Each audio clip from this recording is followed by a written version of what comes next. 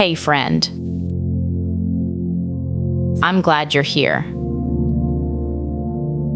You're tired tonight. I can tell. The day was long. Your mind is still buzzing with everything that happened. Everything you did. Everything you didn't finish. And now you're lying here, hoping for rest. Hoping your thoughts will finally quiet down. Well, they will. Tonight, we're going to let all of that go. Together. Take a slow breath with me right now. In through your nose. Feel your chest expand. Feel your belly rise. And now let it go. Slowly. Through your mouth. Let your shoulders drop away from your ears. Let your jaw unclench. Let the weight of the day begin to slide off of you. There's nothing you need to do right now. Nothing to fix. Nothing to solve. Nothing to figure out before morning. You've done enough for today. You really have. And now it's time to rest. Over these next hours, I'm going to tell you stories. Familiar stories. Stories you may have heard since childhood. Stories from Scripture. But I'm going to tell them slowly, gently, in a way that lets your mind drift, in a way that fills your heart with peace, in a way that helps you fall asleep and stay asleep, wrapped in truth. You don't have to try to stay awake. You don't have to remember every word. In fact, the whole point is to let yourself drift, to let yourself float, to let these stories carry you like gentle waves into deep, restorative, peaceful sleep. So settle in. Get comfortable. Adjust your pillow if you need to. Pull your blanket a little closer. And know that you're safe. You're held. And you're exactly where you're supposed to be. Let's take one more breath together. Slow and deep. In through your nose. And out through your mouth. Good. Just like that. Now, let me take you back. Back to the very beginning. Back before time itself had a name. Back to the moment when everything started. Back to creation. In the beginning, there was nothing. Not just emptiness. Not just darkness. Say, but actual nothing. No light. No sound. No up or down. No time passing. It's just vast. Endless. Formless nothing. The earth was without form and void, and darkness covered the face of the deep. Imagine that for a moment. Darkness so complete that it has weight. Darkness so thick that it feels like a presence. Nothing moving. Nothing stirring. Just stillness. Just waiting. But hovering over that darkness, hovering over those waters of chaos, was the Spirit of God. Moving gently, breathing softly, present, ready, full of power and purpose and love. And then God spoke. Let there be light. And there was light. Can you imagine it? The first light that ever existed, breaking through the darkness, soft at first maybe, like the first golden rays of dawn, then growing, spreading, filling everything. Light, where there had only been darkness. Light, pure and clean and warm. Light, the very first creation, the very first gift. And God saw that the light was good. Good. That's what God said about the light. It was good. Not just useful. Not just functional. But good. Beautiful. Right? Exactly what it should be. And God separated the light from the darkness. He called the light day. And he called the darkness night. And there was evening, and there was morning, the first day. Think about that.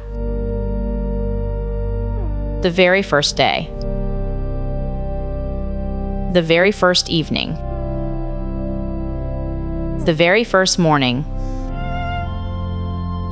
Light and darkness dancing together in a rhythm that still continues tonight.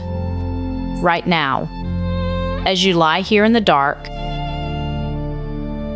the darkness you're resting in right now, it's the same darkness that God separated from the light.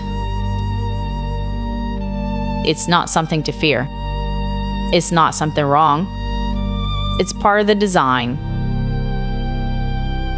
Evening is when we rest. Night is when we sleep. Morning is when we wake. God built rest right into the fabric of creation, right from the very beginning. So breathe. Let yourself sink a little deeper into your bed. Let your body feel heavy and warm. The night is good. Your rest is good. You're exactly where you should be. On the second day, God spoke again. Let there be an expanse in the midst of the waters. Let it separate the waters from the waters. And so God made the expanse. The sky. That vast, sweeping, endless stretch of blue above us. He separated the waters below from the waters above.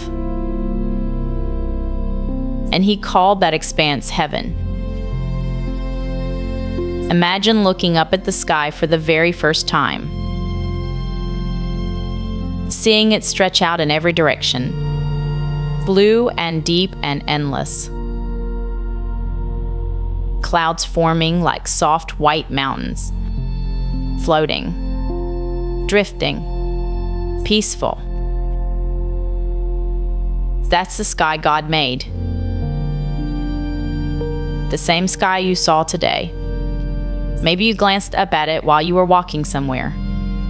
Maybe you watched clouds drift past your window. Maybe you didn't notice it at all because life was too busy. But it was there. God's sky. still stretching, still beautiful, still good. And there was evening, and there was morning, the second day. On the third day, God spoke to the waters. Let the waters under the heavens be gathered together into one place, and let the dry land appear. And it was so. The waters pulled back, slowly, steadily, like a tide retreating. And up from beneath, land began to emerge. Mountains rose. Valleys carved themselves into being. Beaches appeared where water met earth. Solid ground, firm and stable and real. God called the dry land earth, and he called the gathered waters seas. And God saw that it was good. Picture the oceans now. Vast and blue and endless. Waves rolling gently. Foam kissing the shoreline. The soft sound of water pulling back across sand. That sound. That rhythm. Like breathing. In and out. In and out. Let that rhythm match your breath. In. Like a wave rolling in. Out. Like a wave pulling back. In. Slow and steady. Out. Letting go. Good. Just like that. But God wasn't finished with the third day. He spoke again. Let the earth sprout vegetation. Plants yielding seed. Fruit trees bearing fruit. Each according to its kind. And the earth obeyed. Imagine it happening. The bare brown ground, still fresh and new, suddenly stirring. Green shoots pushing up through the soil, tiny at first, then growing, stretching, reaching toward the light. Grass spreading across meadows like a soft green blanket. Flowers opening their petals. Red ones, yellow ones, purple and white and pink. Trees rising up tall and strong. Oaks with spreading branches. Willows with leaves that dance in the breeze. Apple trees heavy with fruit. Orange trees filling the air with sweetness. The whole earth bursting into life. Color everywhere. Green and gold and every shade between. The smell of growing things. Fresh and clean and alive. And God saw that it was good. Good. All of it. Every blade of grass. Every petal. Every leaf. Every seed tucked inside its fruit, ready to become something new. All of it. Good. And there was evening, and there was morning. The third day. Take another breath. Slow and easy. Feel how your body has already started to soften. How your muscles are loosening. How your thoughts are slowing down. That's good. That's exactly right. Let yourself keep drifting as we continue. On the fourth day, God turned his attention to the sky again. Let there be lights in the expanse of the heavens, he said. Let them separate the day from the night. Let them be for signs and seasons, for days and years. And God made the two great lights, the greater light to rule the day, the sun, and the lesser light to rule the night, the moon. And he made the stars also, the sun, warm and golden, rising every morning, painting the sky in shades of pink and orange,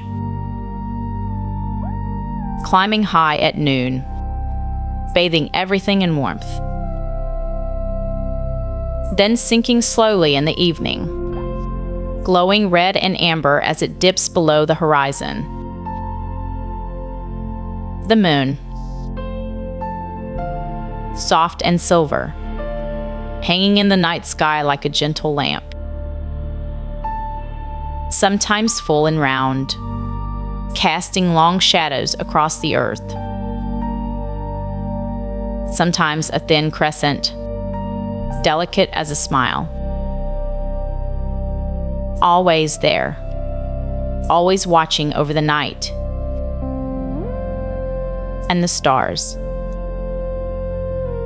Countless, endless, scattered across the darkness like diamonds on velvet.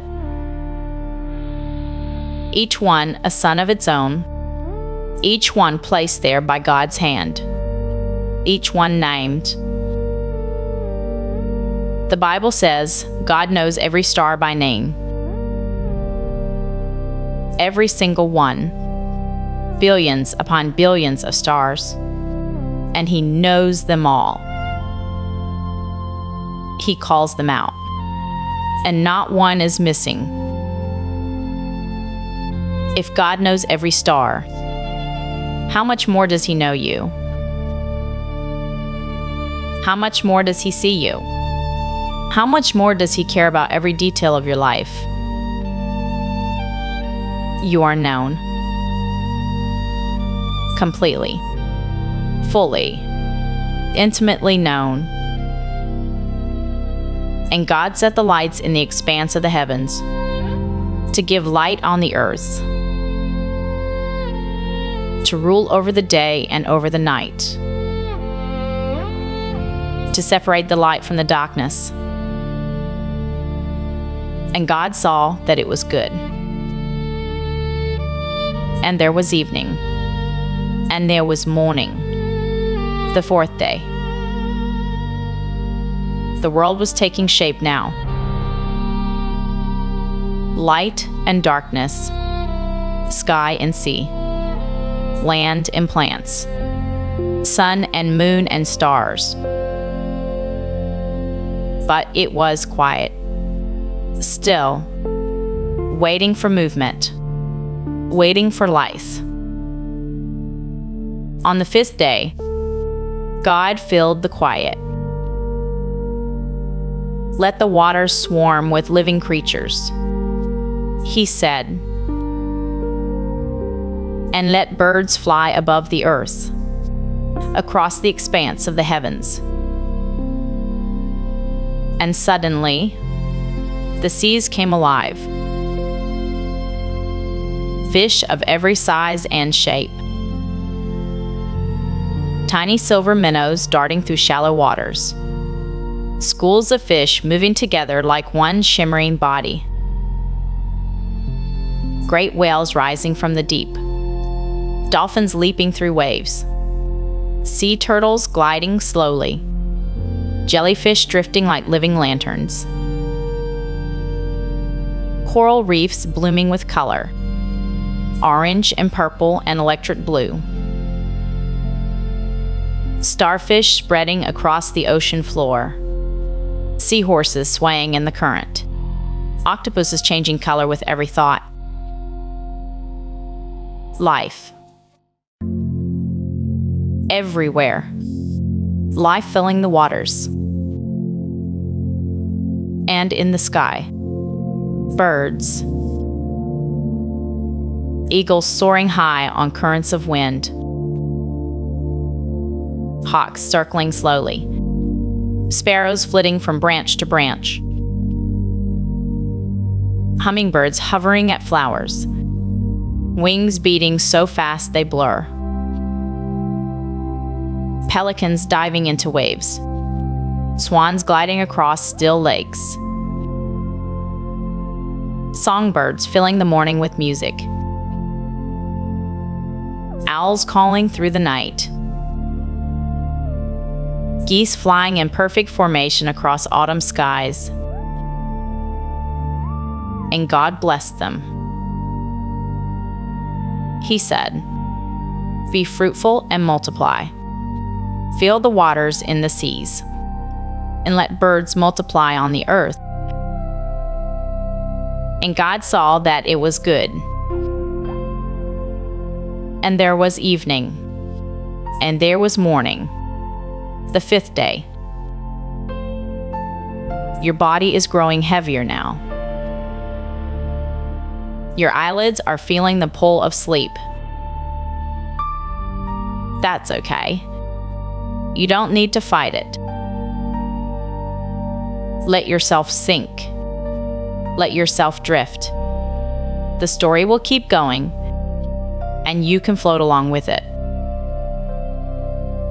On the sixth day, God filled the land. Let the earth bring forth living creatures according to their kinds, he said. Livestock and creeping things, and beasts of the earth according to their kinds. And it was so. Animals of every kind appeared. Lions with golden manes, tigers striped like fire and shadow, elephants with wise eyes and gentle spirits, giraffes stretching their necks toward treetops, zebras wearing their stripes like artwork, hippos wading in cool rivers, horses running across open fields, their manes flowing, their hooves drumming against the earth, sheep grazing on hillsides, soft and white against the green, cows chewing slowly in meadows, peaceful, content, bears lumbering through forests, deer moving silent as shadows, rabbits hopping through tall grass, foxes with red coats and clever eyes, tiny creatures too, ladybugs, butterflies, caterpillars inching along leaves, ants working together in perfect teams, bees buzzing from flower to flower, every kind of creature, each one unique, each one designed with purpose and care, each one good. The world was full now, bursting with life, the sky filled with birds, the seas filled with fish, the land filled with animals. Everything moving, everything alive, everything beautiful. But God wasn't finished. He had one more creation in mind, the most special one of all. Let us make man in our image, God said, in our likeness. And let them have dominion over the fish of the sea, and over the birds of the heavens, and over the livestock, and over all the earth. So God created man in his own image. In the image of God, he created him. Male and female, he created them. This was different from everything else. When God made light, he spoke. When God made the sky, he spoke. When God made the animals, he spoke. But when God made humans, he got close. Scripture tells us that God formed man from the dust of the ground. He shaped him with his own hands, carefully, tenderly, like an artist with clay. He formed the fingers, one by one. He shaped the feet, the ankles, the knees. He crafted the spine, vertebra by vertebra. He designed the heart, that miraculous muscle that would beat billions of times over a lifetime. And then, when the body was complete, God did something extraordinary. He breathed into man's nostrils the breath of life, God's own breath, filling those lungs for the first time, sparking life, awakening consciousness, creating a soul. And man became a living creature. That breath is still in you. Every breath you take echoes that first breath, the breath of life that God gave to humanity, still flowing, still sustaining, still a gift from your Creator. Take a breath now. Feel your lungs fill. Feel that life moving through you. And as you breathe out, let gratitude rise. You are alive. You are breathing. You are here. God planted a garden in Eden, in the east. And there he put the man he had formed. Imagine this garden. Not a small patch of vegetables. Not a little backyard with a fence. But a vast, sprawling paradise of beauty. Trees of every kind. Some with spreading branches that gave cool shade. Some loaded with fruit, ripe and sweet, ready to be picked. Orchards of apples and pears. Groves of figs and pomegranates. Vines heavy with grapes. Rivers running through the garden. Clear and cool, sparkling in the sunlight. You could kneel at the bank and drink. Fresh, pure, life-giving. Flowers everywhere. Roses and lilies. Flowers with no names yet. Colors that no one had seen before. The air filled with their fragrance, sweet and clean. Animals wandering peacefully. No fear, no hunting, no running away. A lamb resting beside a lion. A deer drinking from the same stream as a bear. Everything at peace. And at the center of the garden, 2 special trees. The tree of life. Its fruit offering eternal life. Endless days in God's presence. Forever healthy, forever whole.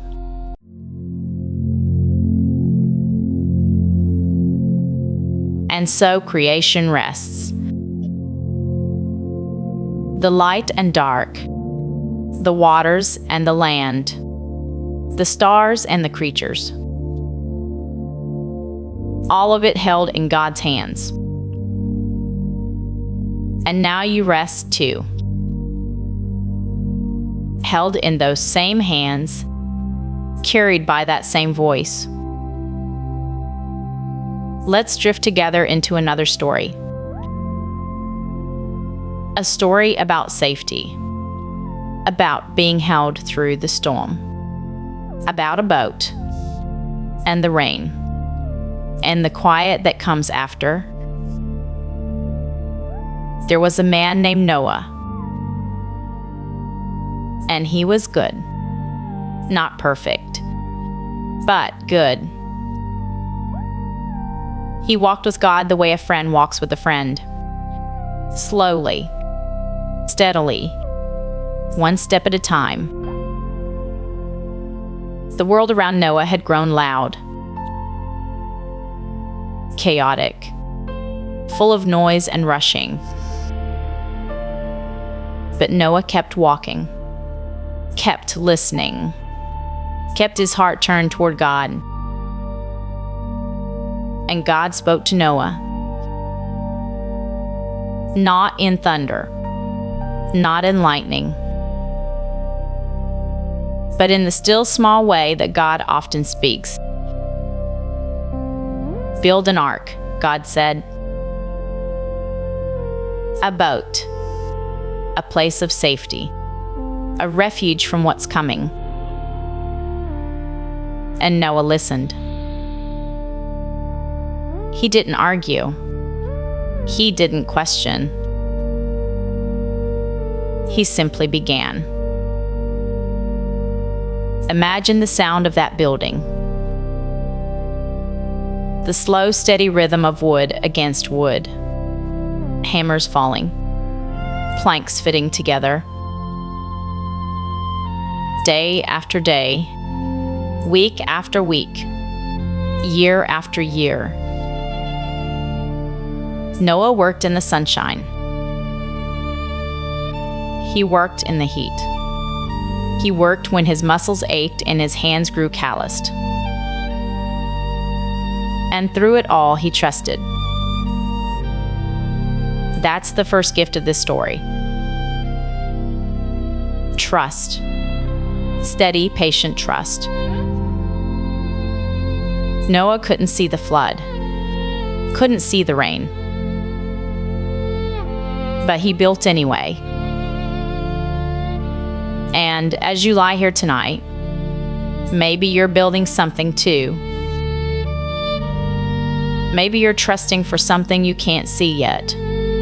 Something that doesn't make sense. Something that requires patience. That's okay. Noah built for 100 years. Your waiting is not wasted. Your trust is not forgotten. The ark grew large, 300 cubits long, 50 cubits wide, 30 cubits high. Rooms and rooms and rooms inside. Picture it there on the hillside.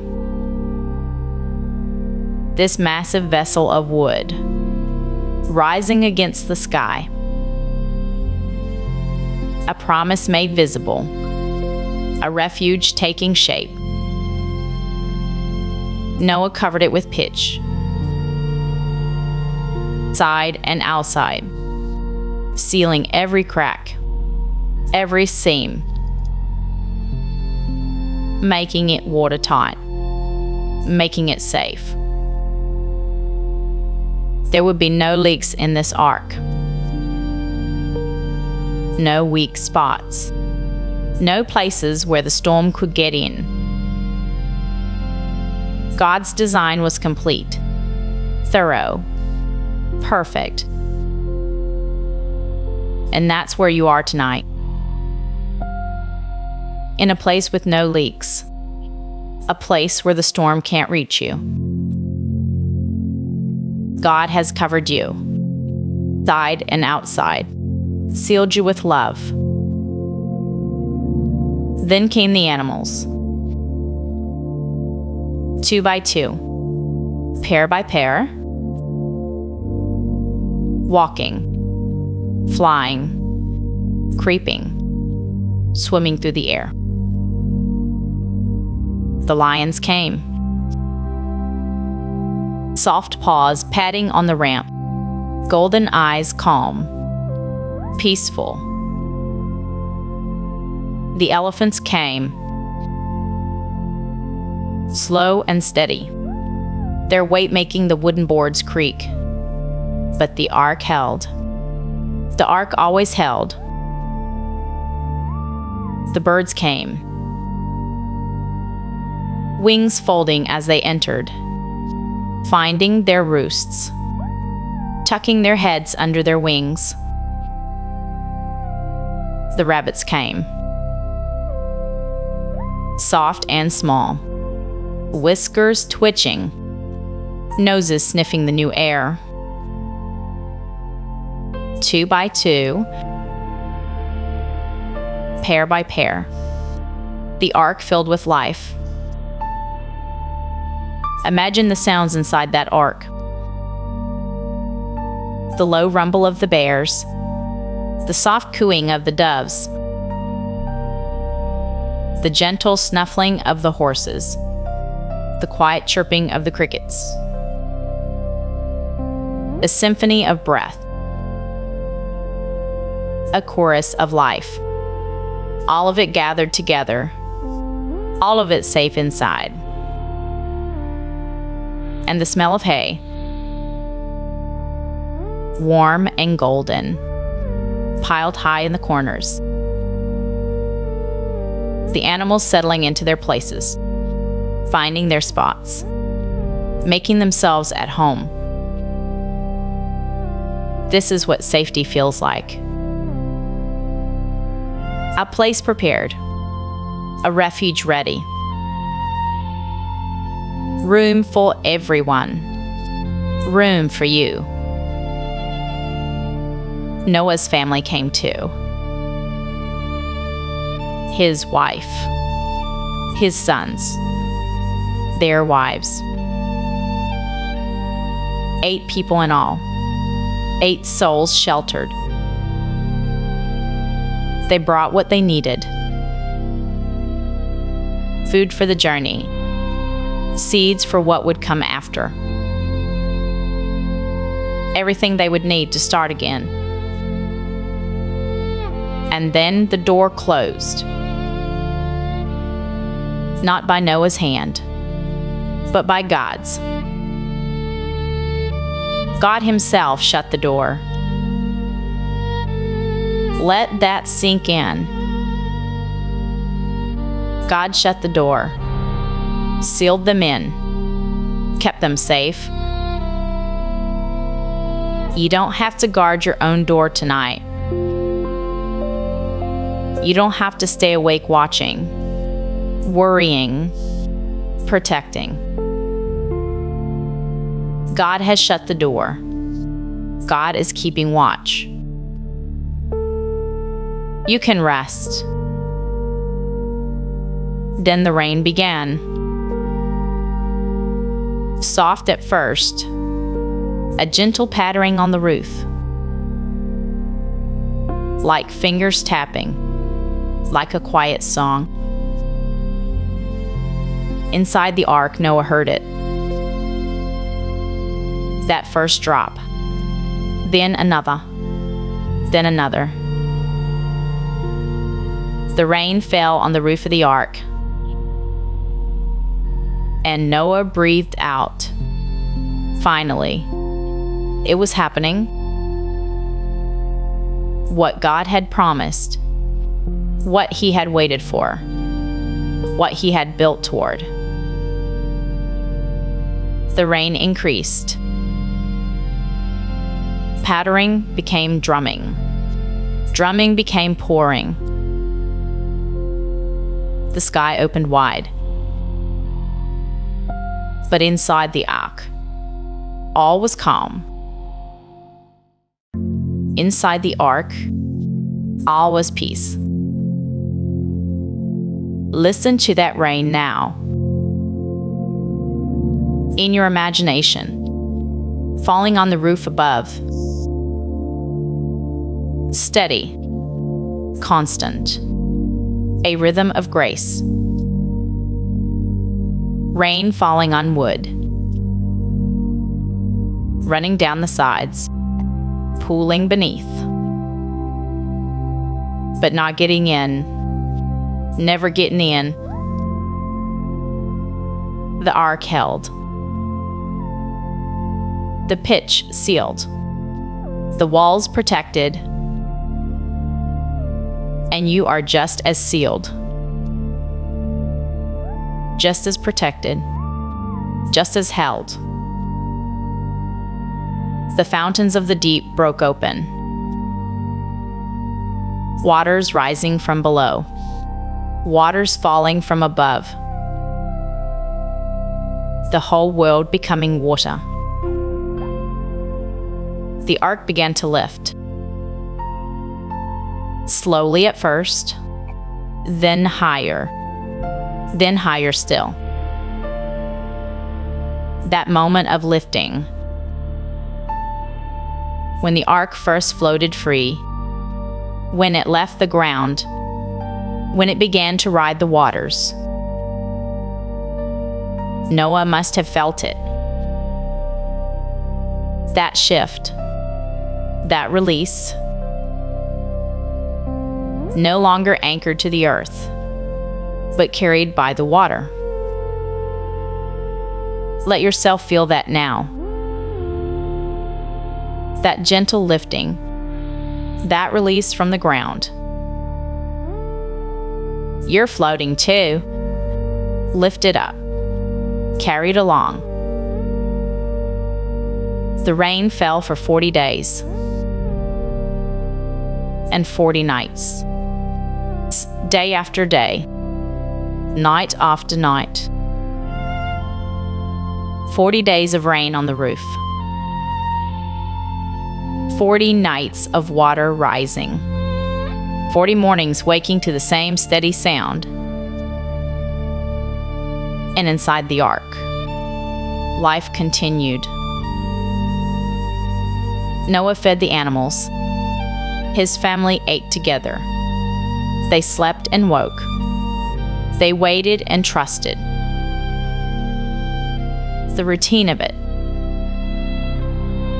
The rhythm. The sameness that became comfort. Day after day. The same gentle tasks. The same steady care. There's something restful about routine. Something calming about knowing what comes next. Noah knew what to do. Feed the animals. Check the supplies. Rest when night came. And rest came easily in that ark. The gentle rocking. The sound of rain. The warmth of all those bodies gathered close. Picture the inside of the ark at night. Lanterns flickering low. Shadows dancing on wooden walls. The animals settled in their stalls, breathing slow and deep. The lions curled together,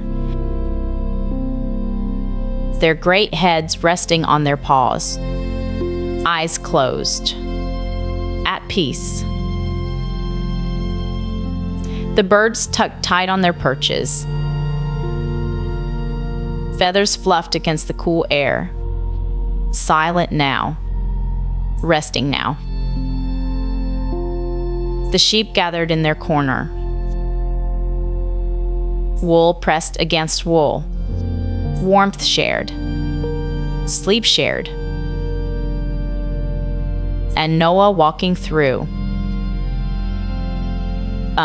checking on each one, making sure all was well. Then finding his own place to rest, his own corner of safety. The ark rocked gently on the waters. Side to side, a slow, steady motion. Like a cradle, like a mother's arms. Back and forth.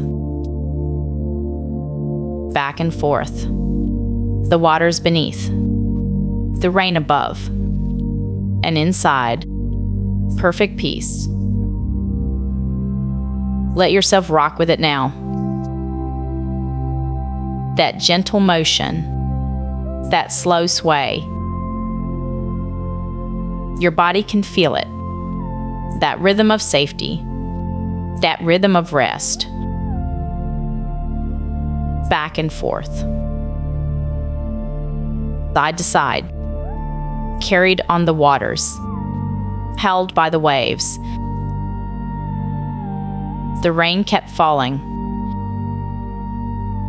But inside the ark, no one was afraid.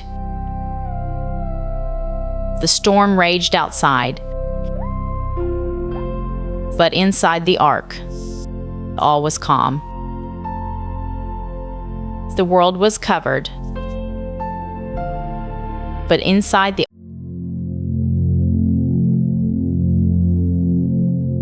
And so the waters receded. The dove found dry land. And Noah stepped out onto a world made new. That story of the ark, of patient building, of trust without seeing. It lives in you now. As you drift, as you float, as sleep draws you deeper. And now, generations have passed. The world has grown green again. Families have spread across the land. And in this new world, there is a man. His name is Abram. Not yet Abraham. That comes later. For now, he is simply Abram. And he lives in a land called Ur, a place of cities, of busy streets, of crowded markets. But you don't need to picture the busyness. That's not where we're going tonight. Tonight, we follow Abram out, away from the noise, into the quiet desert. And this desert, imagine it with me. Soft sand beneath your feet, still warm from the sun, but cooling now. The way sand does when night comes. The air is dry, clean. It smells like dust and distant rain. And there is nothing here but space. Open space. Room to breathe. Room to think. Room to hear the voice of God. Abram is 75 years old. 75. An age when most people have stopped expecting surprises. He has a wife named Sarai. They have been together many years. They have built a life. A comfortable life. But there is an ache in their hearts. A quiet sorrow they've learned to carry. They have no children. In their world, in their time. This felt like the greatest emptiness. And they have waited. Oh, how they have waited. Year after year. Hope after hope. Until eventually. The hope grew quiet too. Maybe you know something about waiting. About hoping for something. And then learning to live without it. Maybe there's something in your own heart that you once prayed for, that you once believed would come, and maybe, like Abram and Sarai, you stopped asking. Not from lack of faith, but from tiredness. That's okay. God understands tired. And it was into this tiredness, this quiet acceptance, that God spoke. Go. Said, leave your country. Leave your people. Leave your father's household. And go to a land I will show you. Notice what God didn't say. God didn't give an address. Didn't provide a map. Didn't explain the route. Just go to a land I will show you. Go, and I will show you along the way. This is how God often works. Not with blueprints. Not with detailed instructions. But with invitations. Come. Walk with me.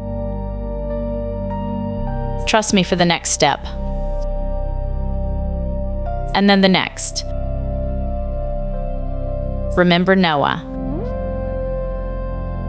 Building an ark. For years.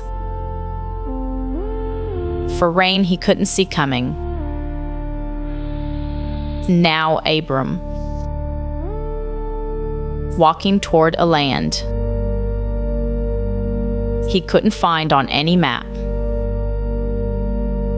Both of them. Trusting for what they couldn't yet see.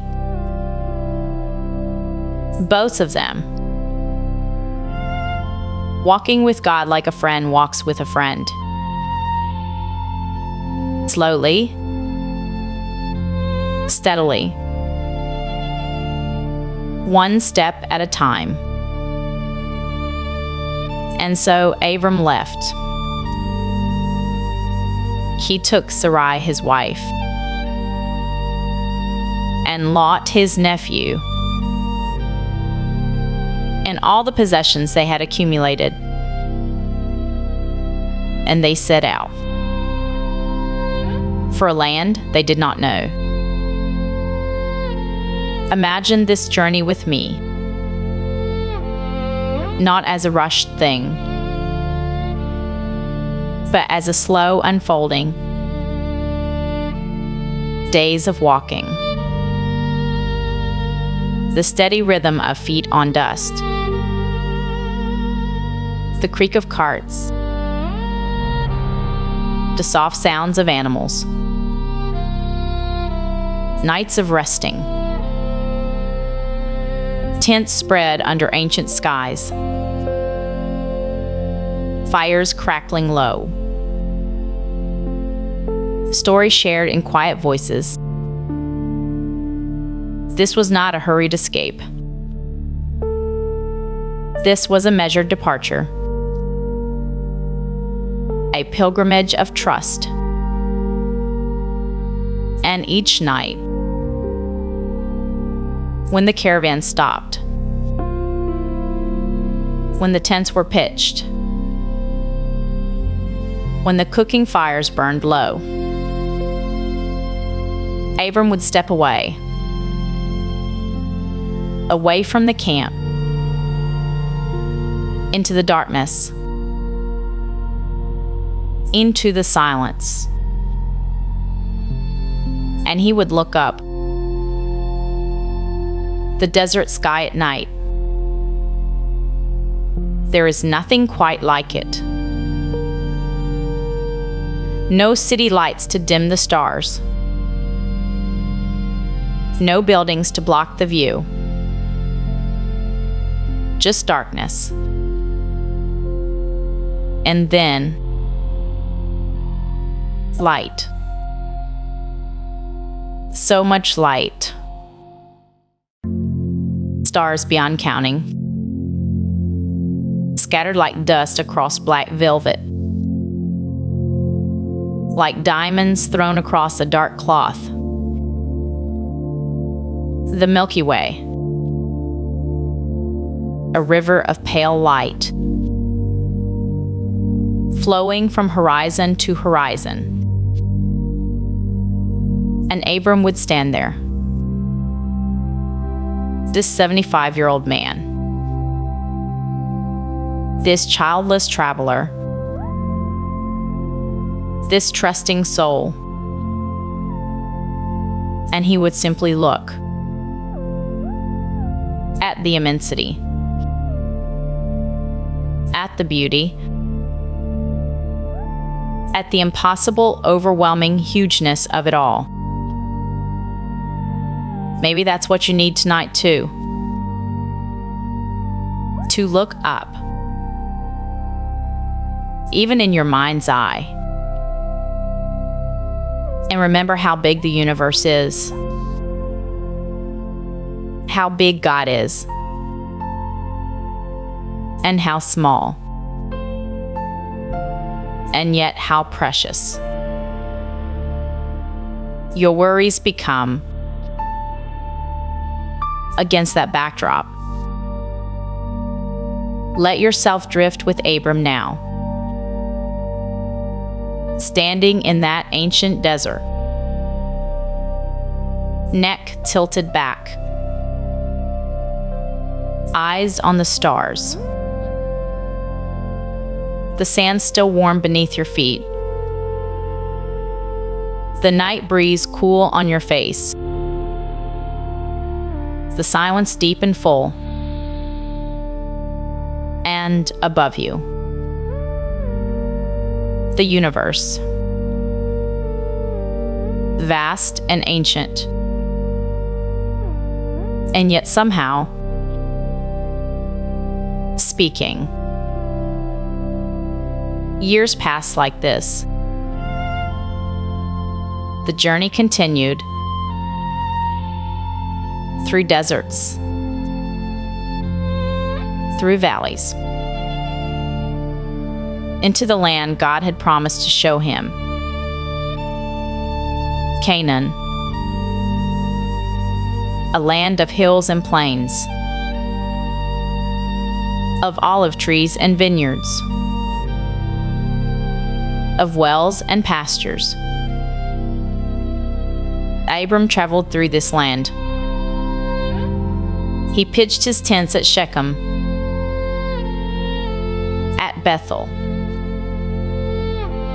at Hebron, and everywhere he went, he built altars, simple stone altars, where he called on the name of the Lord. These altars,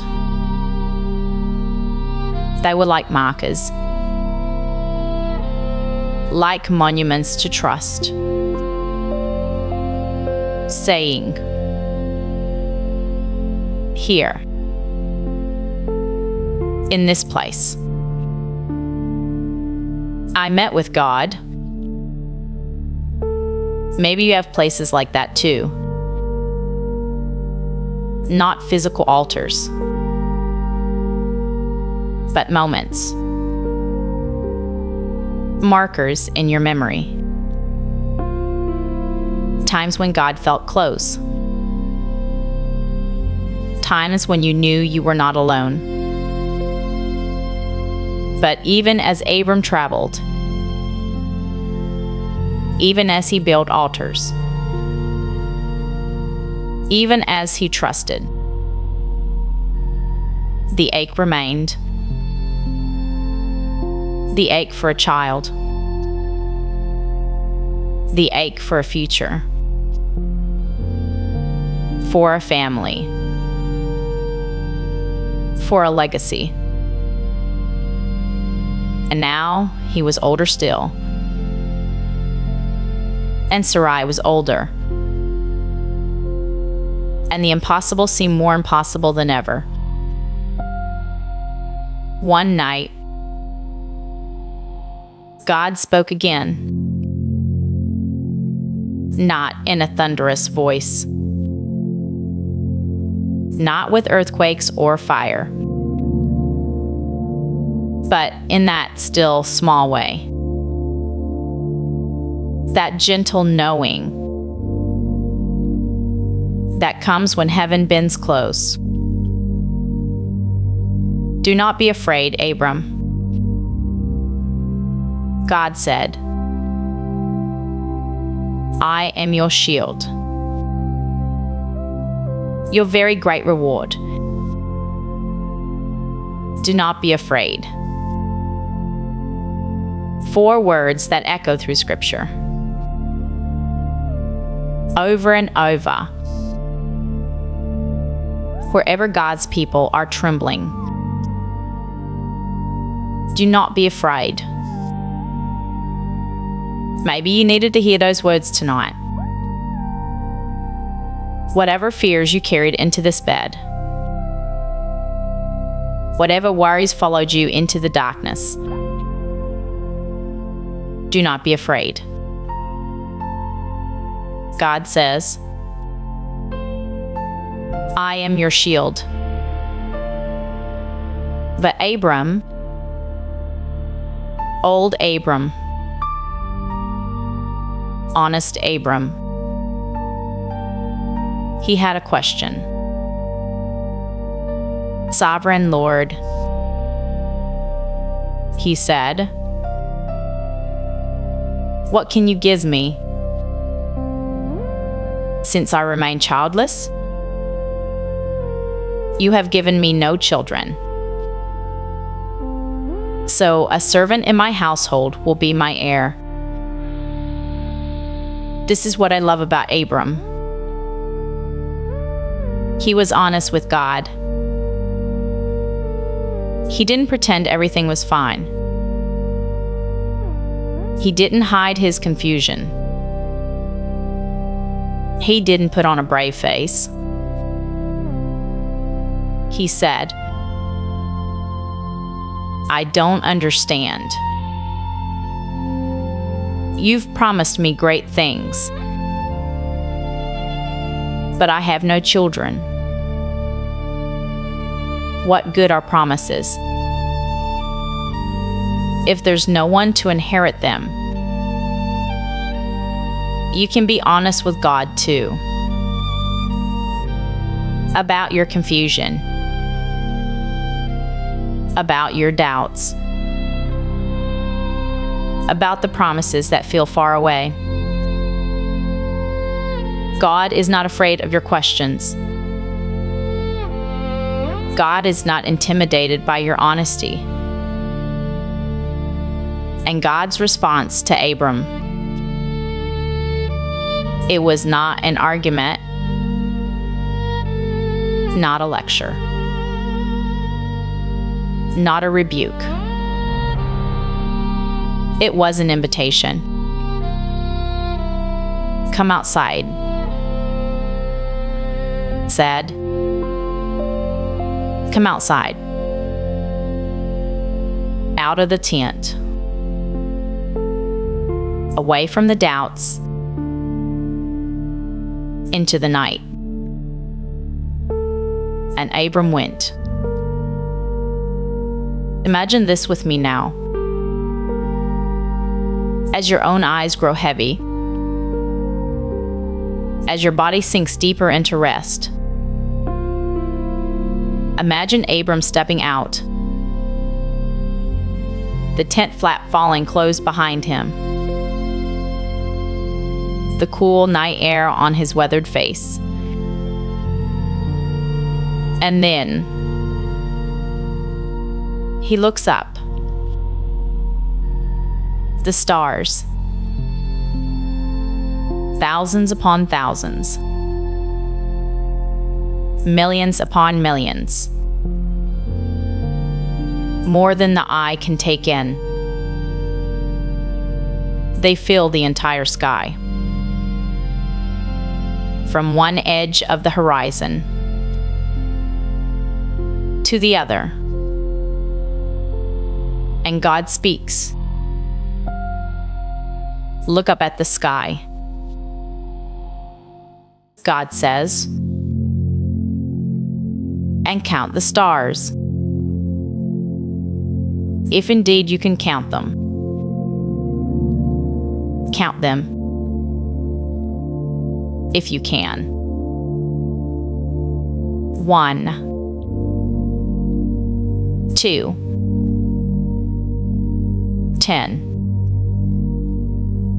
100. But they multiply faster than you can count. They blur together in clusters. They scatter across the darkness. Uncountable. Infinite. And then God says the words. The impossible words. So shall your offspring be. So shall your offspring be. As many as the stars.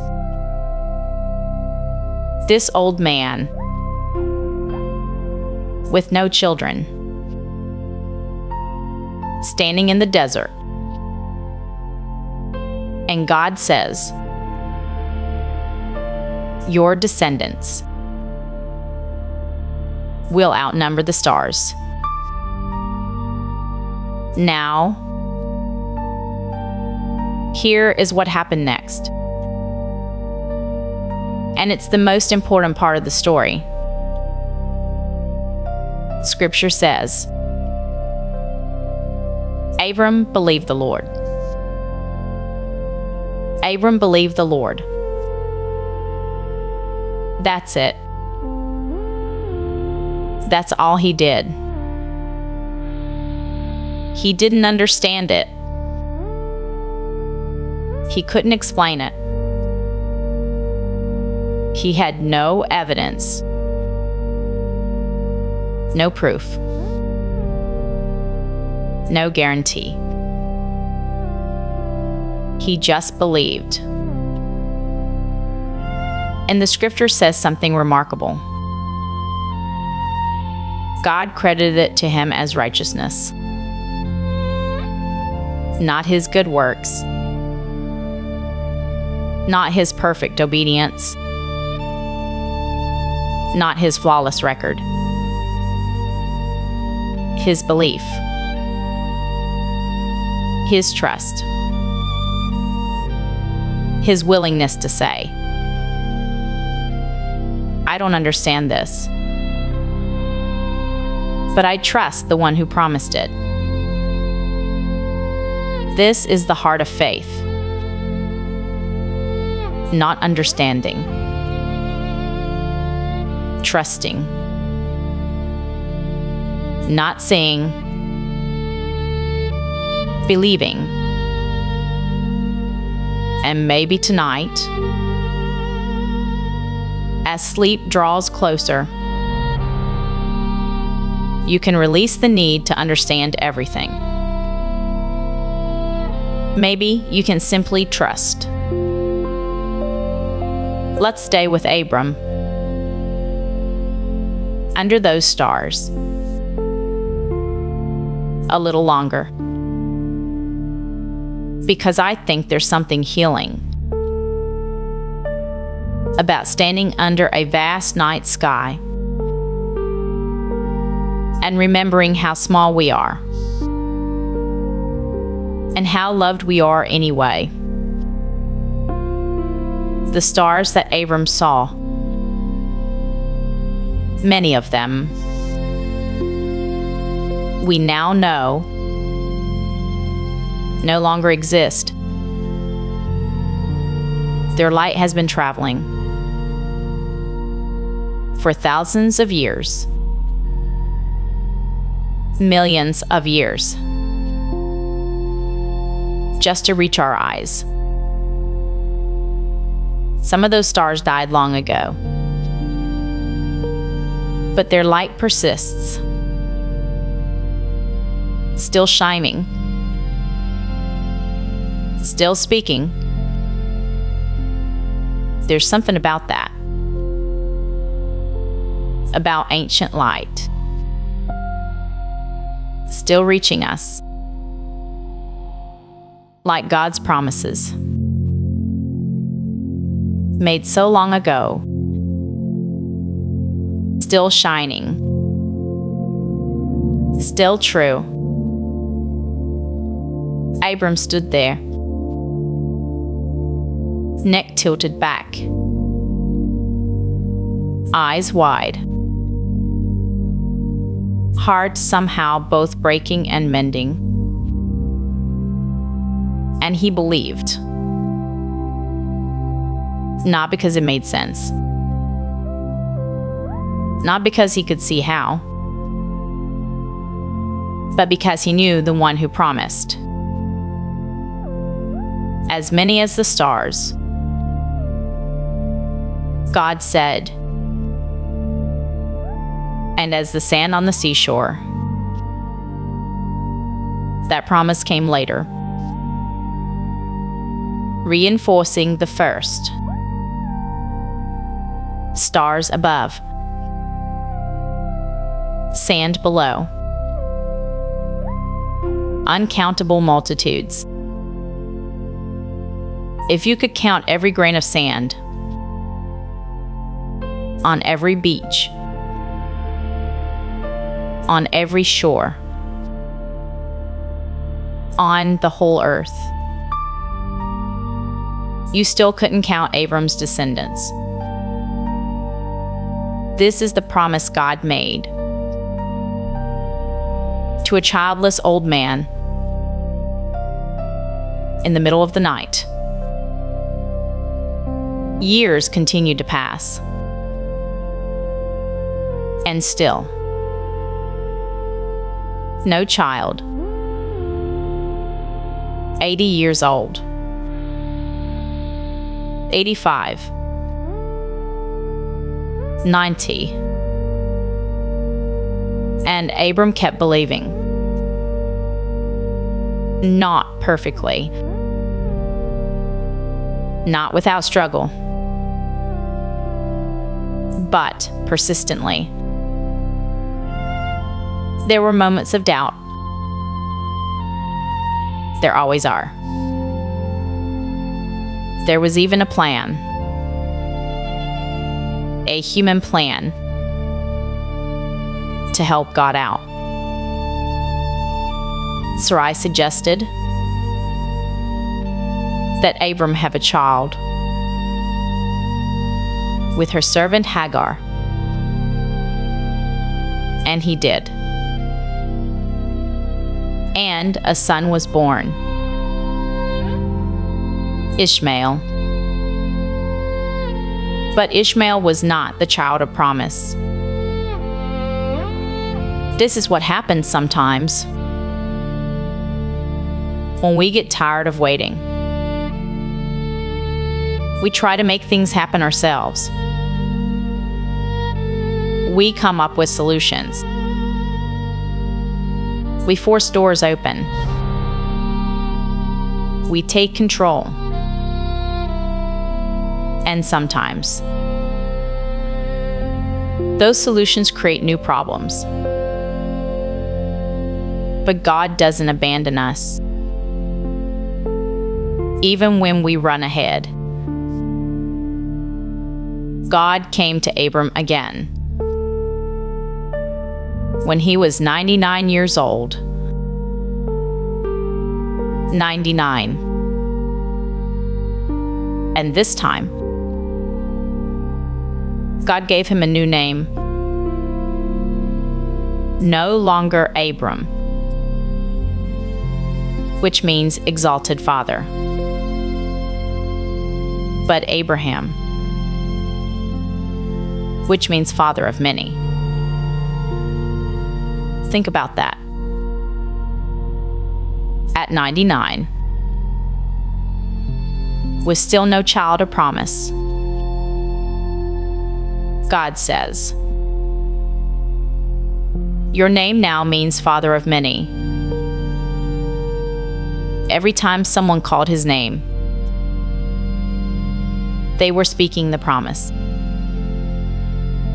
Abraham, father of many.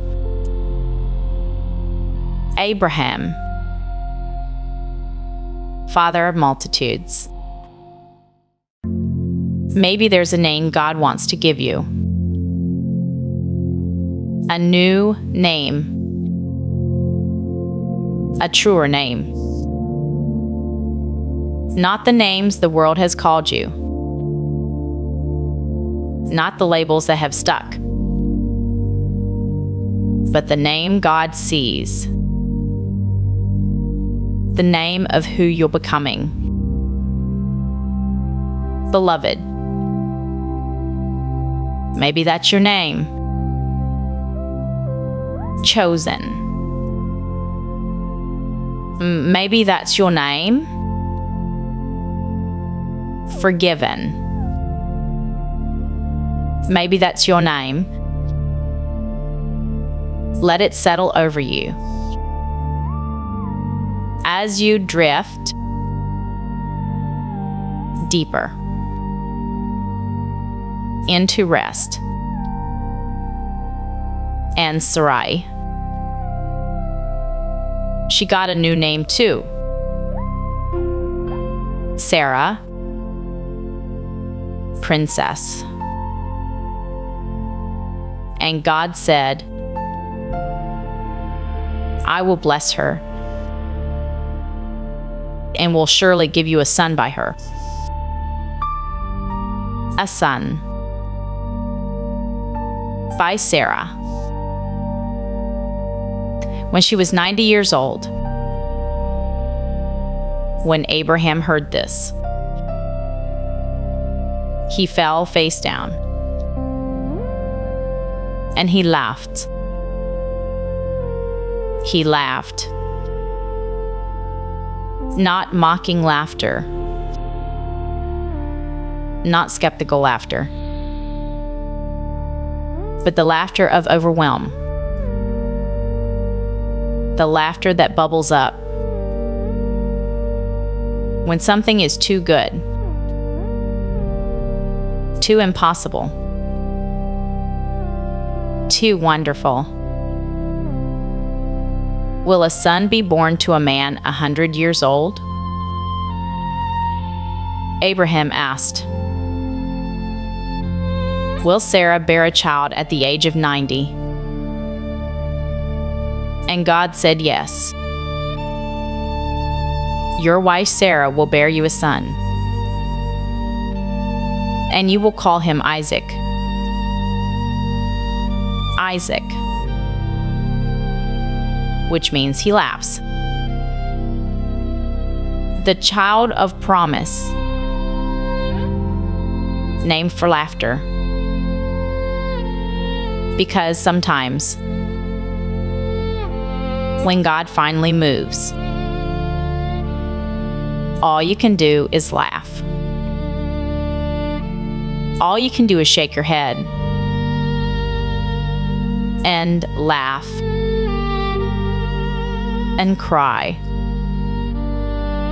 and laugh again. Later, 3 visitors came to Abraham's tent. By the oaks of Mamre, Abraham welcomed them in the way of hospitality. He washed their feet. He prepared a meal. He served them himself. And they asked, "Where is your wife Sarah?" "She's in the tent," Abraham said. And one of them spoke, one who was more than he seemed. "I will surely return to you about this time next year," he said, "and Sarah, your wife, will have a son." Now Sarah was listening. At the entrance to the tent, behind him, and Sarah laughed to herself. She thought, "After I am worn out and my Lord is old, will I now have this pleasure?" But the Lord heard, even her silent laughter. Why did Sarah laugh? The Lord asked Abraham, "Is anything too hard for the Lord? Is anything too hard for the Lord?" Let that question settle into your drowsy mind. Is anything too hard for the Lord? Whatever you're facing, whatever seems impossible, whatever logic says cannot happen, is it too hard for the Lord?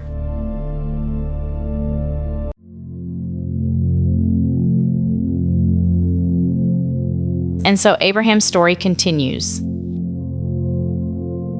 not in his own life, but in the lives of those who came after.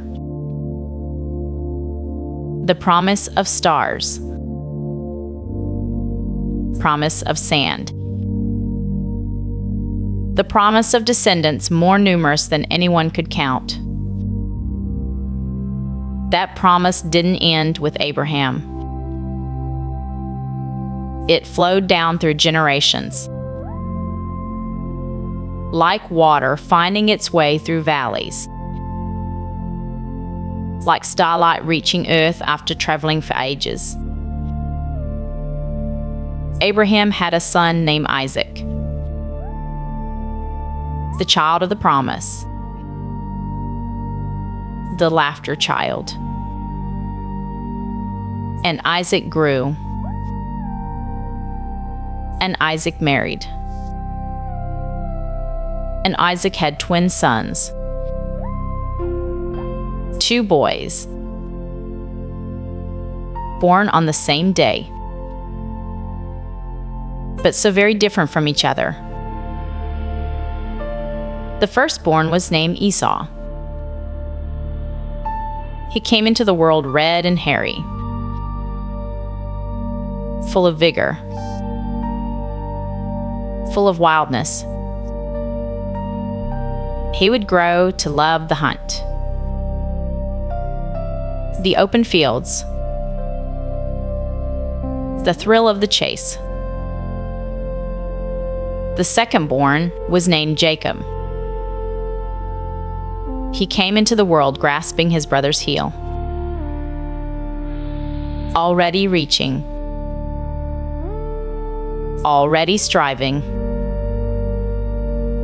He would grow to be quieter, a man of tents, a man who stayed close to home. Tonight we rest with Jacob. We follow him on a journey that begins in fear and ends in wonder. Let your body settle deeper into rest. Let your thoughts grow softer,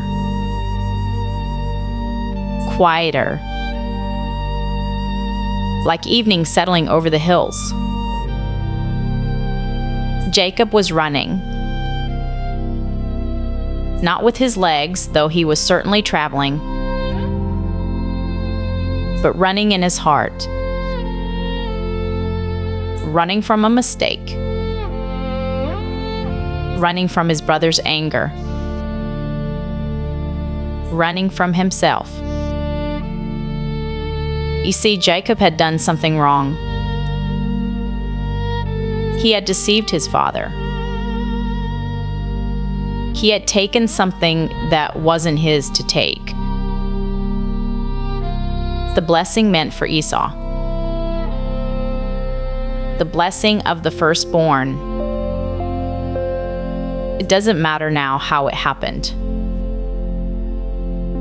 The tricks and the schemes. What matters is this: Esau was furious, and Jacob was afraid. So his mother sent him away. "Go to my brother Laban," she said. "Stay with him until your brother's anger cools. It might be a few days. It might be longer.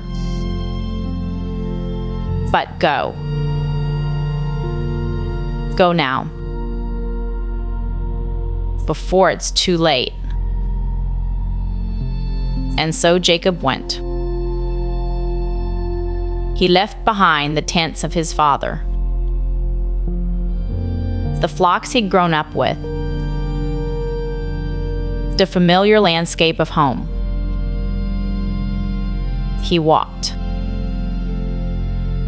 mile after mile, step after step, the pack on his back growing heavier as the day wore on. Imagine him now, a young man alone, the sun beating down on his shoulders,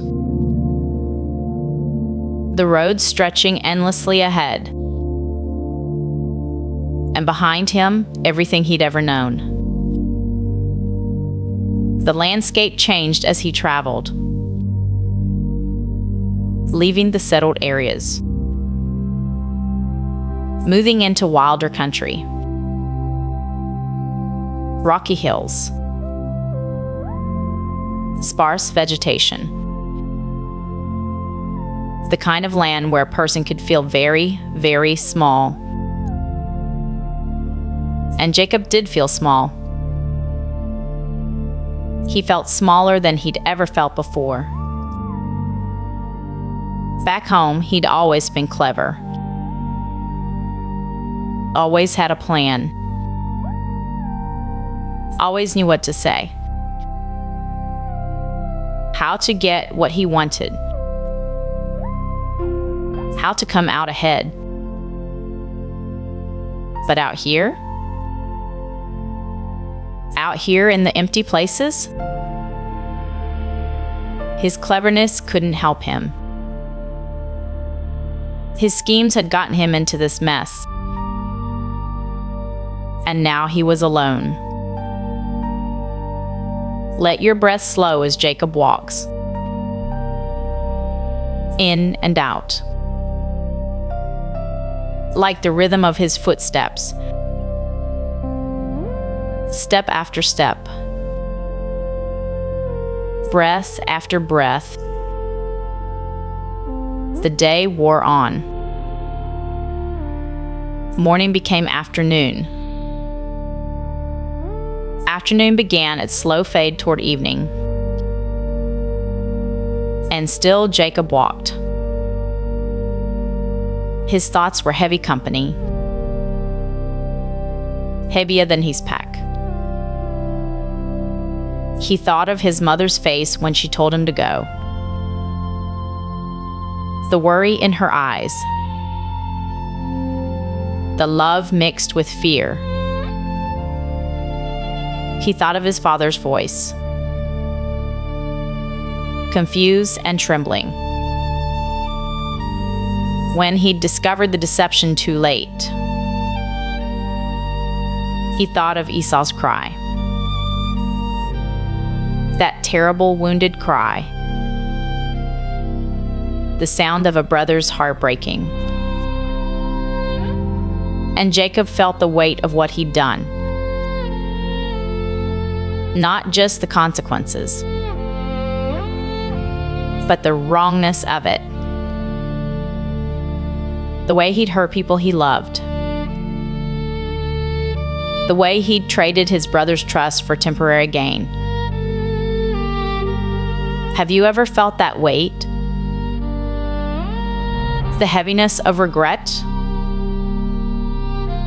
The burden of knowing you can't undo what's been done. If you have, you know something of what Jacob carried that day.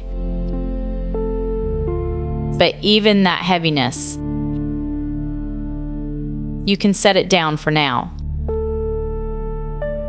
Just for tonight. Just for this moment. Let it rest beside you instead of on you. The sun began its descent,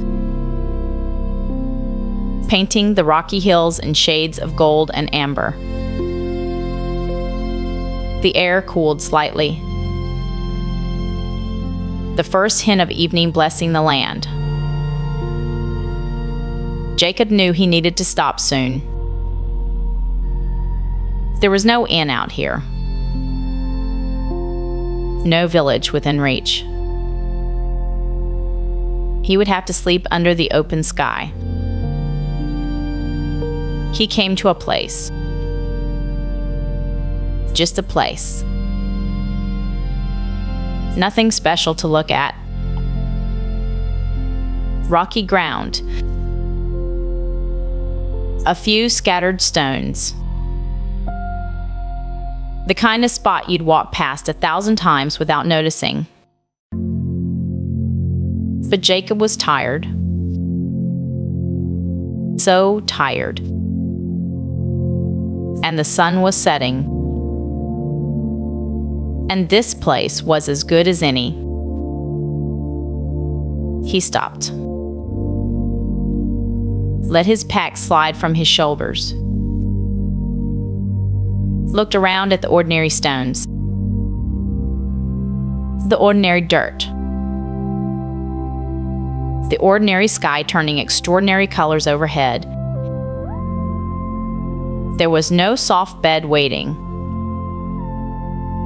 No pillow.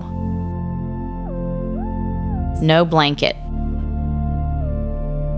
Just the hard ground and whatever the night might bring. Jacob selected one of the stones. Smooth enough. Flat enough. He placed it where his head would rest. A stone for a pillow. It seems so uncomfortable to us. But Jacob was a man of that time. A traveler who knew that sleep could come anywhere when exhaustion was deep enough. And he was exhausted. Not just in body. but in soul. The kind of tiredness that goes all the way down. He lay down on the hard ground, pulled his cloak around him, let his head rest on that stone pillow, and watched the light fade from the sky. The stars came out, one by one at first, then in clusters, then in vast sweeping rivers of light across the heavens. Remember the stars Abraham saw? These were the same stars, the same promise scattered across the darkness, the same God watching over both grandfather and grandson. Jacob didn't know if he belonged to that promise anymore. He'd stolen the blessing, cheated his way into the inheritance. Did that even count? Could something taken by deception still be real? These thoughts swirled as darkness deepened. As the world grew quiet around him, as his body surrendered to the earth beneath him. Let yourself sink into the earth with Jacob. Feel how the ground supports you, how it doesn't ask questions, doesn't demand explanations, just holds you, just receives you as you are. Jacob's eyes grew heavy. The stars blurred above him. His thoughts began to scatter like seeds in wind. And somewhere between waking and sleeping, between fear and exhaustion, he crossed over into dream. But this was no ordinary dream. Jacob saw something impossible, something wonderful, something that would change everything. He saw a stairway. Some call it a ladder, rising from the earth right where he lay, and reaching all the way up through the stars, up through the darkness, up into heaven itself. Imagine it with him, a structure of light or stone or something in between, solid enough to climb, beautiful enough to take your breath away. The bottom of the ladder rested on the earth, right there, right in that ordinary place, among the ordinary stones, where a runaway man had stopped to sleep. The top of the ladder reached into heaven, past the stars Jacob had watched, past the darkness he'd surrendered to, into the very presence of God. And on the ladder, on the stairway between earth and heaven, angels ascending, angels descending, moving up and down that impossible bridge. A constant flow of light and presence. Traffic between heaven and earth. Let that image settle into your mind. a ladder of light. Angels moving. The boundary between heaven and earth made visible, made crossable. The angels ascended, rising up from earth, carrying something with them.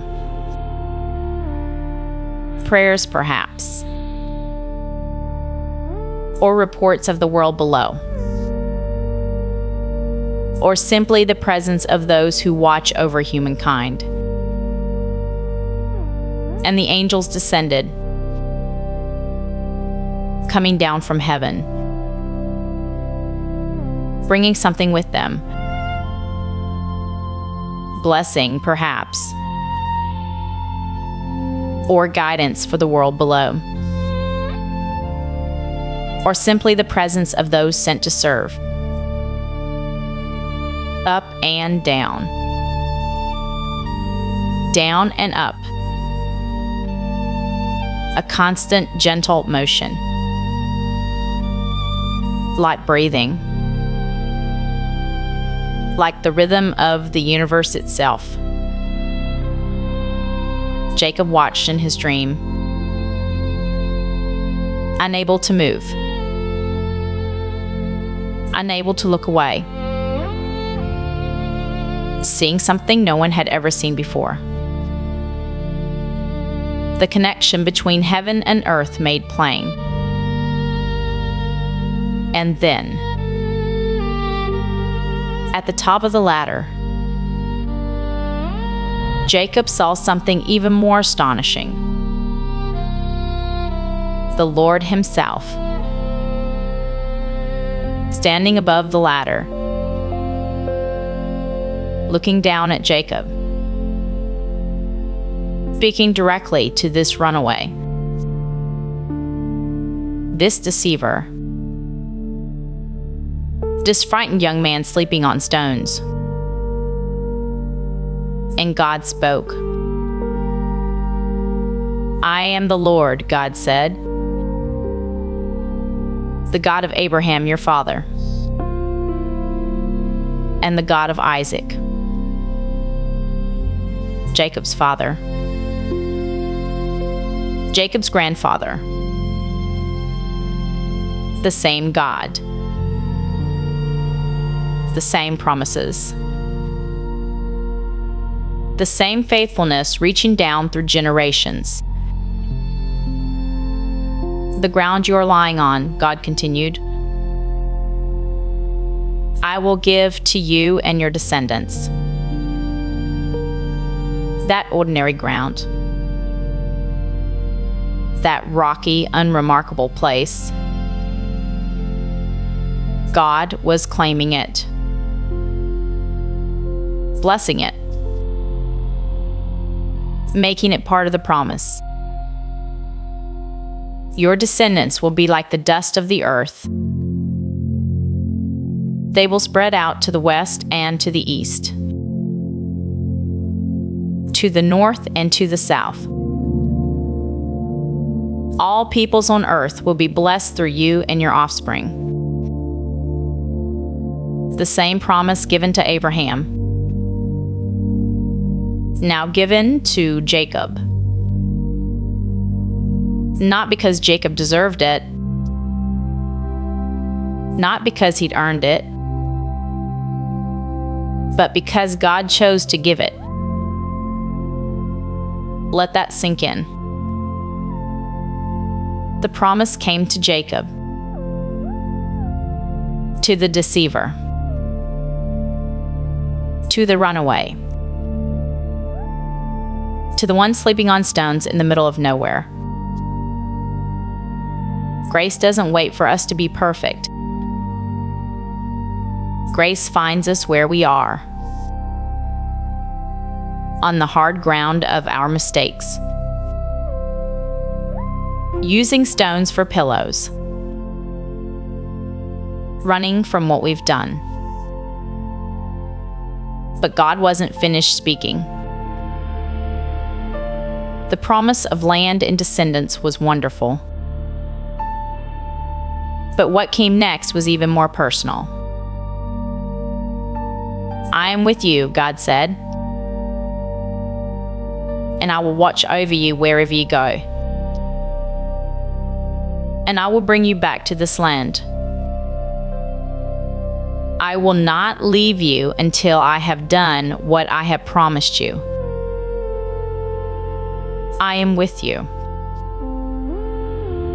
Wherever you go, I will not leave you. These words to Jacob, but also to you. Wherever you've been, whatever you've done, wherever you're going, I am with you. I will watch over you. I will not leave you. Let those words wash over you now.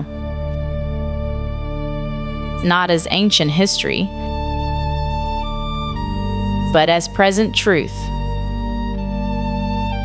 The same God, the same promise,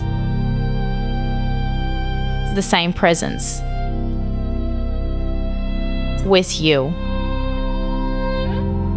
watching over you, not leaving you. Your breath slows. Your body softens. And the presence of God settles over you like a blanket. Warm, safe, surrounding. Jacob lay dreaming, the ladder rising above him, the angel still moving, ascending and descending, ascending and descending. The movement was so gentle, so rhythmic, like waves on a shore, like wind through grass, like breath moving in and out of sleeping lungs. Up the angels went, Son carrying prayers, carrying hopes, carrying the quiet yearnings of human hearts. Down the angels came, bringing blessing, bringing guidance, bringing the gentle touch of heaven to earth. There was no hurry in their movement, no rushing, no urgency, just steady, faithful motion. The work of heaven continuing, whether we see it or not. And that's the beautiful secret of Jacob's dream. The ladder was always there. The angels were always moving. Heaven was always connected to earth. Jacob just got to see it. Just for one night. In one dream. In one ordinary place. The veil was pulled back. And Jacob saw what had always been true. Heaven is not far away. Heaven is right here. Right where you are. The ladder reaches down to your bedroom, to your pillow, to the place where you rest your weary head tonight. Heaven is closer than you think. Angels are moving even now, ascending with your prayers,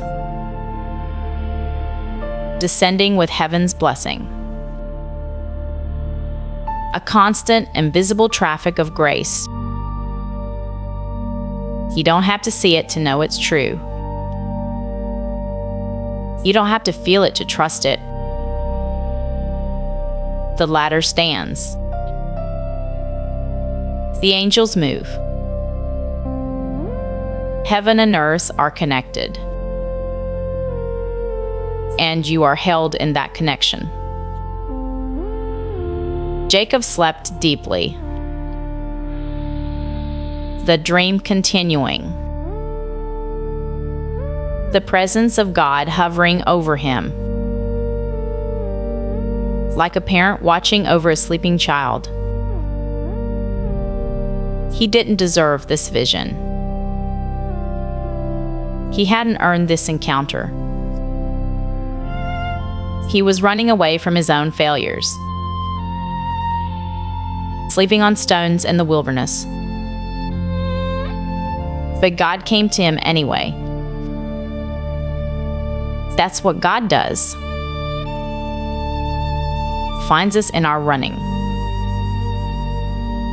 Meets us in our wilderness. Speaks to us when we feel most alone.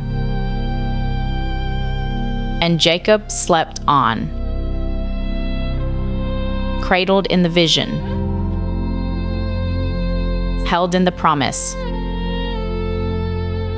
His stone pillows softer somehow. The hard ground gentler. The night full of light. Sleep now yourself. As Jacob slept, let the vision fill your own rest. A ladder of light. Angels moving. Heaven connected to earth. The night passed over Jacob. Stars wheeled slowly overhead. The moon traced its arc across the sky. And still he slept. Still he dreamed. Still he rested in the presence of God. The deepest sleep comes when we know we're not alone, when we know we're watched over, when we know that heaven is closer than our next breath. Jacob knew it now, even in sleep, even in dream. He knew he was not abandoned. And neither are you. Whatever you're running from, whatever mistakes press heavy on your heart, whatever wilderness stretches before you, you are not abandoned. The ladder stands. The angels move. And God watches over you. Morning came slowly to that rocky place. The way morning always comes. First, a lightning in the east. A subtle shift from black to gray. Then color bleeding back into the world. The rocks gaining dimension. The earth taking shape again. The sky moving through shades of purple and pink. Jacob stirred. The dream began to fade. The ladder receding back into invisibility. The angels disappearing from sight. But not from reality. The ladder was still there. Jacob just couldn't see it anymore. The angels were still moving. just beyond the veil of waking sight. Jacob opened his eyes. The first thing he saw was the ordinary sky, the ordinary stones, the ordinary world that had seemed so empty the night before. But nothing was ordinary anymore. He sat up slowly, the stone pillow still beneath him, the cloak still wrapped around his shoulders. Everything the same, and everything completely different. Jacob trembled, not from cold, not from fear, but from awe. "Surely the Lord is in this place," he whispered, "and I was not aware of it." Let those words sink deep. The Lord is in this place, and I was not aware of it. How many places have we passed through? How many ordinary moments? How many unremarkable days where God was present, and we were not aware? Jacob looked around with new eyes. The rocks that had seemed so inhospitable, the ground that had seemed so hard, this place that had seemed like nowhere. It was somewhere. It was holy ground. "How awesome is this place," Jacob said, his voice full of wonder. "This is none other than the house of God. This is the gate of heaven." A gate. Right there in the wilderness. An entrance to heaven. Disguised as ordinary stones. And Jacob did something beautiful then. Something that marked the moment forever. He took that stone, the one that had been his pillow, the hard stone that had cradled his head through the night of dreaming, and he set it upright, as a pillar, as a marker, as a monument to what had happened here. Then he poured oil on top of it, consecrating it, making it sacred, saying without words, "Something happened here. God came here. Heaven touched earth in this place." And he named the place Bethel, which means house of God. The place that had no name, the unremarkable spot in the wilderness, now had the most remarkable name of all: House of God, Gate of Heaven, where you lay your head tonight. That place is Bethel too. House of God, Gate of Heaven, a place where the ladder stands, where angels move, where heaven touches earth. You don't need to go anywhere special. You don't need to achieve anything remarkable. Right where you are, in your ordinary place. God is present. Surely the Lord is in this place, even if you weren't aware of it, even if you felt alone, even if it seemed like you were sleeping on stones in a wilderness of your own making. The Lord is in this place. Jacob stood there for a long moment, looking at the stone pillar he'd raised, feeling the weight of what had happened, the gift he'd been given. He hadn't deserved it. He'd deceived his father. He'd cheated his brother. He'd run away instead of facing what he'd done. But God had come to him anyway. God hadn't waited for Jacob to be worthy. God hadn't demanded Jacob prove himself first. God had simply come. In the night. In the dream. With a promise and a presence. That's grace.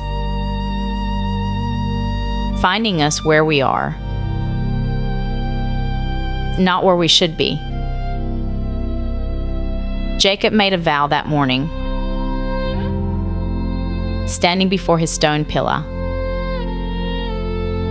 looking up at the now invisible ladder, remembering the promise God had spoken. If God will be with me, he said, and will watch over me on this journey I am taking. And so the promise continued. From Abraham to Isaac. From Isaac to Jacob. Generation after generation. The blessing flowing forward like a river that cannot be stopped. Jacob. The one who grasped and strived. The one who ran from guilt and found grace in the desert night. The one who wrestled with God and received a new name. Israel. And Israel had 12 sons. 12 branches growing from one root. 12 stars in a constellation of promise. But tonight, we rest with one son in particular. The 11th born. The one who dreamed dreams that seemed impossible. Joseph. Let his name settle over you like a soft blanket. Joseph. A name that means he will add. A name full of increase and multiplication. A name heavy with promise. Breathe in slowly now. And let it go. We're going deeper into the night. Deeper into rest. Deeper into the ancient story that has carried countless souls into peaceful sleep. Joseph was born to Rachel, Jacob's beloved wife, the one he had waited 14 years to marry, the one who had waited so long for a child of her own. And when Joseph finally came, after years of hoping, after years of aching, after years of watching her sister bear child after child, Rachel held him in her arms and wept with joy. Perhaps you know something of that kind of waiting, that hoping for something that seems to take forever, that ache that settles deep in your bones. But not tonight. Tonight, the waiting is over. Tonight, you simply rest. Jacob loved Joseph. Oh, how he loved him. Perhaps too openly. Perhaps too obviously. He made for Joseph a coat, a robe of many colors. Some say it was richly ornamented. Some say it was long-sleeved, reaching to the ground. A garment fit for royalty. A garment that set Joseph apart from his brothers. Imagine it for a moment. The fabric soft against Joseph's skin. Colors like a sunset woven together. Deep purples. Rich reds. Golden threads catching the light. Beautiful. And dangerous. Because Joseph's brothers saw that coat, and they saw what it meant. Their father's heart. Wrapped around Joseph like a visible embrace. And jealousy took root in their hearts. Jealousy that would grow. Jealousy that would lead to terrible things. But we're getting ahead of ourselves. Let the story unfold slowly. There's no rush tonight. Only rest. Joseph was 17, old enough to work alongside his brothers in the fields, young enough to still feel the wonder of the world. And Joseph dreamed dreams. Not just ordinary dreams. Not the kind that fade with morning light. But dreams that seemed to shimmer with meaning.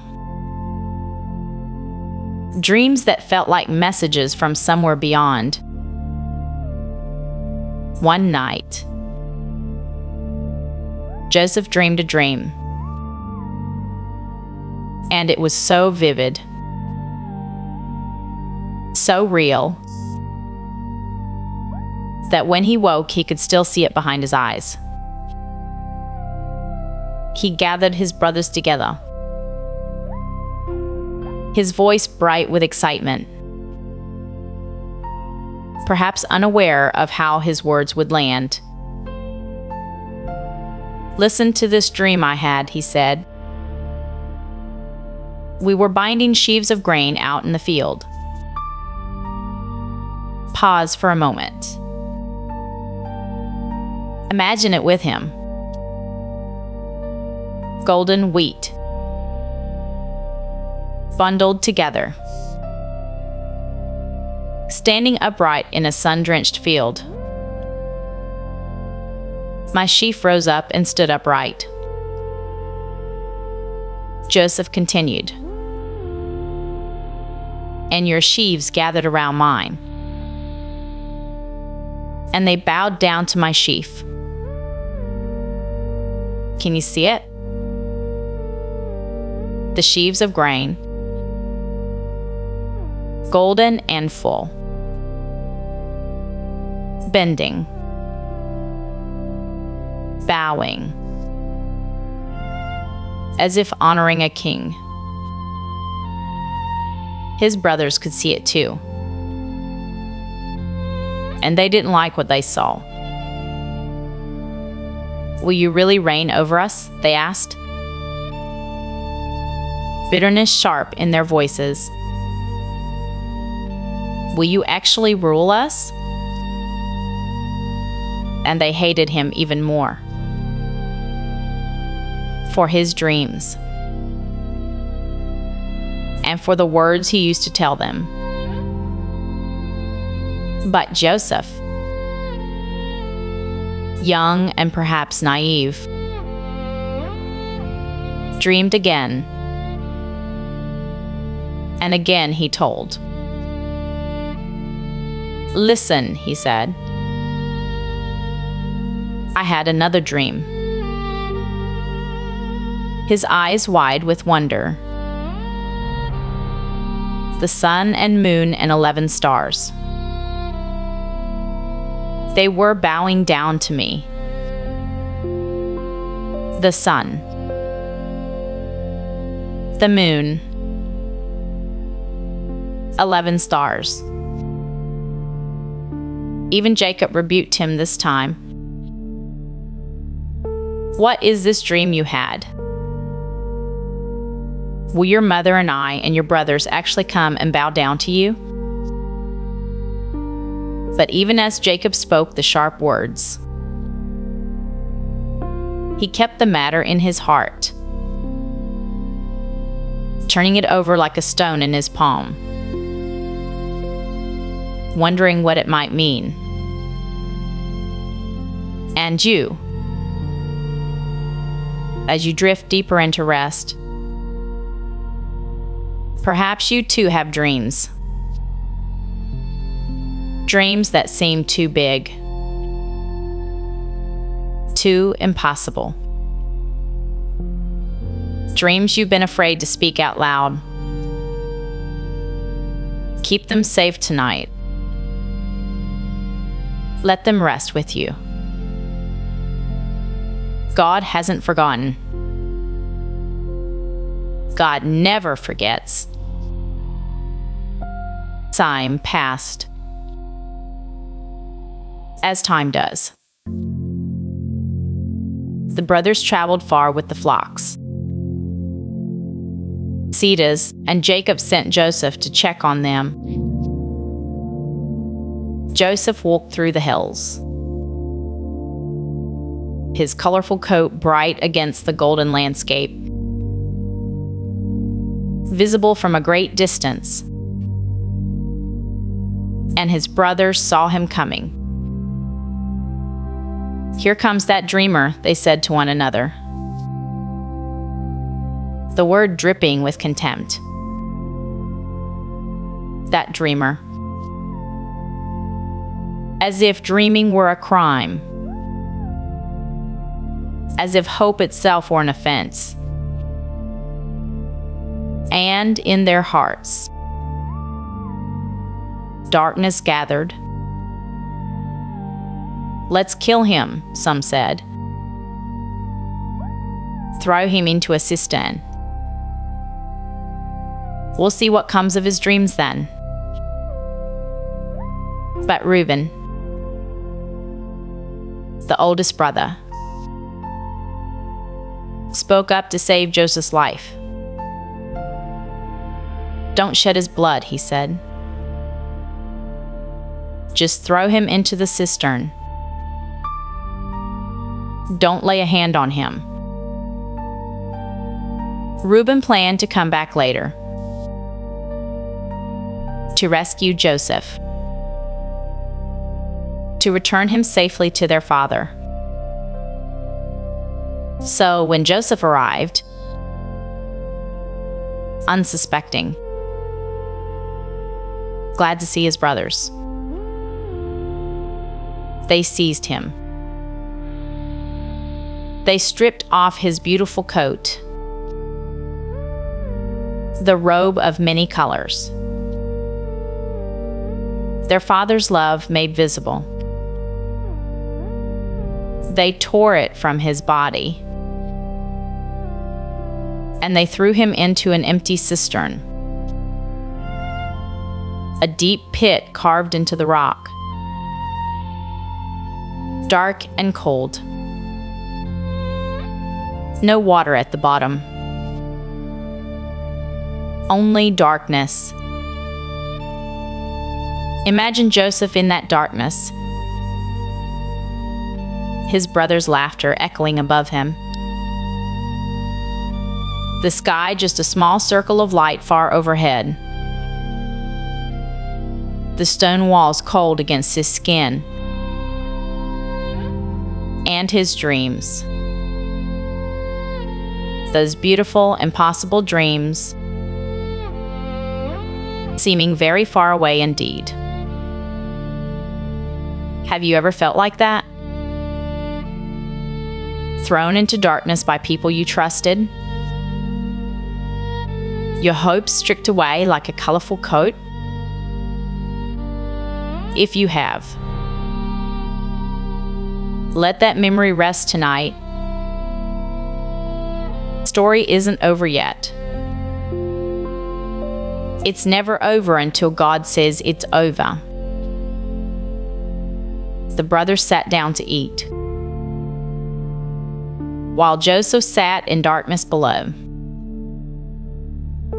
And as they ate, they saw a caravan approaching. Ishmaelite merchants, their camels loaded with spices, heading down to Egypt. Judah spoke up. "What will we gain if we kill our brother?" he asked. "Let's sell him to the merchants instead." And so they did. They pulled Joseph up from the cistern, sold him for 20 pieces of silver, and watched as the merchants led him away. 20 pieces of silver, the price of a slave, the cost of a dream. Joseph walked away from everything he knew, his father's tents disappearing behind him, the hills of Canaan growing smaller in the distance, each step taking him further from home. But God was with Joseph, even in the walking, even in the not knowing. God was there. The brothers took Joseph's coat, that beautiful robe of many colors, and they dipped it in goat's blood, staining it red, staining it with lies. They brought it to their father. "We found this," they said. "Examine it. Is it your son's robe?" And Jacob looked. And Jacob knew. "It is my son's robe," he said, his voice breaking. "Some wild animal has devoured him. Joseph has surely been torn to pieces." And Jacob tore his clothes, put on sackcloth, and mourned for his son many days. All his sons and daughters came to comfort him, but he refused to be comforted. "I will go down to the grave mourning for my son," he said. And he wept. This is part of the story. The hard part. The part where everything seems lost. The part where grief is real and raw. But even in grief, God was working. Even in sorrow, the plan was unfolding. Slowly, invisibly, but surely. Meanwhile, far away in Egypt, the merchant sold Joseph to Potiphar, one of Pharaoh's officials, the captain of the guard. Joseph, the dreamer, the favorite son, now a slave in a foreign land. But the story tells us something important, something to hold close as you drift deeper into sleep. The Lord was with Joseph, and he prospered. Not because his circumstances were good. They weren't. Not because life was easy. It wasn't. But because God was with him in the difficulty, through the darkness, God was there. And whatever Joseph did prospered in his hands. Potiphar noticed. This slave from Canaan. Something was different about him. Everything he touched seemed to thrive. Every task he completed brought blessing. So Potiphar put Joseph in charge, first of his household, then of everything he owned. And from the time Joseph took charge, the Lord blessed the household of the Egyptian. Blessing, even in slavery. Promotion, even in exile. God's favor,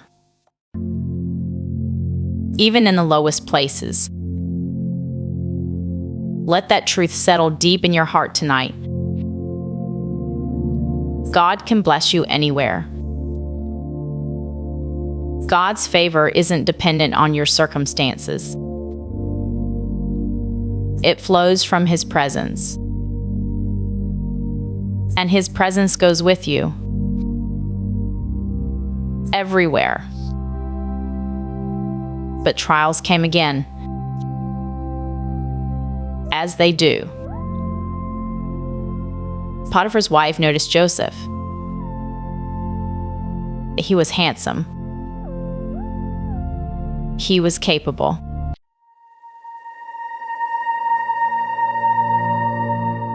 And so the promise continued, flowing forward, like a river that cannot be stopped. From Abraham to Isaac, from Isaac to Jacob, from Jacob to his 12 sons, and now to a people, a whole nation growing from one family, like a tree with countless branches, like stars spreading across the sky. Remember Joseph? The boy with the colorful coat? The dreamer his brothers sold into slavery? God turned that wrong into something beautiful. Joseph rose to power in Egypt. He saved his family from famine. He forgave his brothers and the whole family, all of Jacob's children and grandchildren. They came to live in Egypt, safe, fed, protected. But time passed. Generations flowed by like water. Years became decades. Decades became centuries. And a new pharaoh rose to power. A king who did not remember Joseph. A ruler who looked at the Hebrew people with fear instead of gratitude. But let's not dwell there. Not tonight. Tonight, we're going to rest beside a river. We're going to watch something gentle, something tender, something cradled in the arms of water and love. So let your body settle deeper. Feel the bed holding you, supporting every part of you. You don't have to hold yourself up anymore. The weight of the day, any tension you've been carrying, let it drain away. Down through your shoulders, down through your arms, down through your hands, into the softness beneath you. There was a woman in Egypt, a Hebrew woman named Jochebed. She had dark hair and kind eyes. She had hands that were strong from work, but gentle with her children. She already had 2 children. A daughter named Miriam, bright and watchful, always paying attention. And a son named Aaron, quiet and thoughtful, with words that came slowly but meaningfully. And now, Jochebed was expecting another baby in ordinary times. This would be pure joy. A new life. A new blessing. Another branch on the family tree. But these were not ordinary times. The new Pharaoh had grown afraid of the Hebrew people. There were so many of them now. So many descendants of Abraham. So many children of the promise. Pharaoh worried they would become too powerful, too numerous, too strong. So he made a terrible decree. Every Hebrew baby boy was to be thrown into the Nile River. It's hard to imagine such cruelty. It's heavy to even think about. But here's what we need to know tonight. God saw. God knew. God was already working. Even in the darkest times. Especially in the darkest times. God is moving. Quietly. Gently. Like water finding its way through stone. Jochebed gave birth to her baby. A boy. A beautiful, healthy baby boy. And when she looked at him, really looked at him, she saw something. something in his eyes, something in the way he rested in her arms. The scripture says she saw that he was a fine child, a goodly child, something special. Every parent sees this in their baby. That wonder, that recognition of something precious. But Jochebed saw something more, something that gave her courage. She was not going to give up this child. She was not going to surrender him to Pharaoh's cruel decree. She was going to trust God. For 3 months, she hid her baby. Think about that. 3 months of secrecy. 3 months of holding her breath every time someone walked by. 3 months of soothing him quickly when he cried.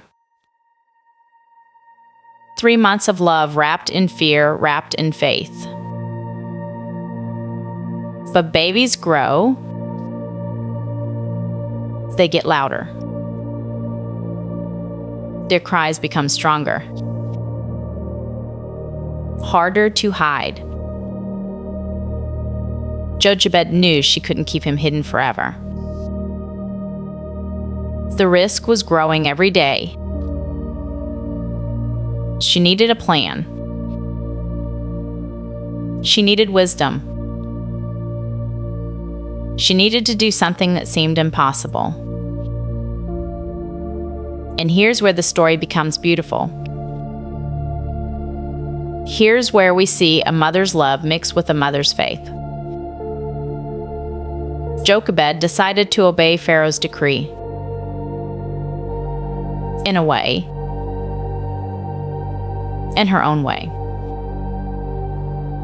The decree said to put the baby in the river. So she would put him in the river, but not to let him drown. No. To let him float. She gathered materials. Reeds from the riverside. Long papyrus stalks that grew thick along the Nile. She wove them together carefully, tightly, creating a little basket, a small ark. An ark. Remember Noah's Ark? That great boat that carried life through the flood? This was a tiny version of that same thing. A vessel of safety. A cradle of hope. Jochebed coated the basket with tar and pitch, making it waterproof, making it float, making it ready to carry her most precious cargo. Can you imagine her hands working? Weaving the reeds, smoothing the pitch, every movement filled with prayer, every strand woven with love. Let that image settle into your mind now. A mother's hands working, a mother's heart trusting, a small basket taking shape. And as you picture those hands working, let your own hands relax completely. Let your fingers soften. Let your palms open. Let all the work of your day, All the doing and holding and gripping. Release. The basket was ready. Small and sturdy. Coated with protection. Lined with soft cloth. And now came the hard part. The impossible part. The part that required more faith than Jochebed had ever needed before. She had to let go. She had to place her baby in that basket. She had to set it on the water. She had to trust. The Nile River stretched wide and long through Egypt. Its waters were dark and slow in some places, quick and bright in others. Reeds grew thick along the banks. Tall grasses swayed in the breeze. Birds called to one another across the water. There was a spot Jochebed knew. A quiet place where the reeds grew especially thick. Where the current was gentle. Where the water moved slowly. Like honey. Like a lullaby. She walked there in the early morning. When the light was soft and golden. When the air was still cool. When the world felt hushed and waiting. Her daughter Miriam followed. Young Miriam with her watchful eyes. Miriam who understood what was happening. Miriam who was brave beyond her years. At the water's edge. Jochebed stopped. She looked down at her baby, sleeping peacefully in the basket, his tiny chest rising and falling, his small hands curled like flower buds. She prayed. We don't know the exact words, but we can imagine them. God of Abraham, God of Isaac and Jacob, God of my fathers and mothers, watch over this child. Carry him safely. Lead him where you want him to go. And then she placed the basket on the water. Picture it. The little ark touching the surface. The water accepting its weight. The basket bobbing gently. Once. Twice. Finding its balance. Jochebed pushed it gently into the reeds. The tall papyrus plants surrounded it, hiding it, sheltering it, like green arms cradling a treasure. The baby didn't wake. The rocking of the water soothed him. The gentle motion was like being held, like being carried, like floating in the arms of something vast and tender. And Jochebed, she had to walk away. Can you imagine? Turning your back on your baby, leaving him in a basket on the river, trusting completely in something you cannot control. But she did leave something behind. She left Miriam. Young Miriam hid among the reeds, watching, waiting, her eyes never leaving that little basket. She was so still, so quiet, barely breathing, just watching the basket float among the reeds, watching the morning light dance on the water, watching and waiting for something. She didn't know what. The river moved slowly, barely moving at all. The basket stayed nestled among the papyrus plants. Safe. Hidden. Floating. Inside the basket. The baby slept. The world around him was chaos and danger.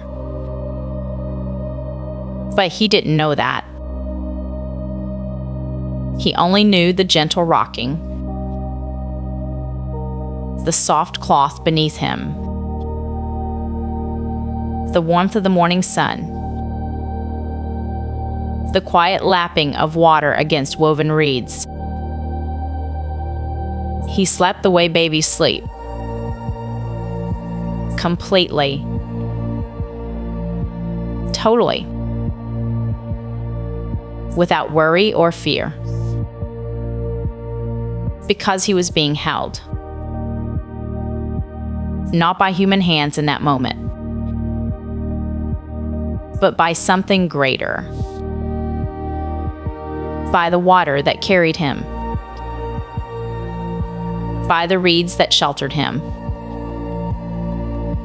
By the God who was watching over every moment. Let yourself feel that now. That same kind of held. That same kind of carried. You are being held right now. By the bed beneath you. By the quiet of this night. By a God who sees you and knows you and loves you. You can let go the way that baby let go. You can rest the way he rested. Completely. Totally. Without worry or fear. The morning grew warmer. The sun rose higher. Light sparkled on the Nile like scattered diamonds. And then, Miriam heard something. Voices. Women's voices. Laughter and conversation drifting across the water. Her heart beat faster. Someone was coming. She pressed herself lower among the reeds. Watching. Waiting. A group of women appeared along the riverbank. They were dressed in fine linen. Their jewelry caught the light. They moved with the ease of people who had never known hard labor.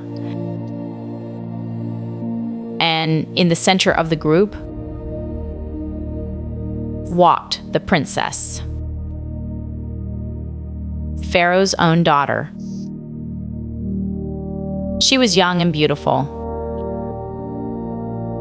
Her dark hair was braided with gold. Her eyes were lined with kohl. She walked with the confidence of royalty. The princess had come to bathe in the river. This was her spot. This quiet place among the reeds. She didn't know that today. Everything would change. She stepped into the water. The cool of the Nile washing over her feet. Her handmaiden stood along the bank, waiting. And then she saw it. Something among the reeds. A basket. Strange and out of place. Curiosity stirred in her. She pointed to it. Sent one of her servants to bring it to her. The servant waded through the shallows, reached for the basket, pulled it from its hiding place among the papyrus. Miriam watched with wide eyes, her heart pounding. What would happen now? What would the princess do? The basket was placed before Pharaoh's daughter. She looked at it curiously, reached out to open it, and there, inside, was the baby. He had woken up. Perhaps the movement disturbed him. Perhaps he sensed something changing. And now he cried. That newborn cry. Thin and high and helpless. The princess's heart melted. This is what Scripture tells us. She had compassion on him. Her heart moved with tenderness and pity and love. She knew immediately what this was. A Hebrew baby, hidden from her father's cruel decree, placed in a basket by a desperate mother. She could have turned away. She could have obeyed her father's law. She could have let the baby float on down the river. But she didn't. Something in her heart said no. Something in her spirit recognized this child. Something deeper than law. Deeper than loyalty. The simple human response to a baby in need. She reached into the basket, lifted the crying baby into her arms, held him against her chest. And in that moment, she claimed him. This is one of the children of the Hebrews, she said. She said it aloud, acknowledging what she was doing, acknowledging that she was choosing compassion over cruelty, mercy over law, and watching from the reeds. Young Miriam saw everything, her heart racing, her mind spinning, and suddenly, an idea. A brave, bold, brilliant idea. Miriam stood up. She left her hiding place. She walked right up to the princes of Egypt. Can you imagine her courage? This young Hebrew girl approaching royalty. risking everything. Speaking up when silence would have been safer. "Shall I go and find you a nurse from the Hebrew women?" she said. "Someone to nurse the child for you?" So simple. So practical. The baby needed to be fed. The princess couldn't nurse him herself. It made perfect sense. The princess looked at this brave young girl. Perhaps she saw something in Miriam's eyes. Perhaps she suspected the connection. Perhaps she simply saw the wisdom in the suggestion. "Yes, go," she said. And Miriam ran. She ran as fast as her legs could carry her. Through the reeds, along the riverbank, back to her own home. She burst through the door, found her mother waiting. Her mother who had been praying. Her mother who had been pacing. Her mother who had trusted God with everything. "Come," Miriam said breathlessly. "Come quickly." The princess found him. She wants to keep him.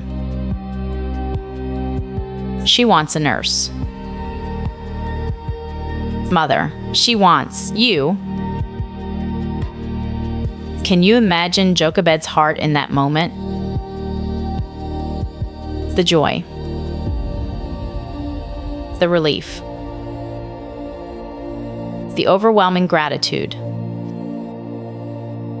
She had placed her baby on the water. She had trusted God with her most precious gift. And now,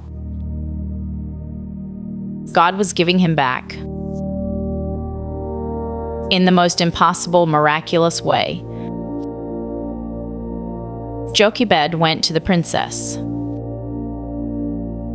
She stood before royalty. This simple Hebrew woman before Pharaoh's daughter. And the princess placed the baby in her arms. Her own baby. Back in her arms. "Take this child," the princess said. "Nurse him for me, and I will pay you your wages." Do you hear that? Do you understand what just happened? Jochebed was being paid by the royal palace to raise her own son. She was being given official protection to do what she most wanted to do. She was being blessed for simply being his mother. God doesn't just make things work out. He makes them work out abundantly, exceedingly, beyond what we could ask or imagine. Jochebed took her baby home, legally, safely, protected by the princess's own word. She nursed him in her own home.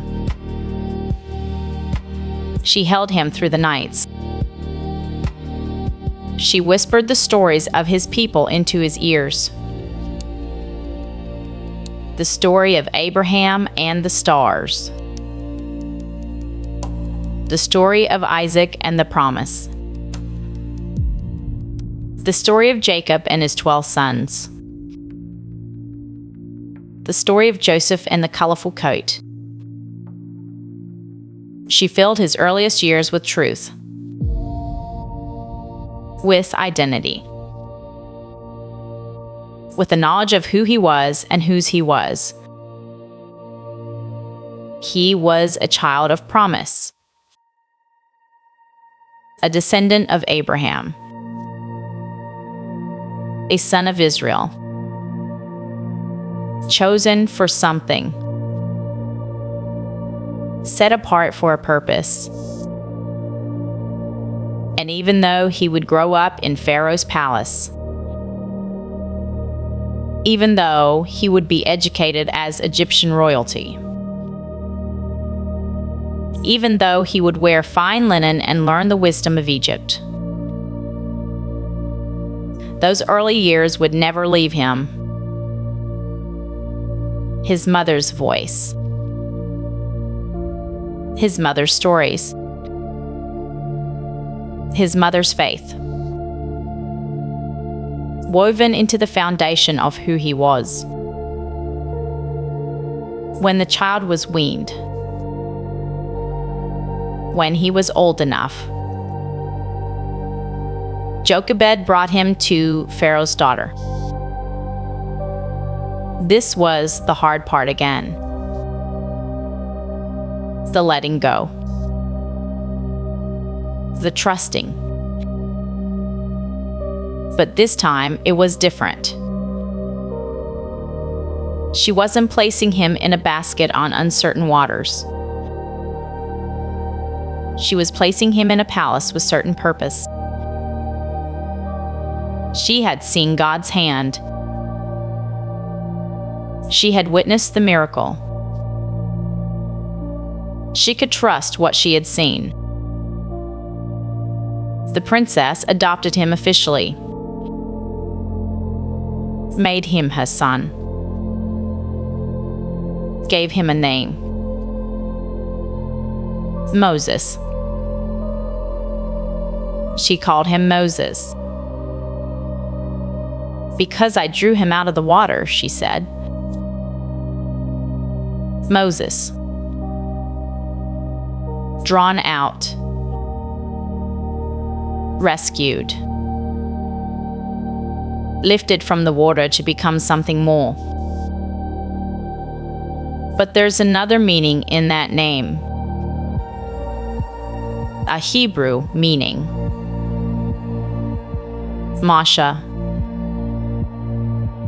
To draw out. Not just to be drawn out, but to be the one who draws out.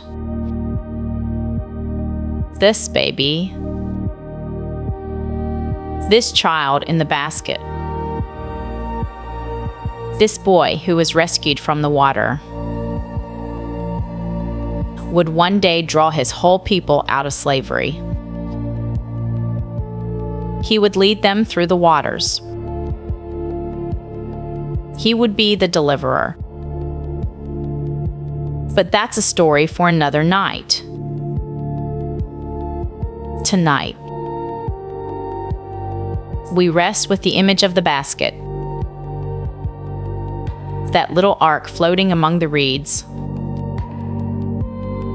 that cradle on the water, that place of safety and trust. Think of it now. The basket on the river, bobbing gently, rocking slowly, the water lapping against woven reeds, the papyrus plant swaying in the breeze, gentle, peaceful, safe. The morning light filtering through the reeds, golden and warm. The sound of water moving slowly. The call of birds in the distance. And a baby sleeping, cradled by the river. held by the water, watched over by God. You are like that baby tonight, not in danger, not facing any Pharaoh's decree, but cradled, held, floating in the gentle arms of rest. The water of sleep is carrying you. You don't have to steer. You don't have to paddle. You don't have to know where you're going. Just float. Just rest. Just let the current carry you. Your basket is strong, woven with care, sealed with protection. Nothing can tip you over. Nothing can sink you. You are safe. And the God who watched over Moses is watching over you. The same God, the same care, the same love. He drew Moses out of the water. He drew Abraham out of Ur.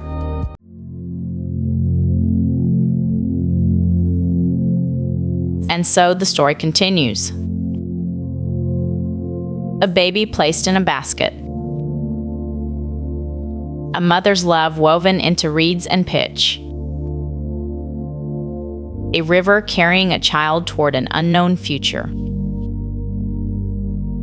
That baby grew. Moses grew. And the story flowed on like water finding its way through the wilderness. But tonight, we're going to step away from the narrative for just a little while. We're going to rest in something different. Something that isn't quite a story. It's more like a song. A poem. A prayer breathed out by a shepherd who knew what it meant to be held by God. Settle now. Let your breathing slow. Let everything that happened today begin to fade into soft, distant memory. You've been carrying so much, thinking so much, doing so much. But right now, in this quiet moment, you don't have to carry anything at all. You don't have to figure anything out. You don't have to solve any problems. You don't have to be anywhere or do anything or become anyone other than who you already are. Just rest. Just breathe. Just be. The words we're about to explore together are perhaps the most beloved words ever written. For thousands of years, people have whispered these words in the darkness. They've clung to these words in times of fear. They've rested in these words when sleep wouldn't come. Psalm 23. The Shepherd's Psalm. You probably know it. You may have known it since childhood. The words might be so familiar that they become almost invisible to you. But tonight, we're going to slow down. We're going to linger with each phrase. We're going to let these ancient words wash over you like cool water. Close your eyes now, if they're not closed already. Let your face soften. Let your jaw unclench. Let your shoulders drop away from your ears. You're safe here. You're held. You're home. The psalm begins with 4 simple words. 4 words that change everything. The Lord is my shepherd. The Lord is my shepherd. Say it slowly in your mind. Let it settle into your bones. Let it sink deep into the quiet places of your heart. The Lord, the creator of everything, the one who spoke light into being,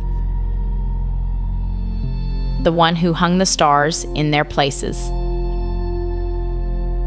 the one who breathes life into the first human lungs. That God, that immense, infinite, incomprehensible God is my shepherd, not a distant king on a faraway throne, not an angry judge waiting to condemn, not a cold and uncaring force. A shepherd, one who tends, one who guides, one who watches over, and not just any shepherd. My shepherd. Your shepherd. David wrote these words. David, who spent his youth on the hillsides of Bethlehem, watching over his father's sheep. He knew what a shepherd did. He knew it in his bones. He knew it in his calloused hands and sun-weathered face. A shepherd stays with the flock through the long watches of the night. A shepherd counts each sheep by name. A shepherd notices when one wanders away. A shepherd leaves the many to find the one. A shepherd doesn't just own the sheep. A shepherd knows the sheep. A shepherd loves the sheep. And that's who God is to you. Right now, in this very moment. The Lord is your shepherd. He knows you. He sees you. He hasn't lost track of you in the darkness. Even now, as you lie here, as your thoughts slow and your body grows heavy, He is watching over you. Not anxiously, not frantically, but peacefully, confidently. The way a good shepherd watches over sheep who are safely folded for the night. And because the Lord is your shepherd, something beautiful follows. I shall not want. I shall not want. Not I shall not lack. Though that's true too. Not I shall not need. though that's part of it, I shall not want. The deepest ache, the restless longing,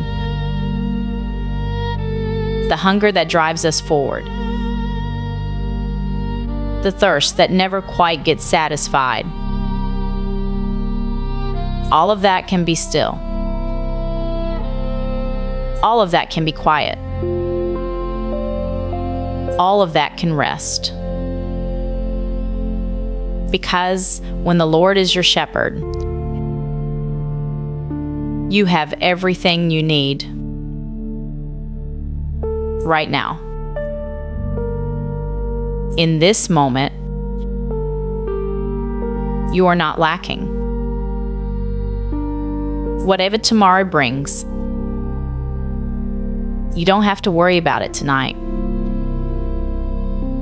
Whatever next week holds, you don't have to solve it now. The shepherd is watching. The shepherd is tending. The shepherd knows what you need before you even ask. And so you can stop wanting. You can stop grasping. You can stop striving. You can simply rest in the knowledge that you are provided for. You are cared for. You are enough. And you have enough. Because your shepherd is more than enough. Let that truth settle over you now.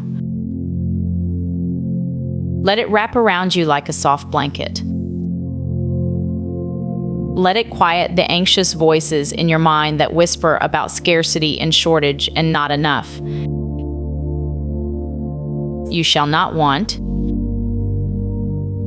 not tonight. The shepherd has you. He makes me lie down in green pastures. He makes me lie down. Notice that word. Makes. Not suggests. Not offers. Not invites and then gives up when I'm too stubborn to accept. He makes me lie down. Because sheep are silly creatures. They forget to rest. They're so focused on the next patch of grass, the next sip of water, the next thing to worry about. They don't know when to stop. They don't know when enough is enough. They keep going and going until they collapse from exhaustion. Sound familiar? We're not so different from sheep. You and I. We forget to rest. We push through the tiredness. We tell ourselves we'll sleep when the work is done. But the work is never done. So the shepherd makes us lie down. Not because he's harsh. Not because he's controlling, but because he loves us too much to let us destroy ourselves with striving. Maybe that's why you're here tonight. Maybe the shepherd has made you lie down. Maybe your body is finally insisting on what your mind has been ignoring. Rest. You need rest. You are made for rest. And not just any rest. Not the fitful, anxious, one eye open kind of rest. Rest in green pastures. Close your eyes and imagine it. A vast, rolling meadow stretching out in every direction. Grass so green it almost glows in the soft light. The ground beneath you is soft, cushioned, welcoming. There's no rocks here, no thorns, no hard places. Just soft, sweet grass that holds you gently. The air is fresh, clean. It smells like rain and growing things and peace.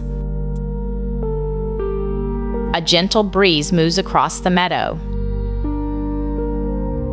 bending the grass in slow waves, like the meadow itself is breathing in and out, in and out. Let your breathing match that rhythm now. Slow and deep, easy and natural. You're lying in the green pastures. The shepherd brought you here. He knew you needed this place. He knew you couldn't find it on your own. So he led you. Gently. Patiently. One step at a time. Until you found yourself here. And now you're lying down. Not because you're weak. Not because you failed. But because you're wise enough to receive what the shepherd provides. Green pastures, soft ground, perfect rest. He leads me beside still waters. Still waters, not rushing rivers that threaten to sweep you away. Not crashing waves that overwhelm and terrify. Not stagnant pools that smell of decay. Still waters. Quiet waters. Peace-filled waters. Imagine them now. A pool or a stream so calm that the surface is like glass. The sky reflected perfectly. The clouds drifting slowly overhead. The water is clear. You can see straight through to the bottom. There's nothing hidden. Nothing murky. Nothing to fear. Sheep are afraid of rushing water. Did you know that? Their wool gets waterlogged so easily. A swift current could pull them under before they had a chance to escape. A good shepherd knows this. A good shepherd doesn't force the sheep to drink from dangerous places. A good shepherd finds the quiet pools, the gentle streams, the safe places where the flock can drink in peace. He leads you beside still waters, not into them, beside them. You can sit at the edge. You can dip your feet in if you want. You can cup your hands and drink deeply. But you're never forced. Never rushed. never overwhelmed. This is how the shepherd works. Gently, tenderly, at your own pace. He's not in a hurry.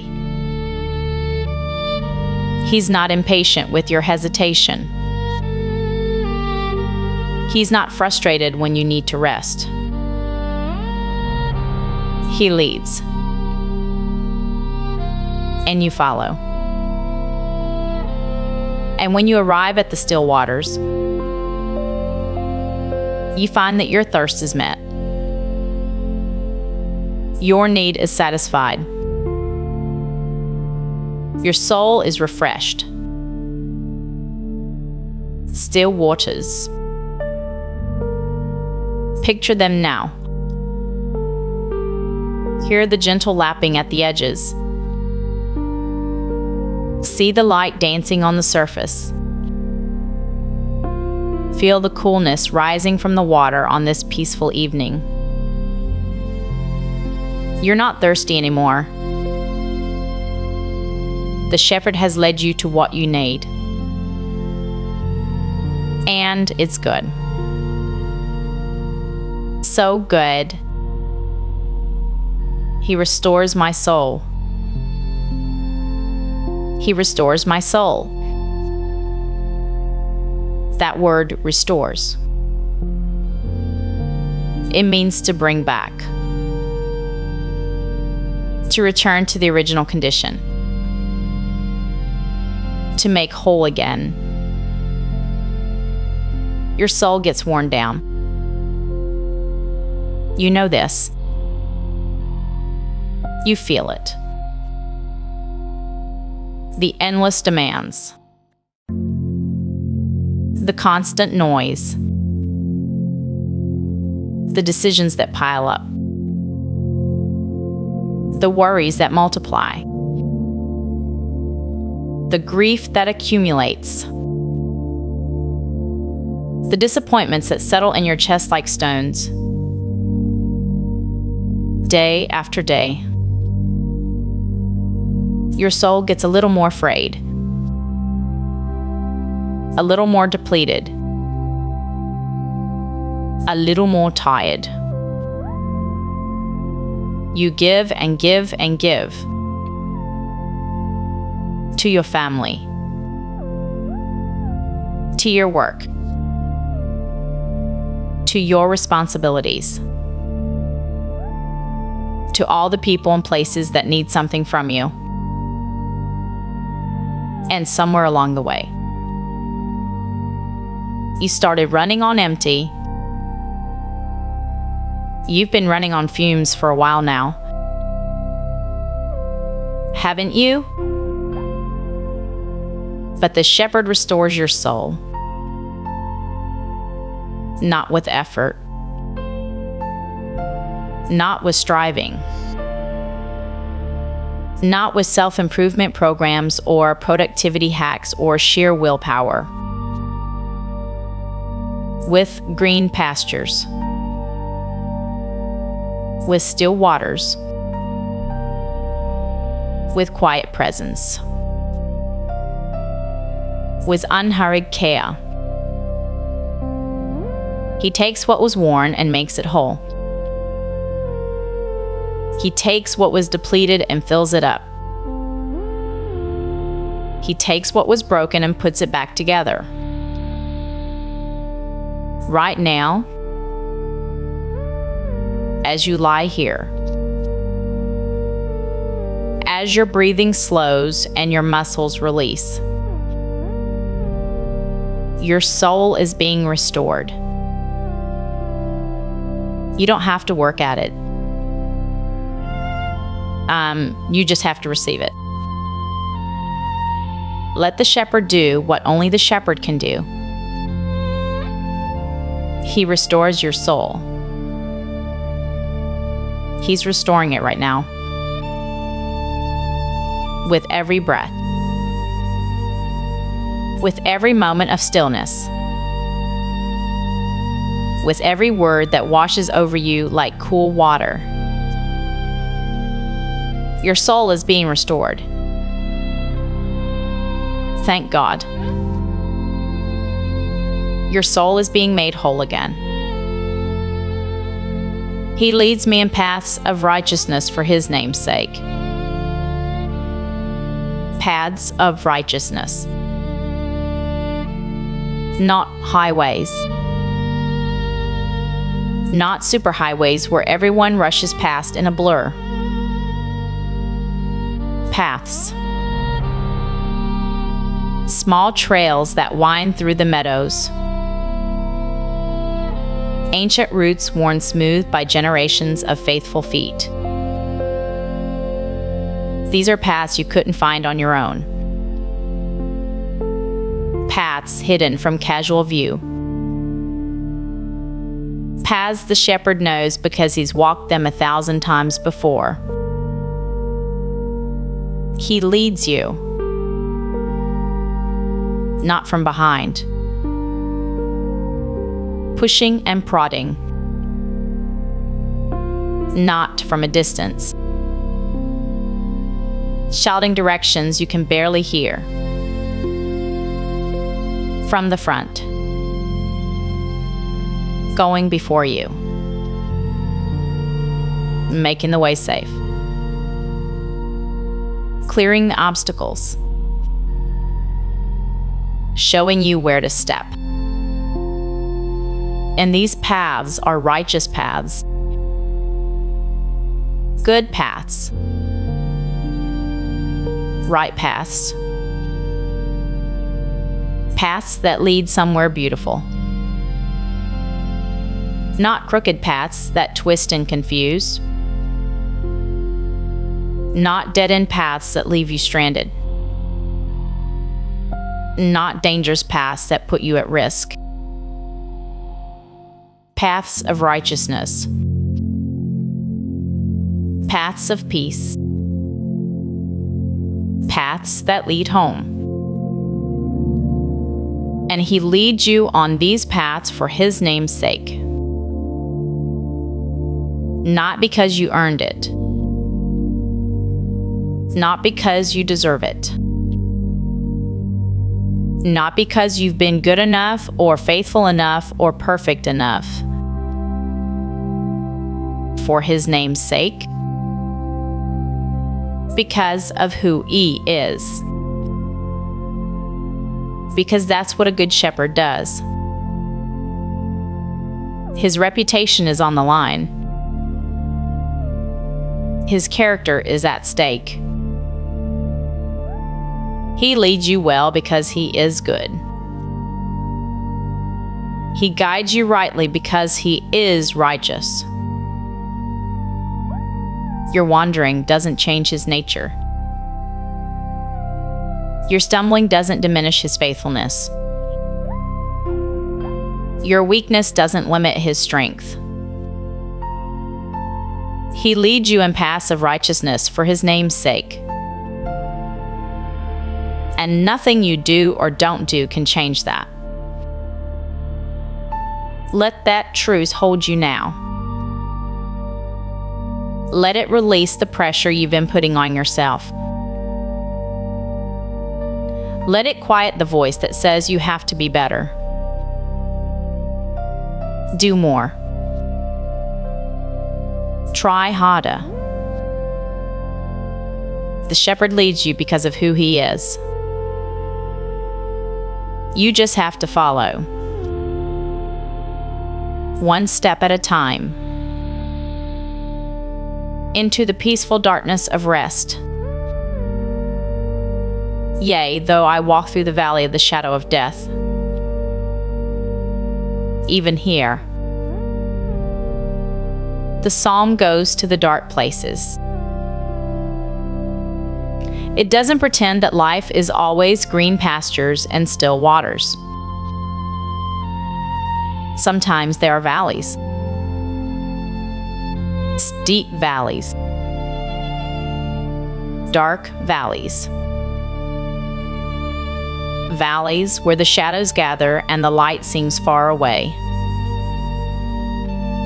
You've been there. Maybe you're there now. Maybe the darkness has been pressing in for a long time. The valley of the shadow of death. It sounds terrifying. And it is. It can be. But notice what David says. Though I walk through the valley, not though I live in the valley, not though I'm stuck in the valley, not though I'll never escape the valley, though I walk through. The valley is not your permanent address. It's a place you pass through. It has an entrance. Yes, but it also has an exit. You're walking through. One step at a time. And with every step, you're getting closer to the other side. And even more importantly, look who's with you.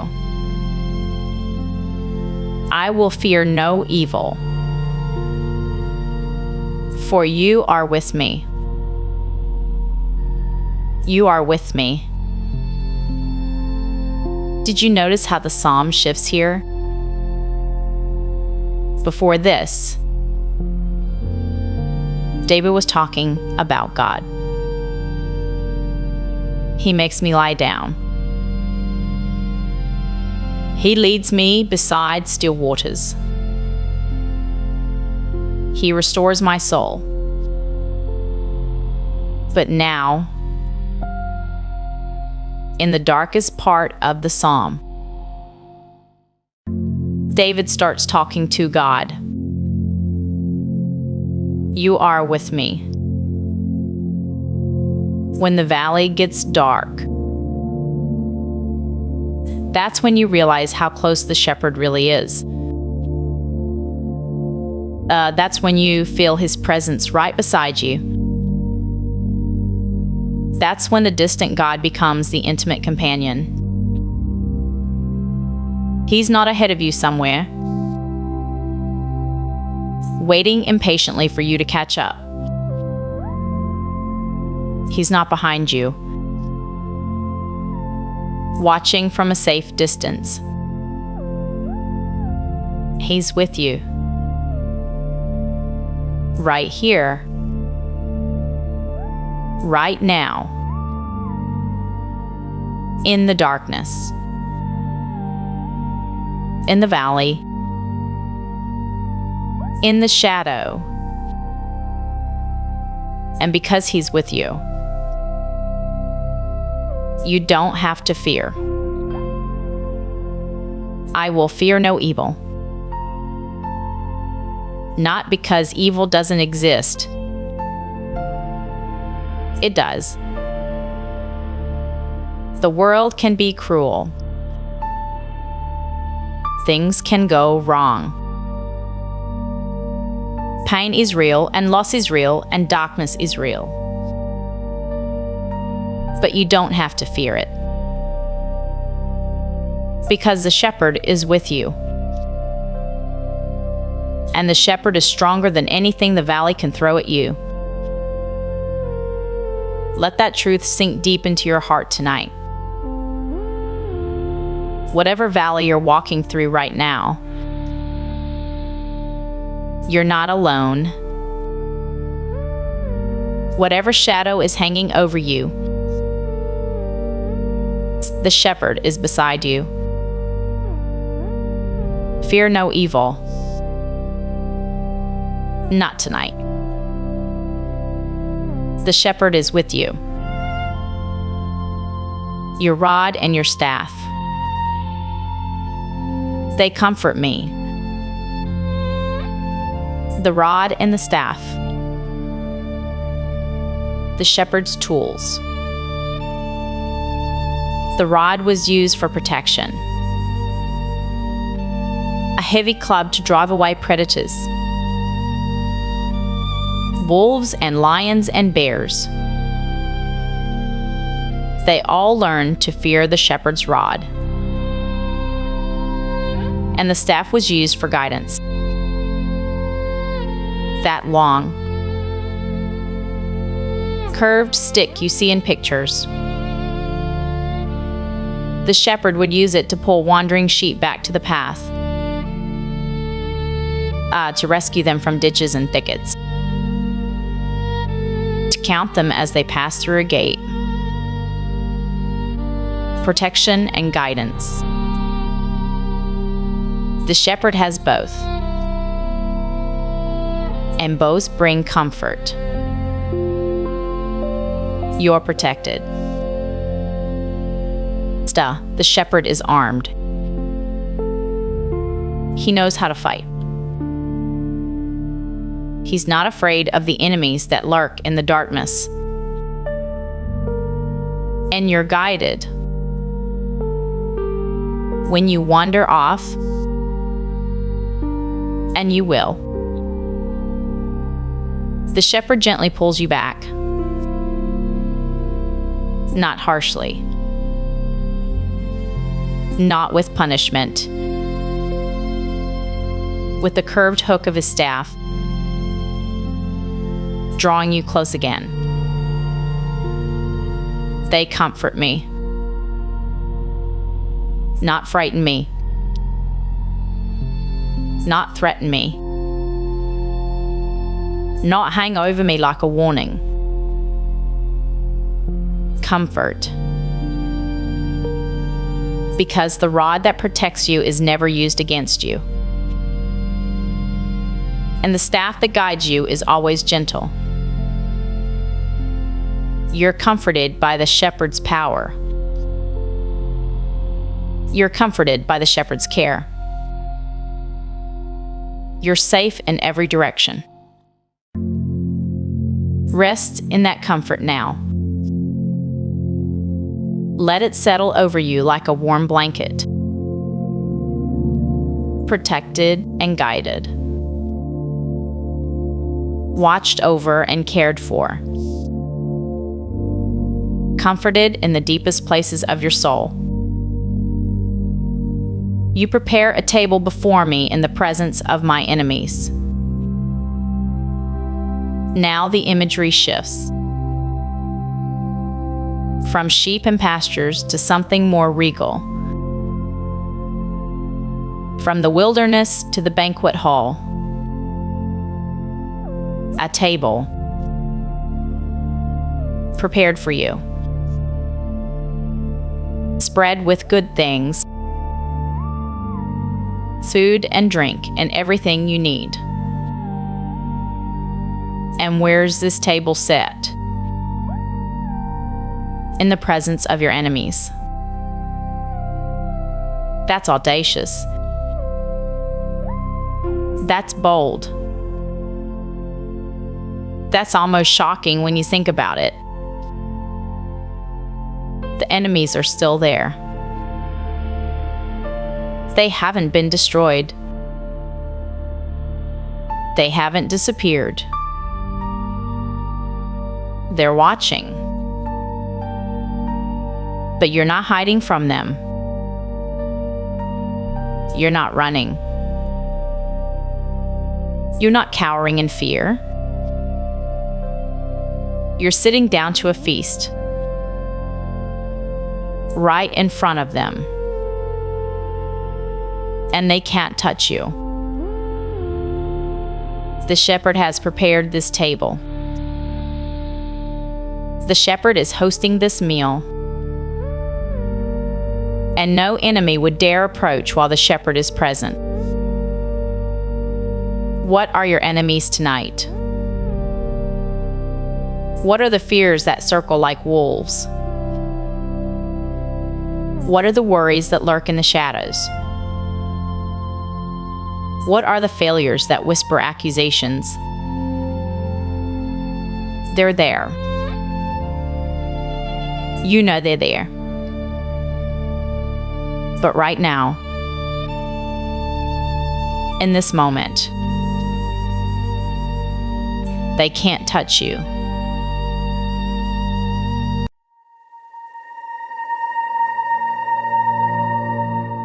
And so you rest here still, held in the shepherd's care, lying beside still waters. The Lord is your shepherd. You shall not want. Let those words continue to wash over you. Ancient words. Timeless words. Words that have carried countless souls into peaceful sleep. And now, as you rest here in green pastures, as you lie beside quiet waters, let me tell you another story. A story about rest. A story about finding refuge. A story about lying down at the feet of one who will protect you. This is the story of Ruth. And it begins, like so many beautiful things begin, with loss, with emptiness, with grief. But stay with me here, because this story, this ancient story, is really about how God fills empty things, how He turns mourning into dancing, how He brings rest to the weary, how He gathers the wandering home. So breathe. Let your body sink a little deeper. Let your shoulders drop. Let your jaw release. And listen. There was a woman named Naomi. She lived in Bethlehem, in a little town nestled among the hills of Judah. Bethlehem, which means house of bread. House of bread. Can you imagine? A town named for abundance, for nourishment, for all the good things that sustain life. Naomi lived there with her husband Elimelech, and they had 2 sons, a family, a home, a life rooted in the Promised Land. But then, a famine came. The rain stopped falling. The crops withered in the fields. The house of bread became a house of hunger. And so Elimelech made a hard decision. He took his family, his wife Naomi, his 2 sons, and they left Bethlehem. They journeyed east, across the Jordan River, into the land of Moab.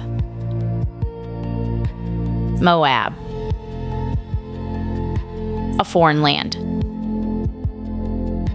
a place of different gods, different customs, different people. But there was food there. And sometimes survival requires us to go to unfamiliar places. So they settled in Moab. They made a new home. The sons grew up. They married Moabite women. One named Orpah and one named Ruth. Ruth. Remember that name? Let it settle softly in your mind. Ruth. For 10 years they lived in Moab. 10 years of making do. 10 years of building something new in an unfamiliar place. And then, loss came. First, Elimelech died.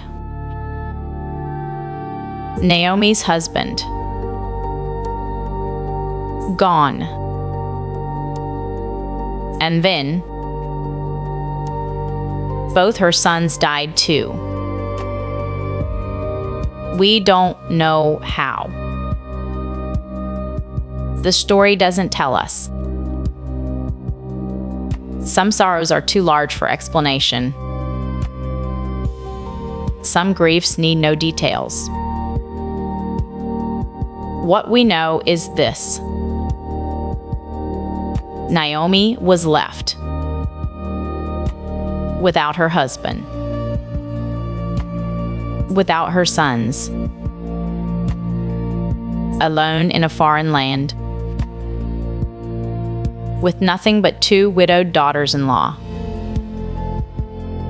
Empty. That's the word she would use later. I went away full, and the Lord has brought me back empty. Empty. Maybe you know something of emptiness tonight. Maybe there are places in your life that feel hollow.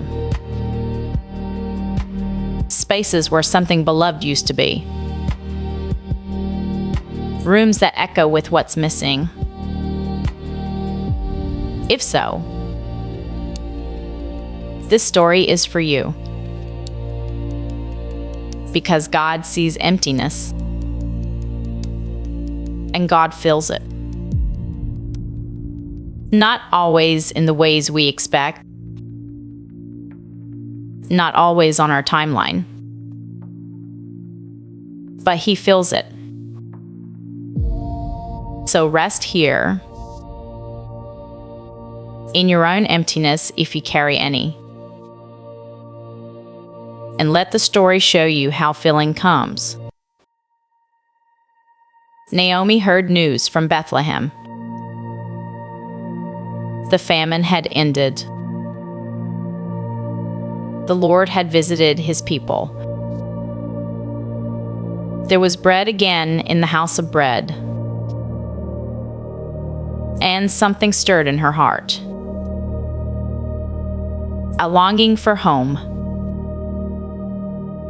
A pull toward the familiar hills. The place where she had been young. The place where she had been happy. So she decided to return. She set out from Moab. Her 2 daughters-in-law walking beside her.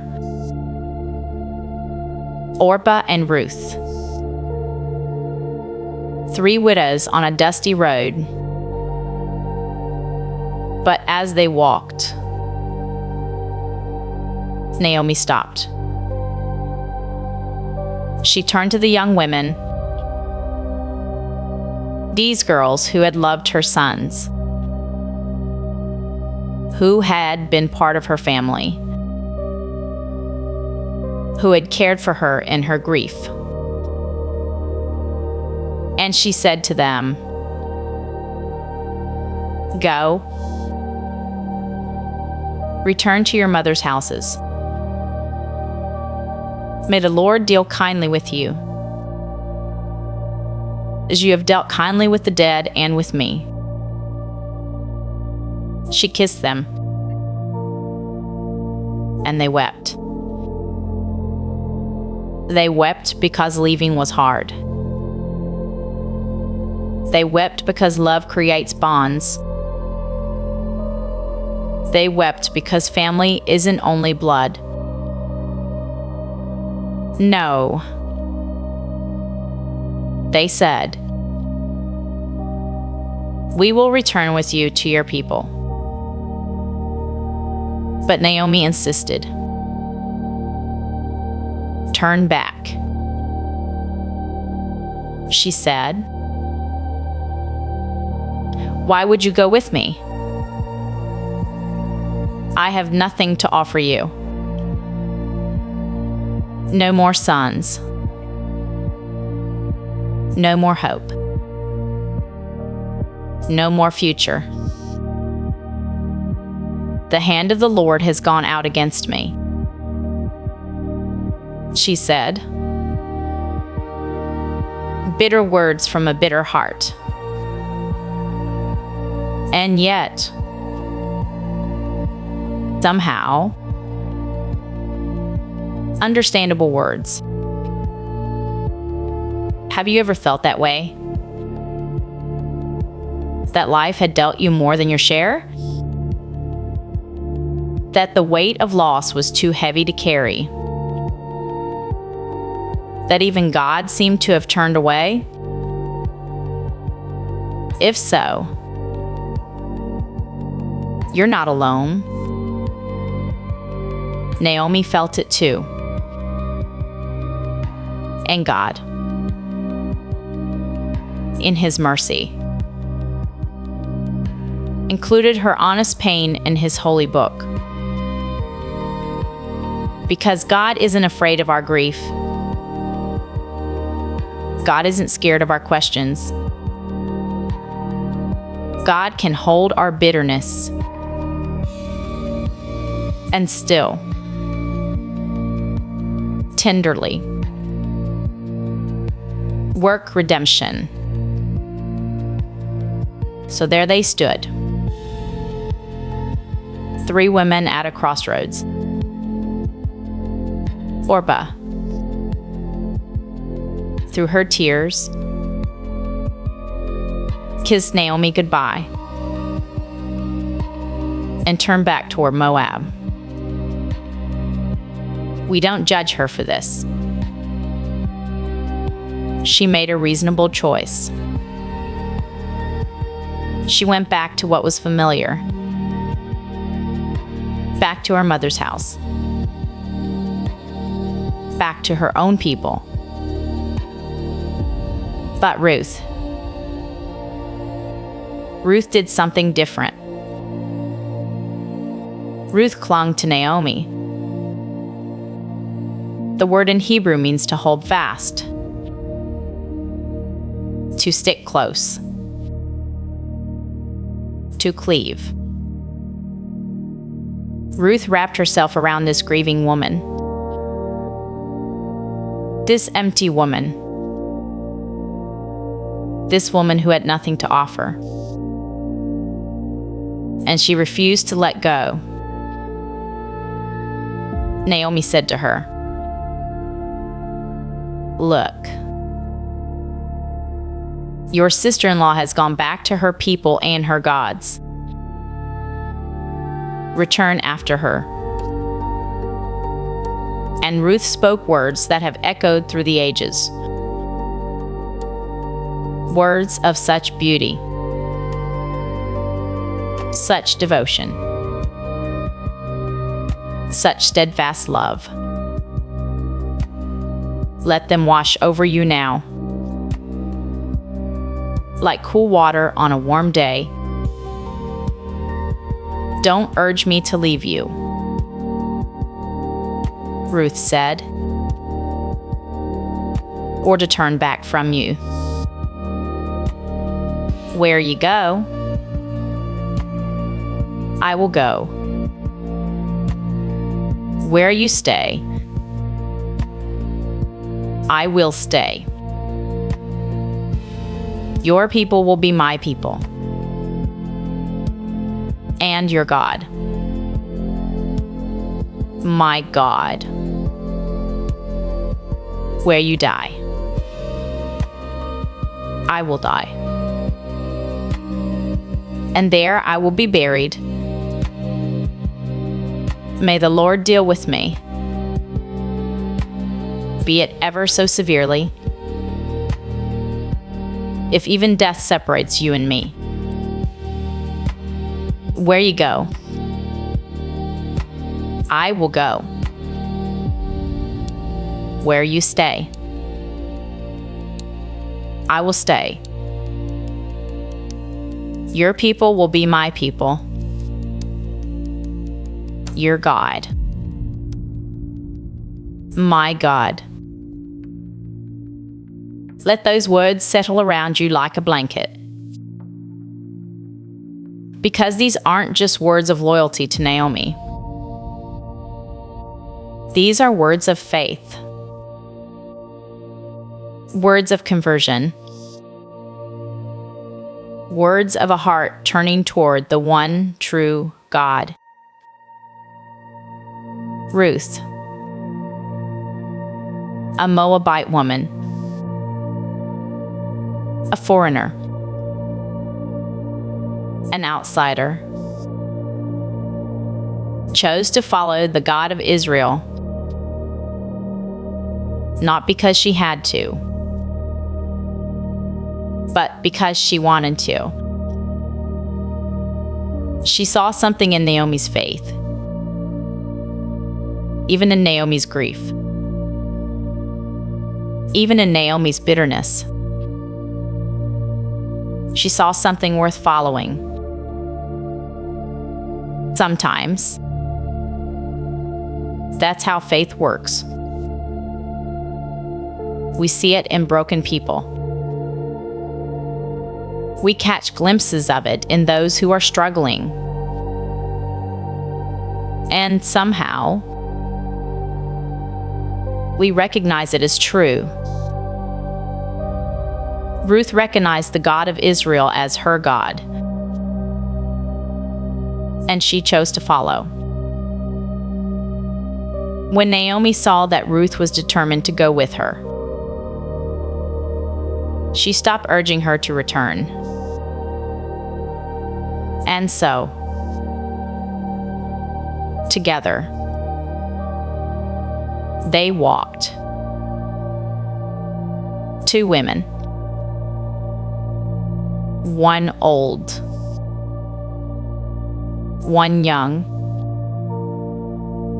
one Israelite, one Moabite, walking toward Bethlehem. The journey was long, the road dusty, but they walked together. And there's something about walking with someone, something about shared steps, shared silence, shared miles. It creates a bond. It builds trust. It says, without words,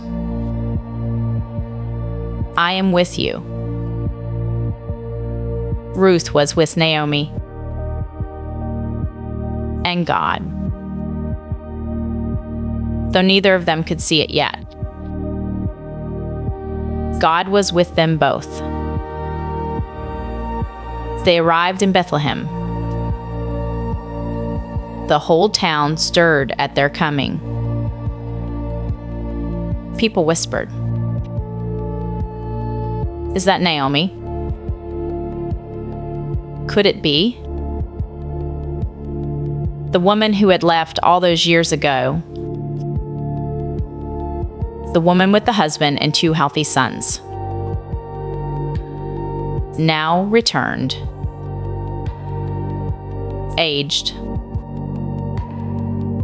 Emptied. Alone except for this foreign girl." And Naomi said to them, "Don't call me Naomi. Naomi means pleasant,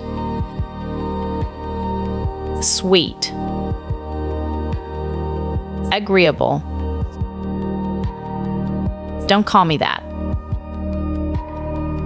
she said. Call me Mara. Mara means bitter. I went away full, she said. But the Lord has brought me back empty. Why call me pleasant? When the Lord has afflicted me, when the Almighty has brought misfortune upon me. Such honest words, such raw pain. And yet, notice something. Naomi said the Lord brought her back. Even in her bitterness, she acknowledged God's hand. Even in her emptiness, she knew who was in control. That's something. That's faith. Even when it doesn't feel like faith. And here's what the story tells us next. A small detail. Easy to miss, but so important. They arrived in Bethlehem at the beginning of the barley harvest. The beginning of the harvest. A time of gathering. A time of plenty. A time when the empty would be filled. God's timing is rarely our timing. But God's timing is always perfect. And so the two women settled in Bethlehem. The house of bread, now full of bread again, but they were still poor, still needy. Two widows with no income, no land, no provider. Ruth said to Naomi, "Let me go out to the fields. Let me gather the leftover grain. Behind anyone in whose eyes I find favor." This was a practice in Israel, a provision God had built into the law when farmers harvested their fields. They were to leave the edges unharvested, and they were not to go back for grain they had dropped. This leftover grain, called gleanings, was for the poor, the foreigners, the widows, the fatherless. It was God's way of providing dignity and provision. Work, not charity, but work that anyone could do. Ruth would glean. Naomi said to her, "Go, see my daughter." And so Ruth went out into the fields to gather grain. Picture it with me as your body rests. The early morning air, cool and fresh. The sun just beginning to rise, painting the sky in soft pinks and golds. the field stretching out. Golden waves of barley, swaying gently in the breeze. Ruth walks between the rows, bending low, gathering what others have left behind. It's humble work, hard work, but honest work. And Ruth doesn't complain. She simply does what needs to be done. Now, the story says something curious. It says Ruth happened to find herself in the field belonging to Boaz. Happened. As if by chance. As if by accident. As if she just stumbled upon this particular field. But you and I know better. We know that what looks like coincidence is often providence. What feels like chance is often God's careful guidance. Ruth didn't know where she was going,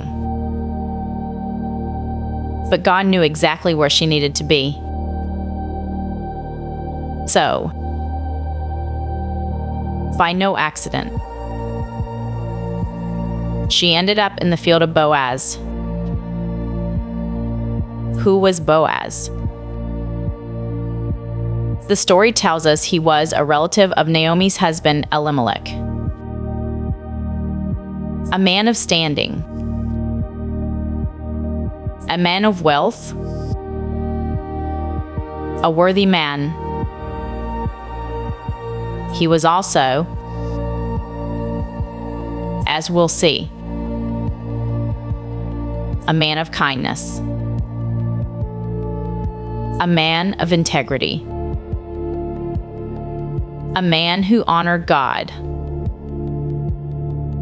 Boaz came out from Bethlehem that day to check on his workers,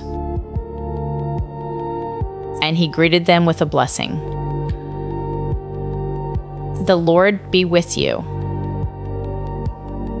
he said. And they answered, "The Lord bless you." This is the kind of man Boaz was. A man whose words carried blessing. A man whose presence brought peace.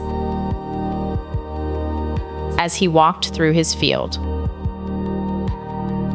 he noticed a young woman he didn't recognize. Bent low, gathering grain. Working steadily. Who is that woman? He asked his foreman. And the foreman said, "She is the Moabite who came back with Naomi. She asked permission to gather among the sheaves behind the harvesters.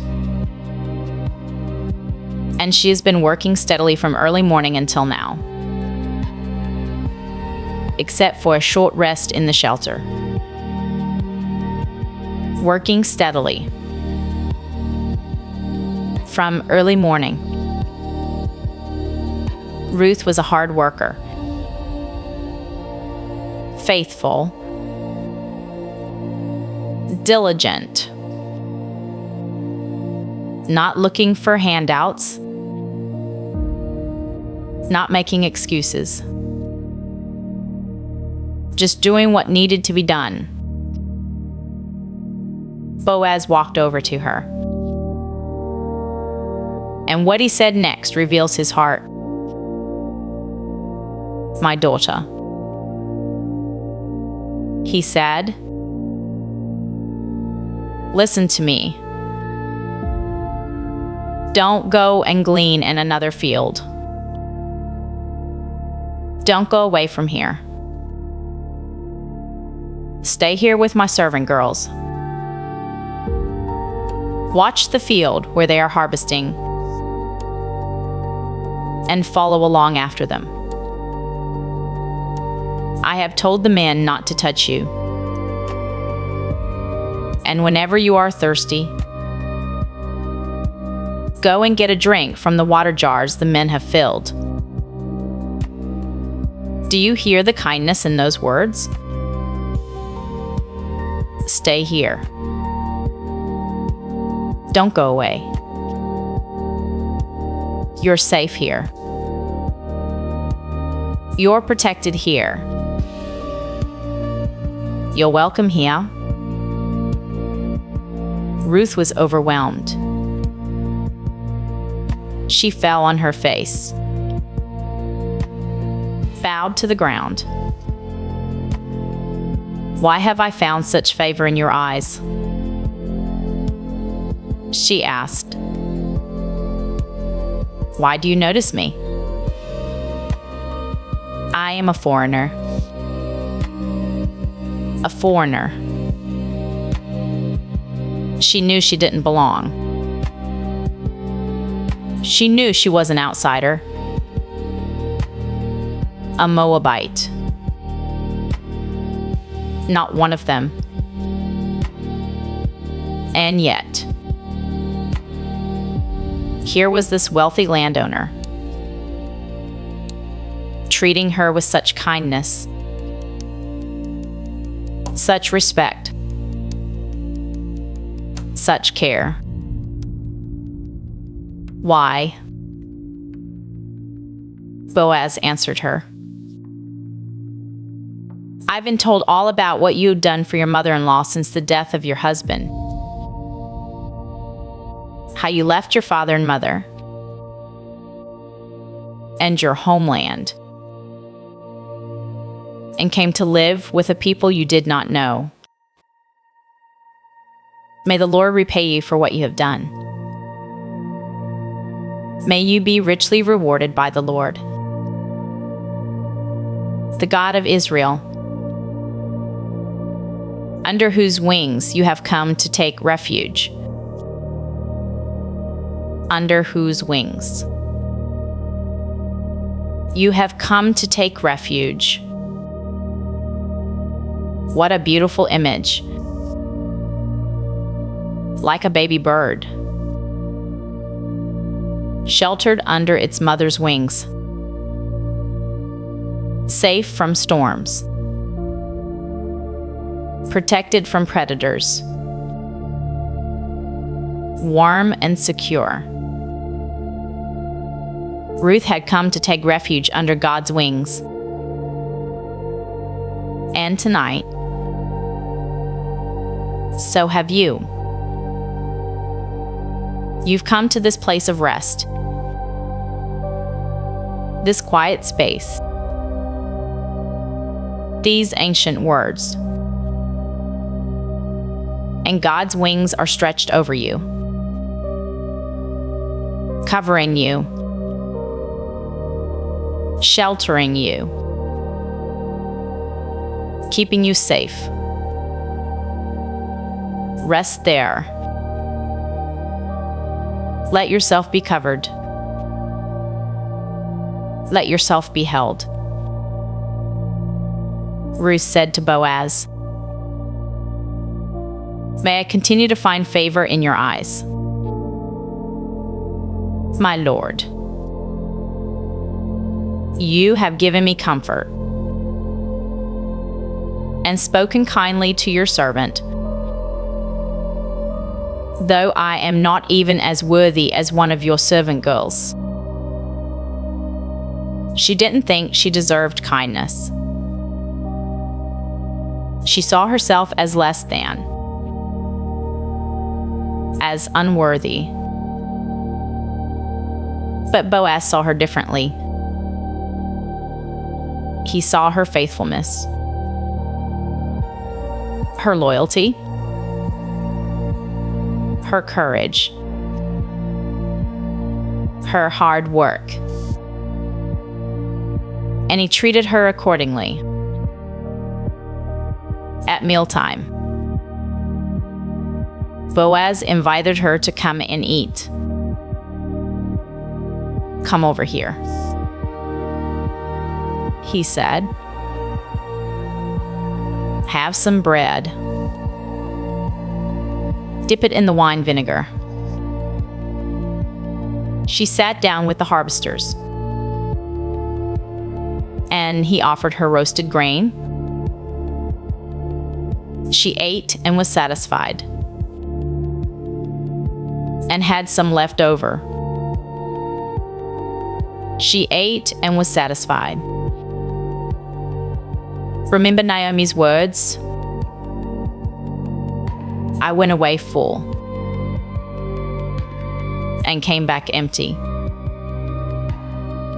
Now, slowly, the empty was being filled. Not all at once, but grain by grain, kindness by kindness, moment by moment. That's often how God works. Not in dramatic floods of blessing, but in quiet streams.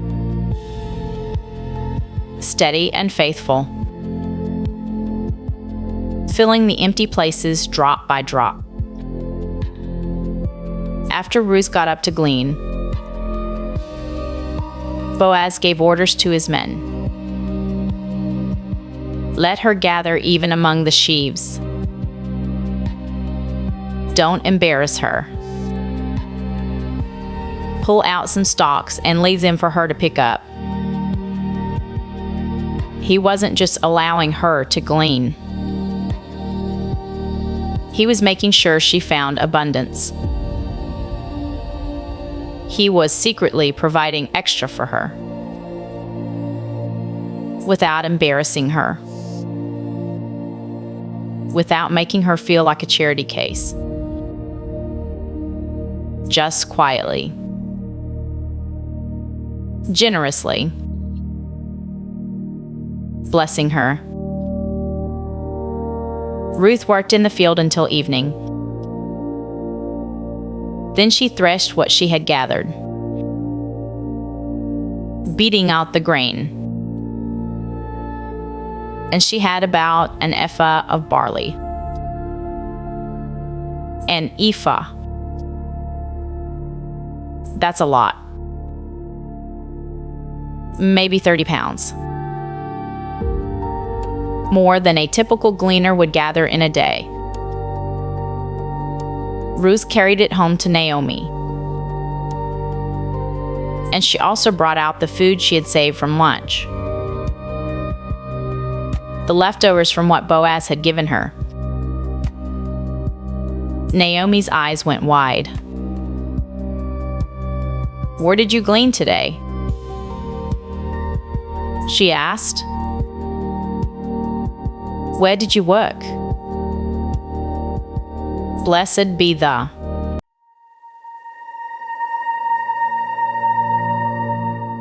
And so the story continues to flow.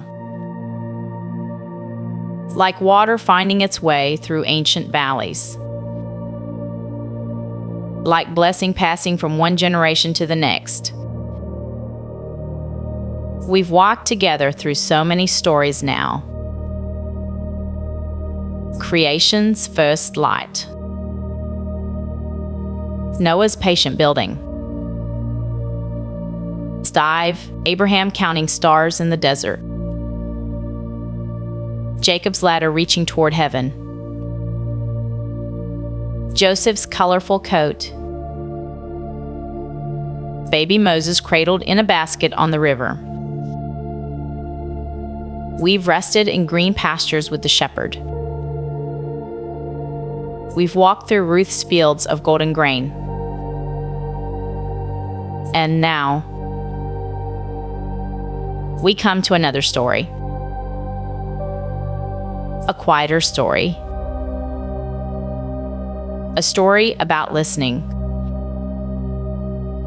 In Ruth's time. Do you remember God was filling empty things. Empty arms.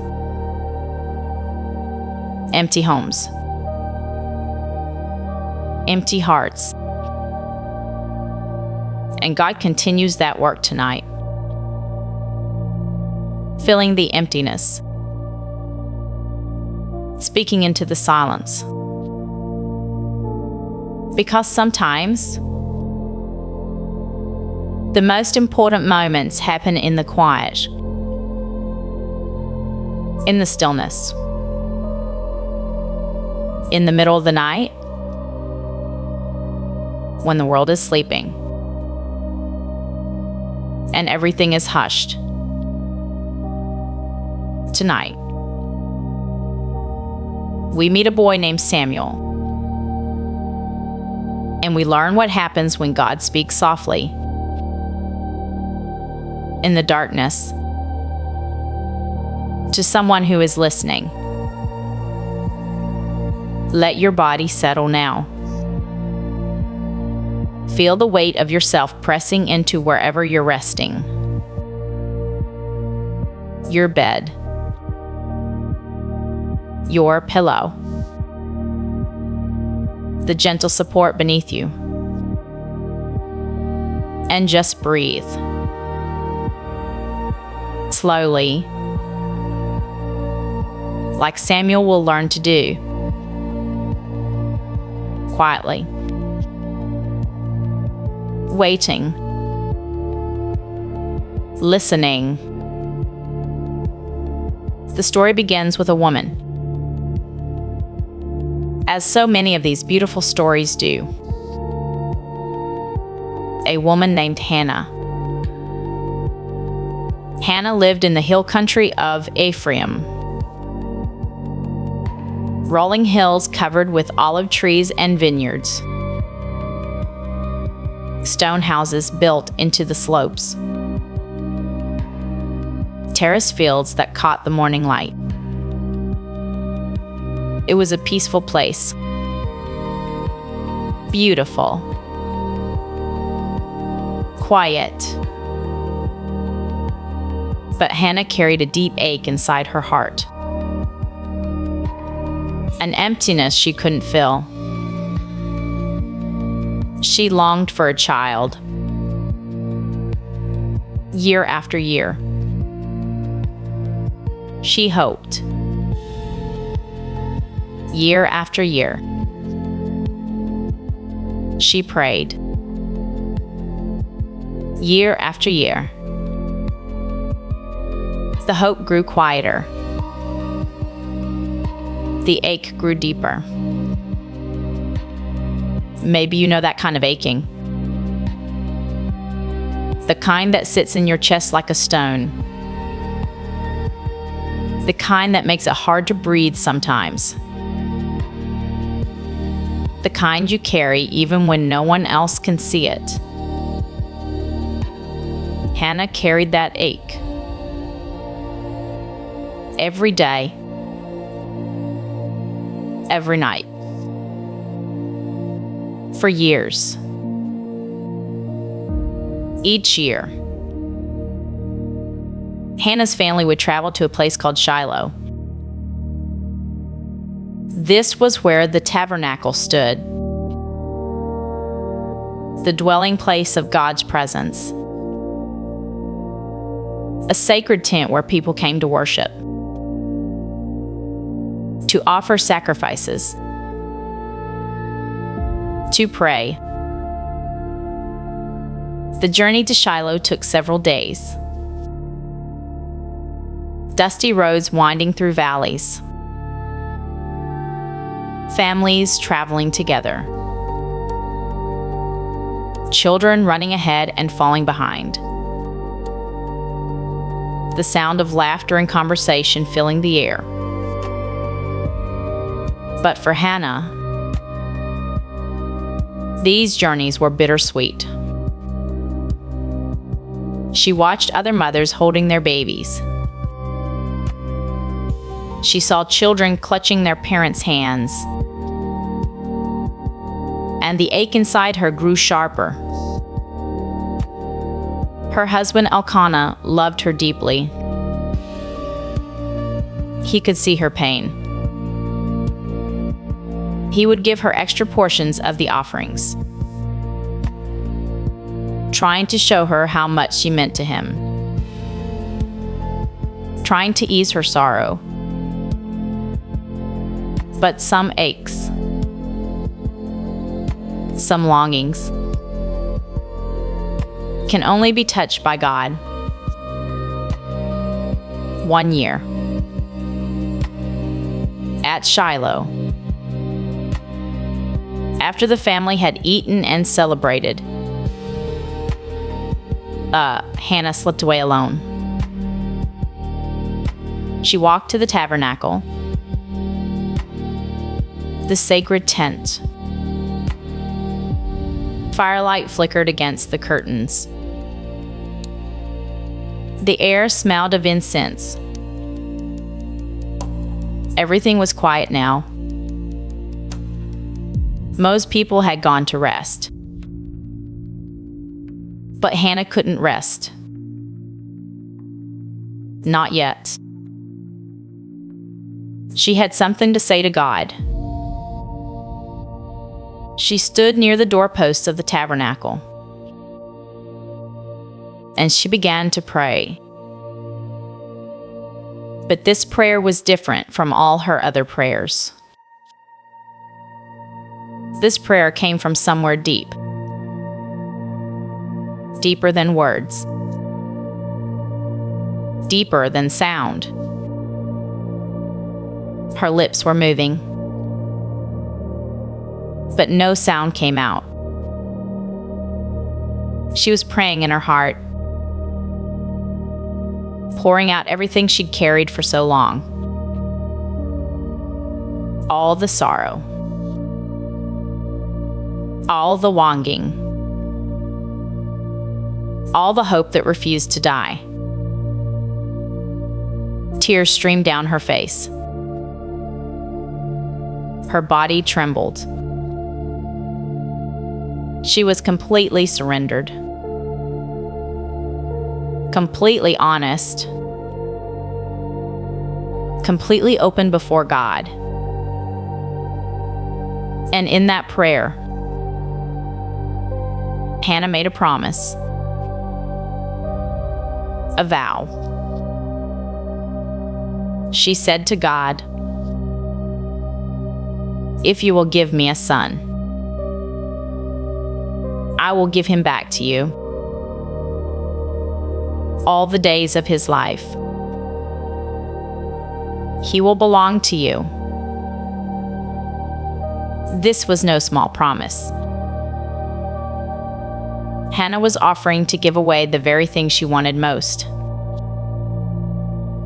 She was saying, "I trust you so completely that I will hold this gift with open hands. I will not cling to it. I will return it to you, because everything good comes from you anyway." There was an old priest at Shiloh named Eli. He had served in the tabernacle for many years.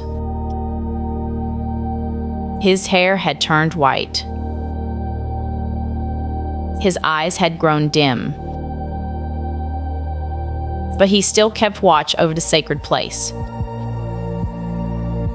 Eli saw Hannah praying. He saw her lips moving, but heard no sound. Her body swaying. Her face wet with tears. At first, he misunderstood. He thought something was wrong with her. He spoke harshly. But Hannah explained, "No, I'm not what you think. I'm a woman with a troubled heart. I've been pouring out my soul to God, praying from the depths of my grief. Eli's face softened. He understood now. He recognized the prayer of desperation, the prayer that has nowhere else to go, the prayer that only God can answer. And Eli spoke blessing over her. Go in peace. May the God of Israel grant what you have asked. Something shifted in Hannah that night. The weight lifted. The ache loosened. She went away and ate. And her face was no longer sad. She had released everything to God. And in that release, she found peace. Before anything had changed, before any prayer had been answered, she had peace. Because sometimes the peace comes first, before the answer. The surrender brings the rest. Even while we're still waiting, and perhaps you can feel something like that now. A loosening, a releasing. The things you've been carrying, the worries, the concerns, the aches you don't even have words for. You can pour them out. Silently, in your heart, like Hannah did, and let them go. Let them flow away into the hands of the one who hears. Even the prayers without words. In time, God remembered Hannah. That's the phrase the scripture uses. God remembered her. Not that God had forgotten, but that the time had come for the promise to unfold. Hannah became pregnant, and she gave birth to a son, a beautiful boy, strong and healthy, perfect in every way. She named him Samuel, which sounds like the Hebrew words for heard by God, because she said, I asked the Lord for him, and he heard me. Samuel, heard by God. A name that tells a story all by itself. Every time Hannah spoke her son's name, she remembered. God hears. God answers. God remembers. Let that name settle over you too. Samuel. Heard by God. Because your prayers are heard too. Everyone. Even the ones you never speak aloud. God hears. Hannah treasured every moment with her son. Every feeding. every smile, every first word, every wobbly step. She held him close, knowing the day would come when she would keep her promise. She didn't go to Shiloh for the yearly sacrifice. Not yet. She told her husband, "When the boy is weaned, when he's a little older, then I will bring him, and he will appear before the Lord and stay there forever." Can you imagine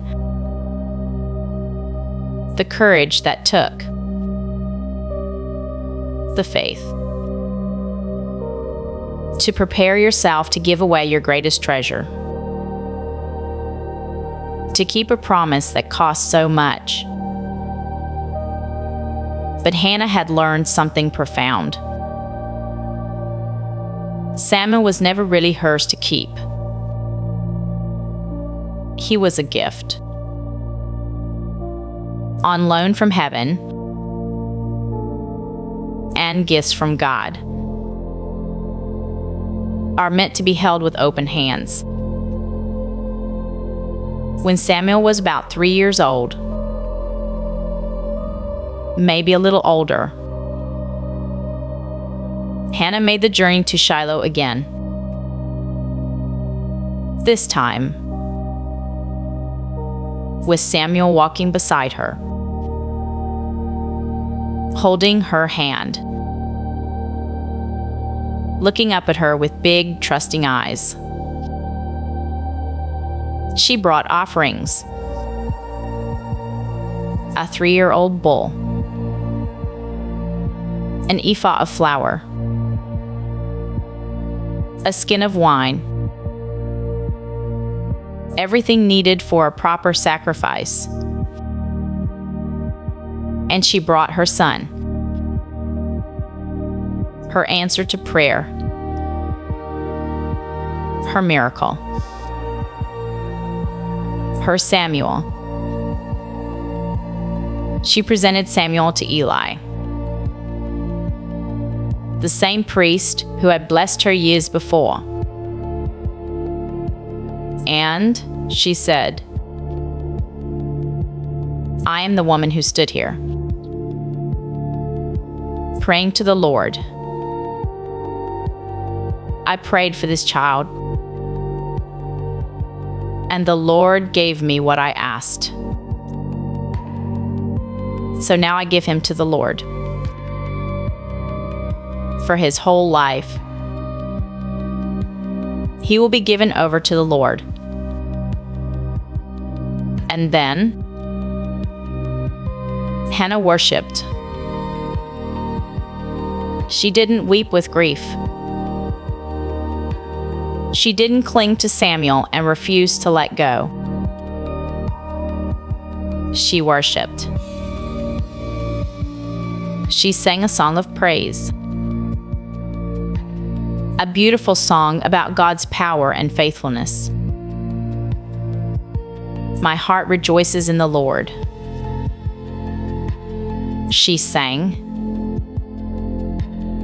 "There is no one holy like the Lord. There is no one besides you. There is no rock like our God." Her song went on about how God raises the poor from the dust, lifts the needy from the ash heap, seats them with princes, gives them a throne of honor. Hannah had learned that when we give to God, we don't lose. We gain in ways we can't even imagine yet. And so, little Samuel stayed at Shiloh, in the tabernacle, learning to serve the Lord. Under the guidance of old Eli. Imagine him there. Such a small boy in such a big, sacred place. The tabernacle with its curtains and lampstands. So, the altar where incense burned. The Ark of the Covenant. The presence of God dwelling among his people. Samuel wore a little linen ephod, a special garment for those who served in the tabernacle. His mother made it for him. And every year, when she came to Shiloh for the sacrifice, she brought him a new little robe she had made. Picture her, sewing by lamplight at home, measuring the cloth a little bigger than last year, because her boy was growing, stitching her love into every seam, her prayers into every thread. And once a year, she would see him, Samuel, growing taller, learning more, becoming who God meant him to be. She would dress him in the new robe and hold him close for just a moment, breathing in his hair, feeling his arms around her neck, storing up memories until next year. And God blessed Hannah. He gave her 3 more sons and 2 daughters. Her home that had been so empty was now full, overflowing, echoing with laughter and noise. God fills empty things. He did it for Ruth. He did it for Hannah. And he does it still. For anyone who comes to him with open hands and an honest heart. Now the story deepens. The night grows quieter. And we come to the moment that makes Samuel's story so special. Years passed. Samuel grew. He continued to serve in the tabernacle, learning the rituals, tending the lampstand, helping old Eli with his duties. But something was wrong in Israel. Something had grown dim. The scripture says, in those days, the word of the Lord was rare. Visions were not frequent. Think about that. There was a time when God seemed silent, when his voice wasn't heard in the land, when prophets didn't prophesy, and visions didn't come. It wasn't that God had stopped speaking. It was that people had stopped listening. They had grown deaf, distracted, distant. Even Eli's own sons, who served as priests, had turned away from God. They were corrupt, taking what wasn't theirs, dishonoring the sacred place. And Eli, old and tired, did little to stop them. But in the midst of this spiritual darkness, there was Samuel, young, faithful,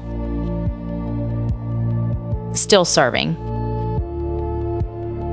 still listening. One night, everything changed. Let yourself drift into this night with Samuel. The tabernacle is quiet now. The sacrifices of the day are done. The worshipers have gone home. The only light comes from the lampstand, that golden lamp that was never allowed to go out, burning softly through the night. Eli has gone to his place to sleep. His eyes are dim. He can barely see anymore. But he still keeps watch over the tabernacle, as he has for so many years. Samuel lies down in his place too, not far from the ark of God, close to the sacred presence. He pulls his robe around him, the one his mother made, and closes his eyes. The night is peaceful. Still, the kind of quiet that feels like it's listening itself. And then, a voice. Samuel. Samuel opens his eyes. Someone is calling his name. It must be Eli. The old priest must need something. Samuel gets up quickly, his feet padding across the stone floor. He hurries to where Eli is sleeping. "Here I am," Samuel says. "You called me." But Eli shakes his head, his voice confused and sleepy. "I didn't call you. Go back to bed." So Samuel goes back, lies down again, pulls the robe around himself, closes his eyes. Again, the voice.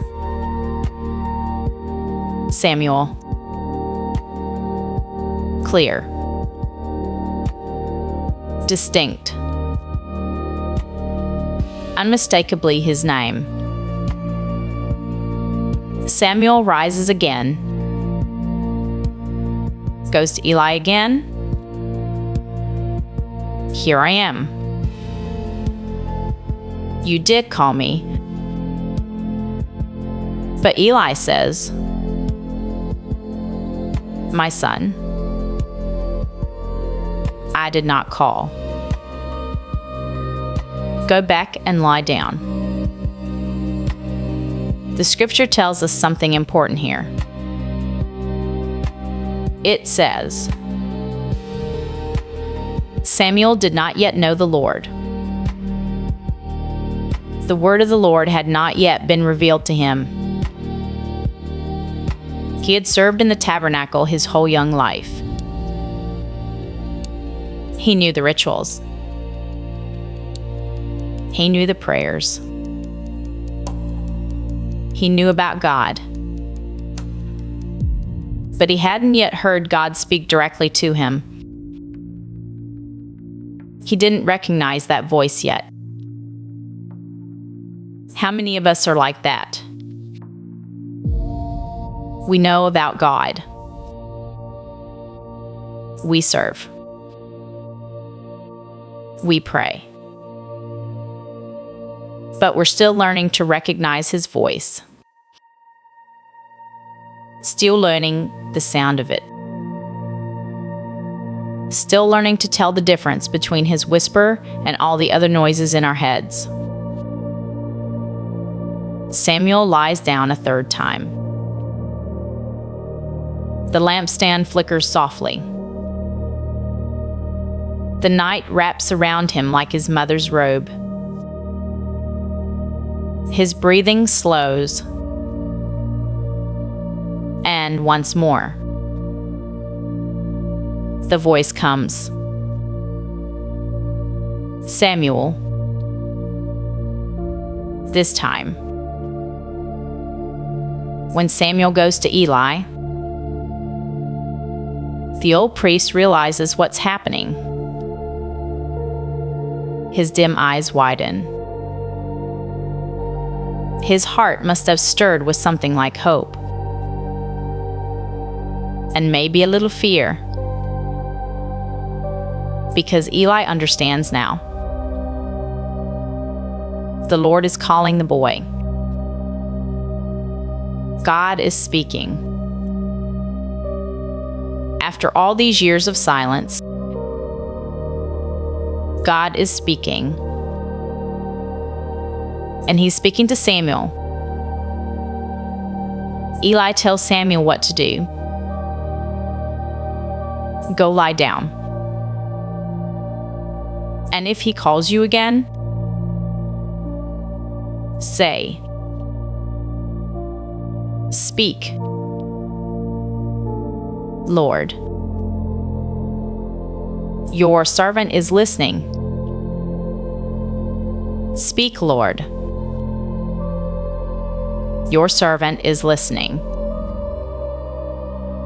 Such simple words.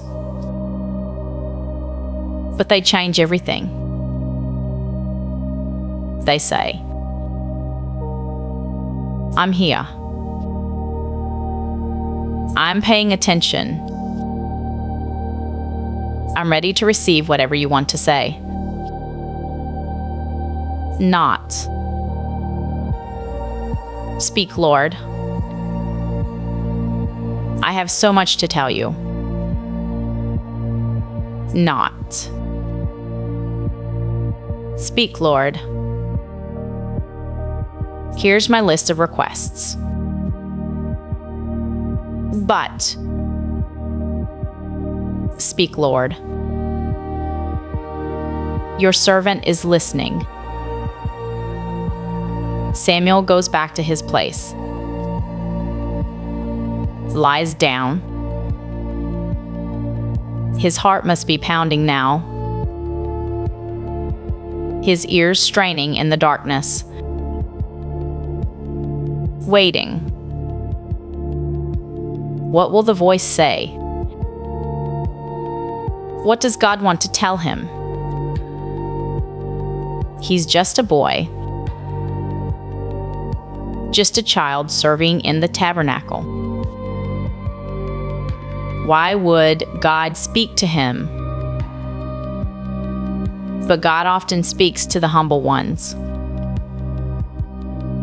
The ones who aren't too important to listen.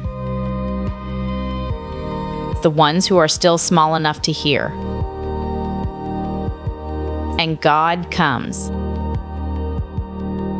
The scripture says, God came and stood there, calling as before. Samuel. Samuel? 2 times now. His name spoken twice. Like Abraham.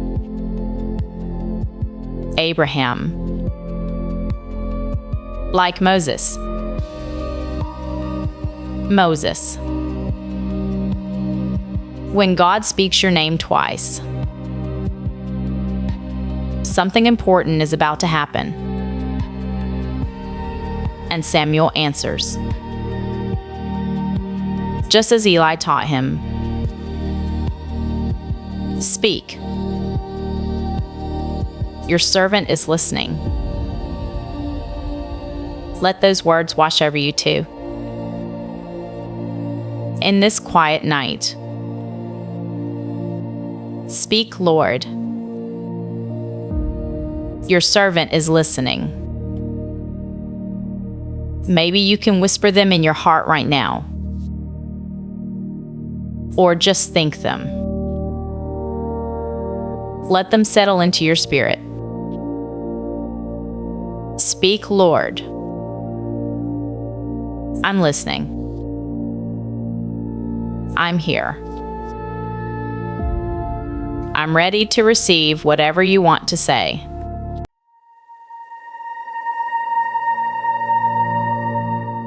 And so the boy Samuel grew. He grew in the temple in the presence of God. He learned to listen in the darkness. He learned to answer when heaven called his name. And you, dear one, you're still here, still resting, still breathing, still held. Let your body sink a little deeper now. Feel how the night has wrapped itself around you. Feel how safe you are in this moment. There's nowhere else you need to be. Nothing else you need to do. Just rest. Just listen. Just breathe. Samuel grew to be a prophet, a man who heard God's voice and spoke God's words to the people of Israel. For many years, Samuel led them. For many years, his voice guided the nation. But the people began to ask for something different. They looked around at other nations. They saw kings wearing crowns. They saw armies marching behind royal banners. And they wanted the same. Give us a king, they said. Give us a king like everyone else. And Samuel's heart grew heavy, because he knew that God himself was their king. He knew that the Lord had always led them, always protected them, always been enough. But God said to Samuel, give them what they ask for. Let them have a king. And so Israel got its first king, a tall man named Saul.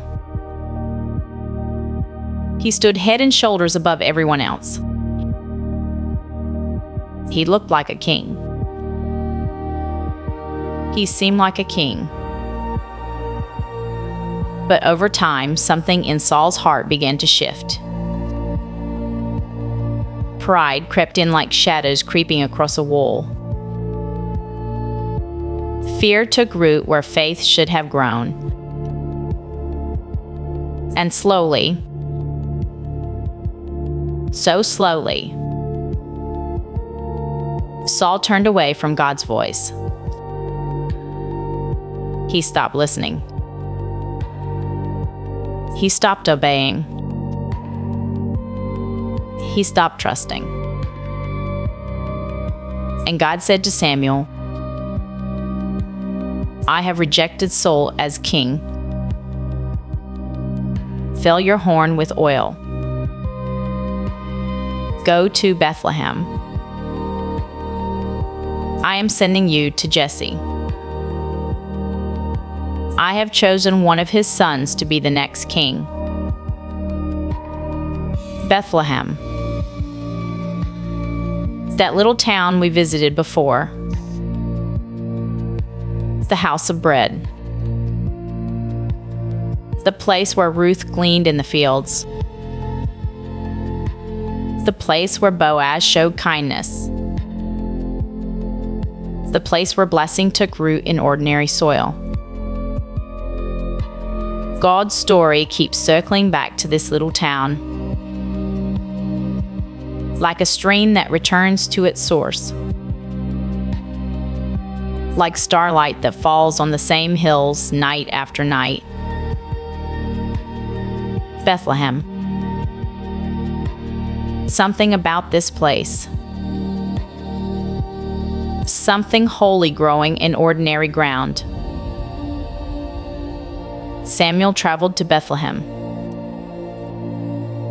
He found the house of Jesse. And Jesse brought his sons before the prophet, one by one. The first son was tall and strong. His name was Eliab. Samuel looked at him and thought, "Surely this is the one. Look at him. He looks like a king." But God said to Samuel, "No, not this one. Do not look at his appearance. Do not consider how tall he is. I have rejected him." And then God said something beautiful, something that changes everything, something for you to carry into your dreams tonight. God said, "The Lord does not look at the things people look at. People look at the outward appearance, but the Lord looks at the heart." Let those words settle over you now, like a blanket being tucked around your shoulders, like starlight falling soft on sleeping hills. The Lord looks at the heart, not at your accomplishments, not at your failures, not at how you appear to others, not at the masks you wear. God looks at your heart, the real you, the hidden you, the you that no one else sees. And God loves what he sees there, even the broken pots, even the tender places, even the fears you haven't told anyone. God sees your heart, and God chooses you, just as you are. Jesse brought his second son before Samuel. No, not this one. The third son. No, the fourth. The fifth. The sixth. The seventh. 7 sons passed before Samuel. 7 sons, and God said no to each one. Samuel turned to Jesse. "Are these all the sons you have?" And Jesse paused. "There's still the youngest, but he's out in the fields." He's tending the sheep. The youngest. Out in the fields. The one they didn't think to call. The one they almost forgot. "Send for him," Samuel said. "We won't sit down until he arrives." And now let's go to those fields. Let's find this forgotten son. Let's see what God sees when he looks at a heart. The hills outside Bethlehem are gentle. They roll like waves frozen in green, like soft curves of earth reaching toward the sky. And on one of those hills, as the sun begins its slow descent, a young shepherd sits with his flock. His name is David. He is the youngest of 8 brothers,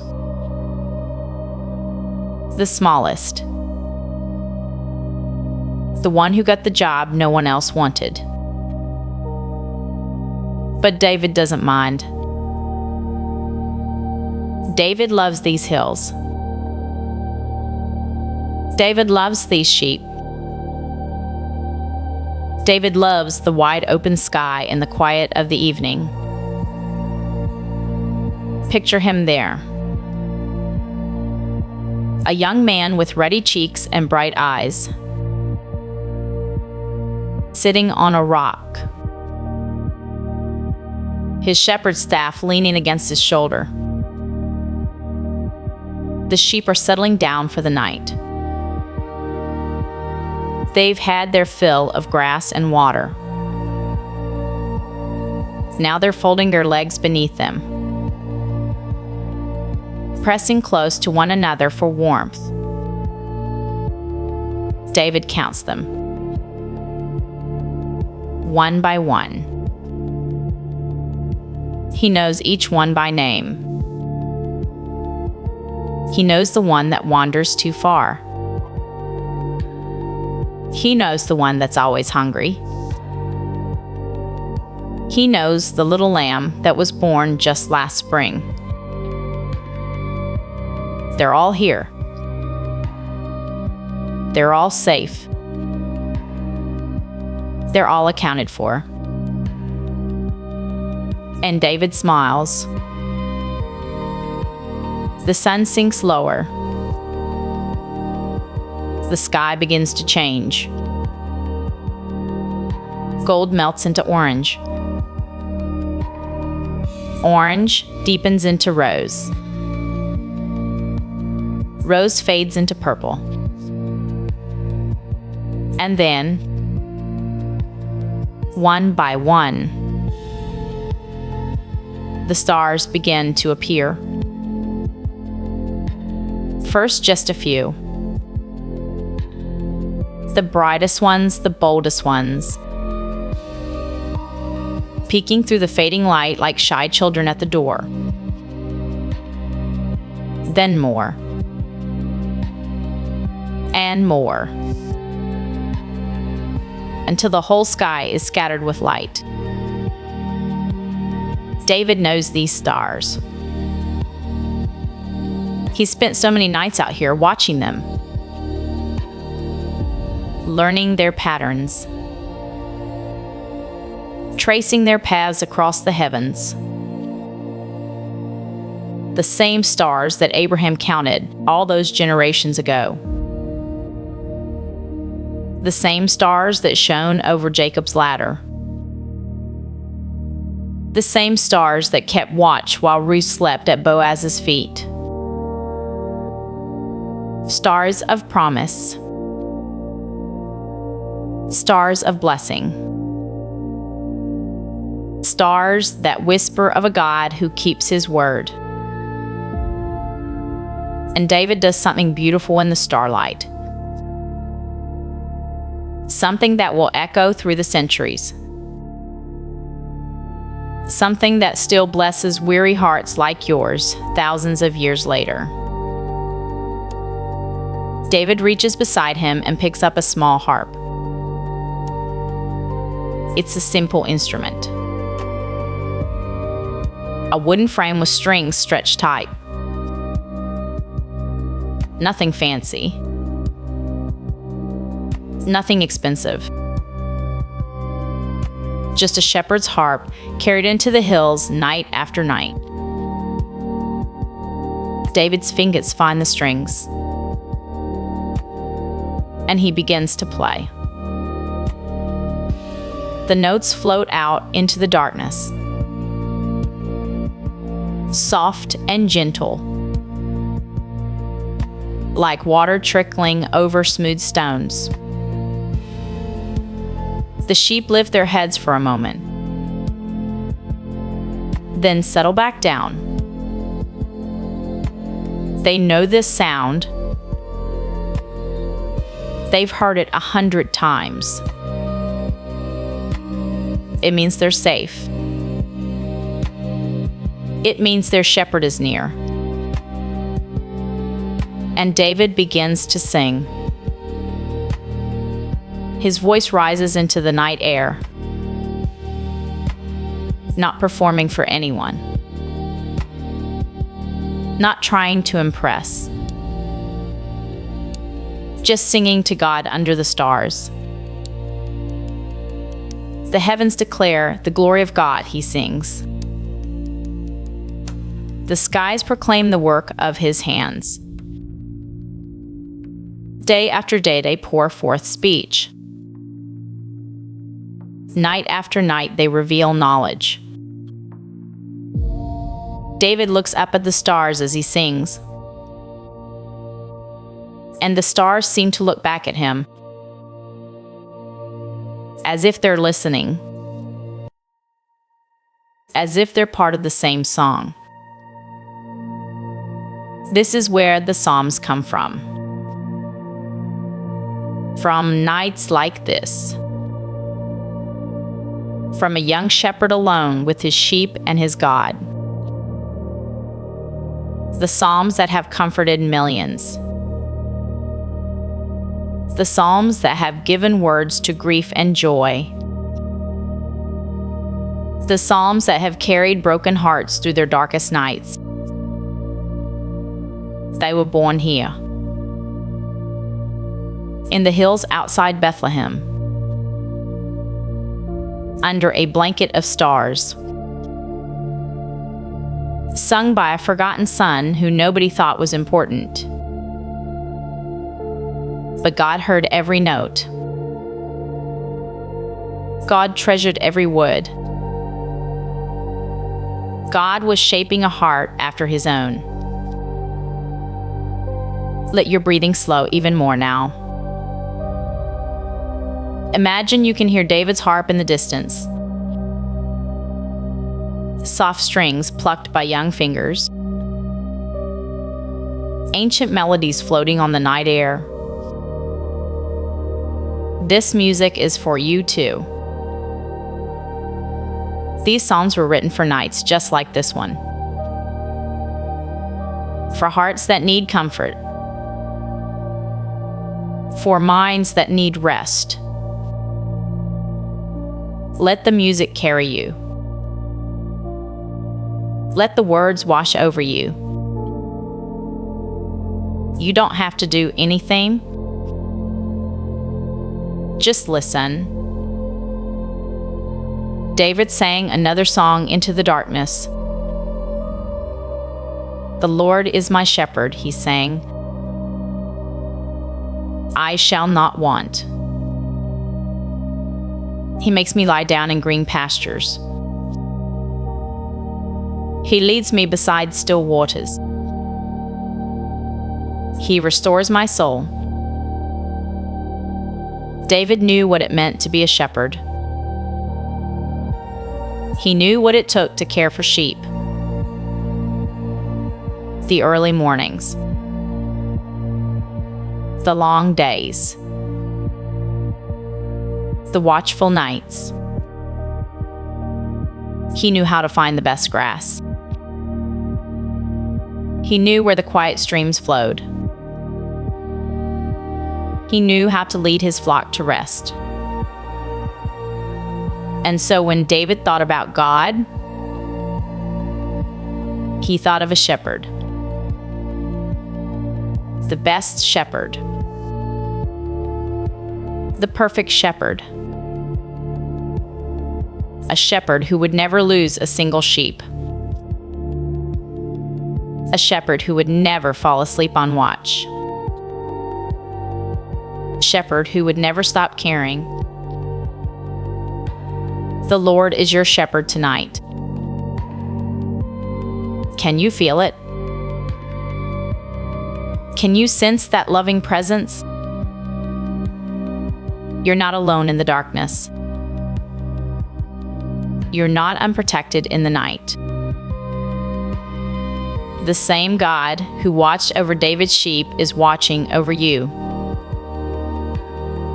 Right now. This very moment. Eyes of love are fixed on you. You are counted. You are known. You are precious beyond measure. David kept singing, song after song flowing from his heart. Sometimes the songs were prayers, simple words of worship lifted to heaven. Sometimes the songs were questions, honest wonderings about life and meaning and purpose. When I consider your heavens, David sang, the work of your fingers, the moon and the stars, which you have set in place. What is mankind that you are mindful of them? Human beings that you care for them. David looked up at the vast expanse above him. So many stars. So much space. Such an enormous, magnificent creation. And here he was. Just a shepherd boy. Sitting on a hill. So small against the infinite sky. Why would God care about him? Why would the maker of all those stars pay attention to one young man in the hills of Bethlehem? But David knew the answer. He felt it deep in his bones. He sensed it every time he sang. God cared. God noticed. God was near. Not because David was important. Not because David had earned it. But because that's simply who God is. A God who sees the smallest sparrow fall. A God who counts the hairs on your head. A God who collects your tears in a bottle. A God who looks at the heart. And what did God see when he looked at David's heart? He saw love. Deep, genuine, overflowing love for God. He saw faith. Simple trust that didn't need all the answers. He saw honesty. A willingness to bring everything to God. The joy and the sorrow. The triumph and the fear. He saw a heart that wanted to be near him. That's what God saw. A heart that longed for his presence like a deer longs for streams of water. David sang another song. As the deer pants for streams of water, so my soul pants for you, my God. My soul thirsts for God, for the living God. This is what made David different. Not his skill with the sling, not his bravery or his strength, not his good looks or his musical talent. What made David different was his thirst, his deep, unquenchable thirst for God. He wanted God the way a thirsty animal wants water,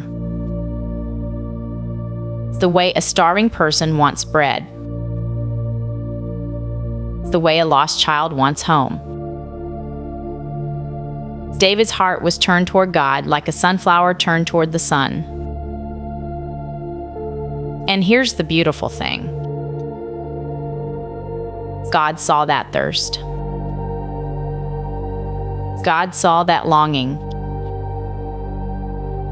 And God delighted in it. The Bible says that David was a man after God's own heart.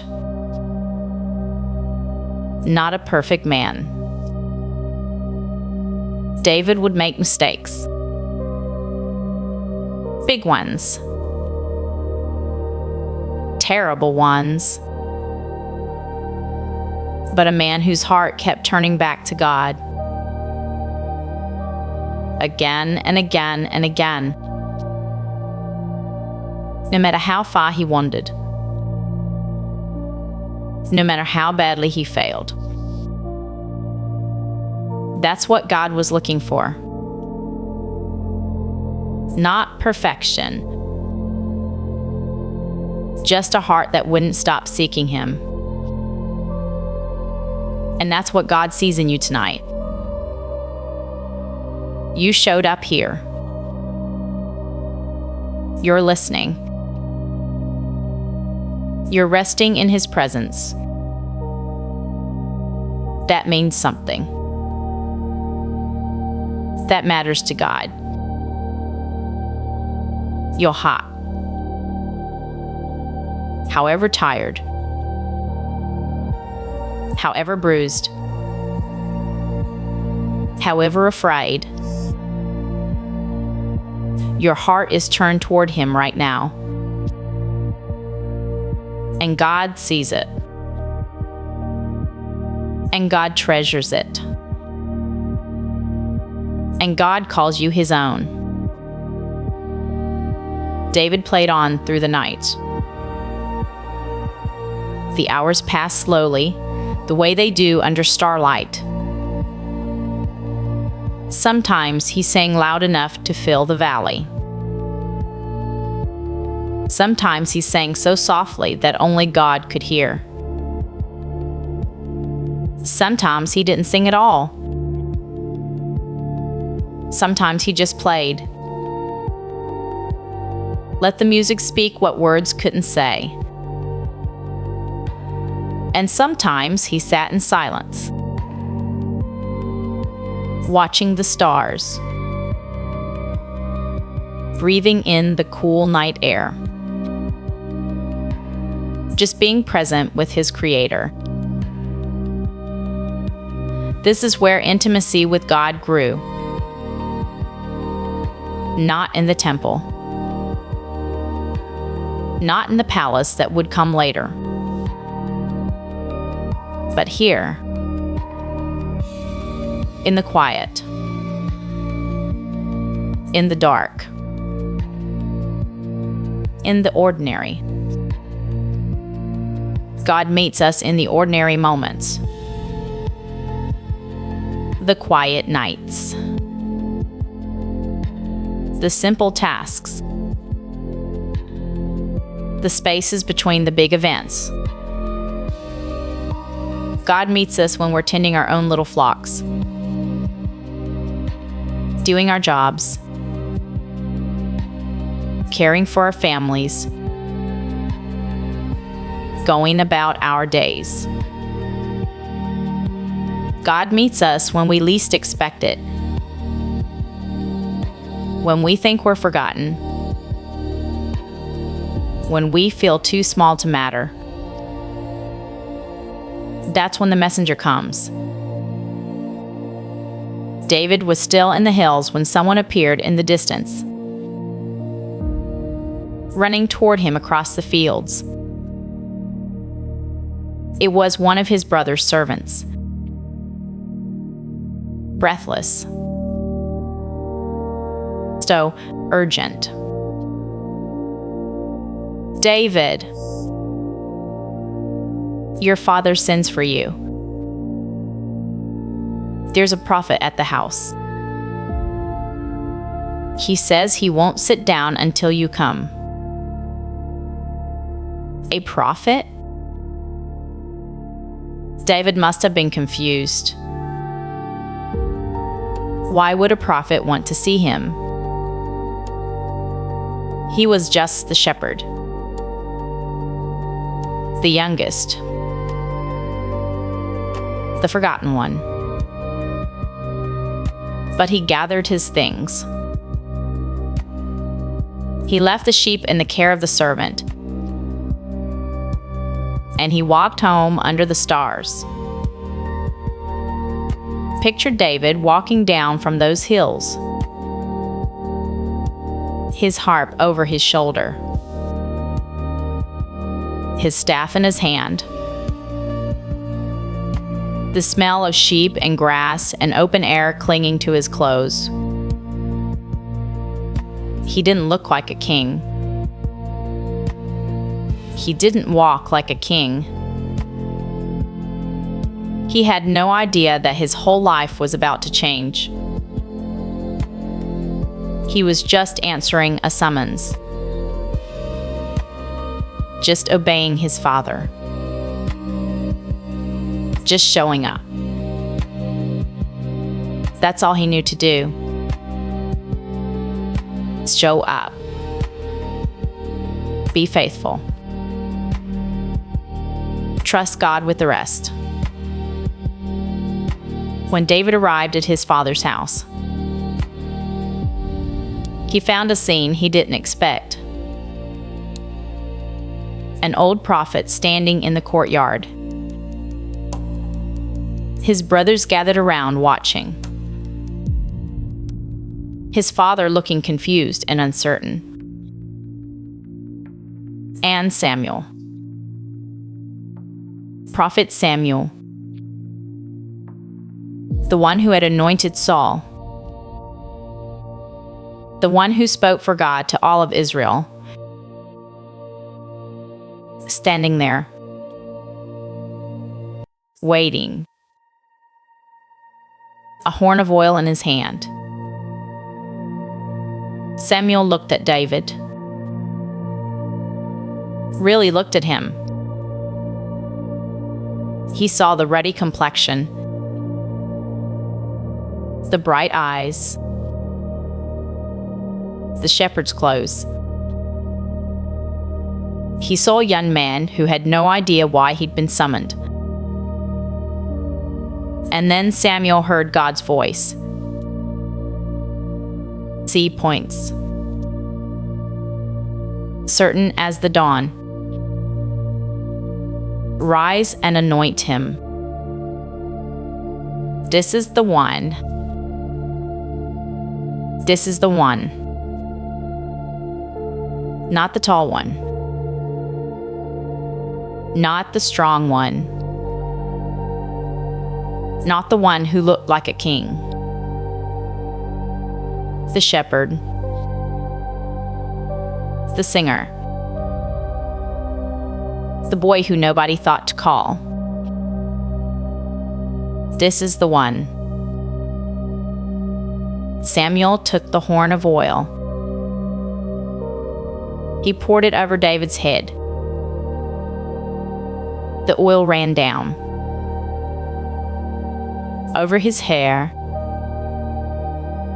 Over his face. Over his shepherd's clothes. Anointing him. setting him apart, marking him for a destiny he couldn't yet imagine. And from that day on, the Spirit of the Lord came powerfully upon David. But here's the beautiful thing.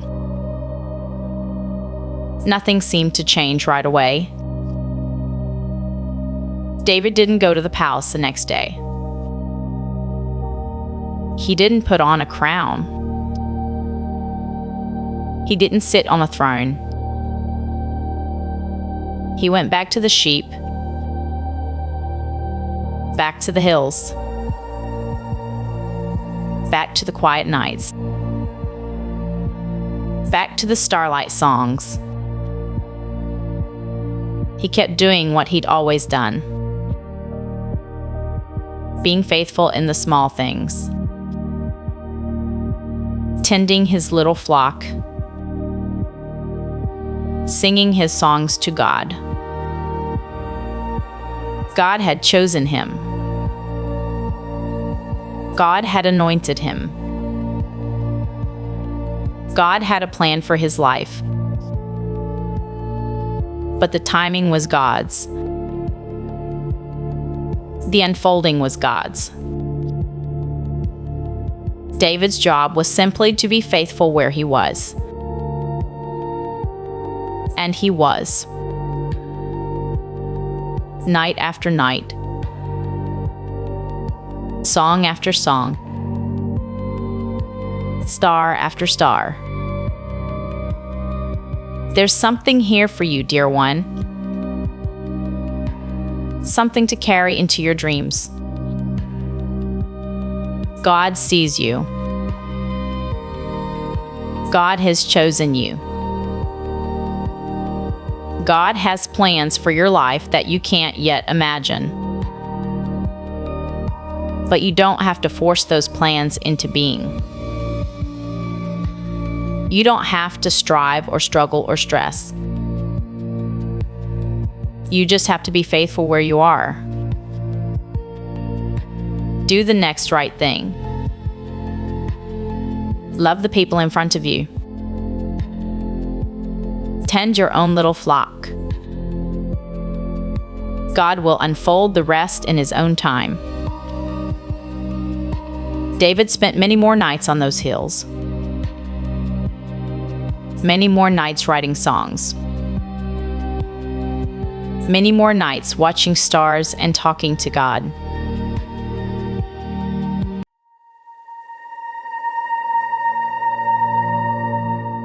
And so the story continues. Like a river that never stops flowing. Like starlight that travels through ages. Like a promise that passes from father to son. We've been walking together through the night, through Bethlehem's quiet fields,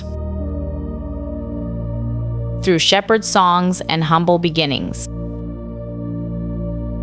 through the anointing of a boy who tended sheep. David, the shepherd king. The one whose heart beat in rhythm with God's own heart. And now, as you rest here in the darkness, as your body grows heavier against your pillow, we follow that river forward to what comes after, to a son, to a dream,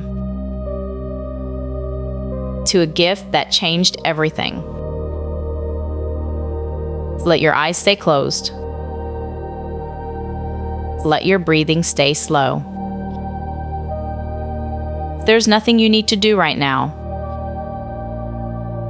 Nothing you need to figure out.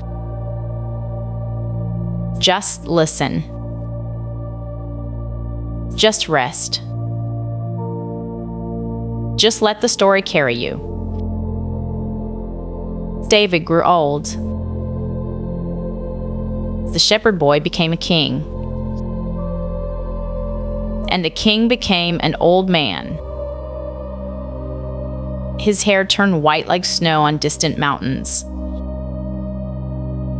His hands that once held a sling grew weathered and worn. But before he lay down to rest,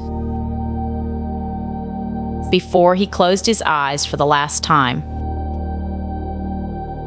he passed something precious to his son. Not just a crown, not just a throne, but a dream, a vision, a sacred calling. Build a house for the Lord, David whispered. Build what I could not build. A temple. A dwelling place. A home for God's presence among his people. And the son who received these words, the son who would carry this dream forward, his name was Solomon. Solomon. Say it slowly in your mind. Sol-O Monday. The name means peace. It comes from shalom, that beautiful word for wholeness, for completeness, for rest. And that's what David wanted for his son. After all the battles David had fought, after all the wars and struggles, he wanted peace for Solomon. Peace. The very thing you're seeking now. As you lie here in the quiet, as you let go of the day behind you. Peace. It was woven into Solomon's very name. When Solomon became king, he was young. So young. Some say he was barely 20. Others say even younger. Imagine that for a moment. A young man, suddenly responsible for an entire nation, for thousands upon thousands of people, for their safety, their well-being, their future. The weight of it must have felt enormous, like carrying a mountain on young shoulders, like holding an ocean in trembling hands. Solomon felt it. He felt how small he was, how much he didn't know, how vast the responsibility stretched before him. Maybe you felt something like that. Maybe there are times when life feels too big, when the questions feel too hard, when you wonder how you'll ever know what to do. If so, this story is for you tonight. This story of a young king and the most beautiful gift he ever received. There was a place called Gibeon. Gibeon. A high place. A hilltop where sacrifices were made. Where prayers rose like smoke into the sky. Solomon went to Gibeon. He climbed that ancient hill. He brought offerings. 1,000 burnt offerings, the scripture says. 1,000. Try to picture that. The smoke rising. The flames glowing against the darkening sky. The young king on his knees. Hour after hour. Giving everything he had. This wasn't just a ritual for Solomon. It was a surrender. A pouring out. A way of saying to God, I am yours. All of this is yours. I hold nothing back. And when the offerings were complete, when the fires had burned low, when the stars began to appear overhead, Solomon lay down to sleep. He lay down to sleep. Just as you're lying down now. Just as your body rests against your bed. Just as your head sinks into your pillow. Solomon closed his eyes. The night wrapped around him. The hilltop grew quiet. And somewhere in that sacred silence, between waking and sleeping, something wonderful happened. God came to Solomon in a dream. In a dream. Not in thunder. Not in earthquake. Not in blazing fire. But in a dream. In the quiet vulnerability of sleep. God meets us in our rest. Have you ever noticed that? So many times in Scripture. God speaks when His people are sleeping, when their defenses are down, when their striving has stopped. He spoke to Jacob while he slept on a stone pillow. He spoke to Joseph through dreams of sheaves and stars. He spoke to young Samuel in the darkness of the temple. And now, He speaks to Solomon in the holy space of sleep. So as you rest here, as your mind grows quiet, know that this too is sacred ground. This darkness, this stillness, this letting go. God is here, even in your rest, especially in your rest, and in Solomon's dream. God said something extraordinary, something almost too beautiful to believe. Let's ask. God said, "Ask what I shall give you." Ask what I shall give you.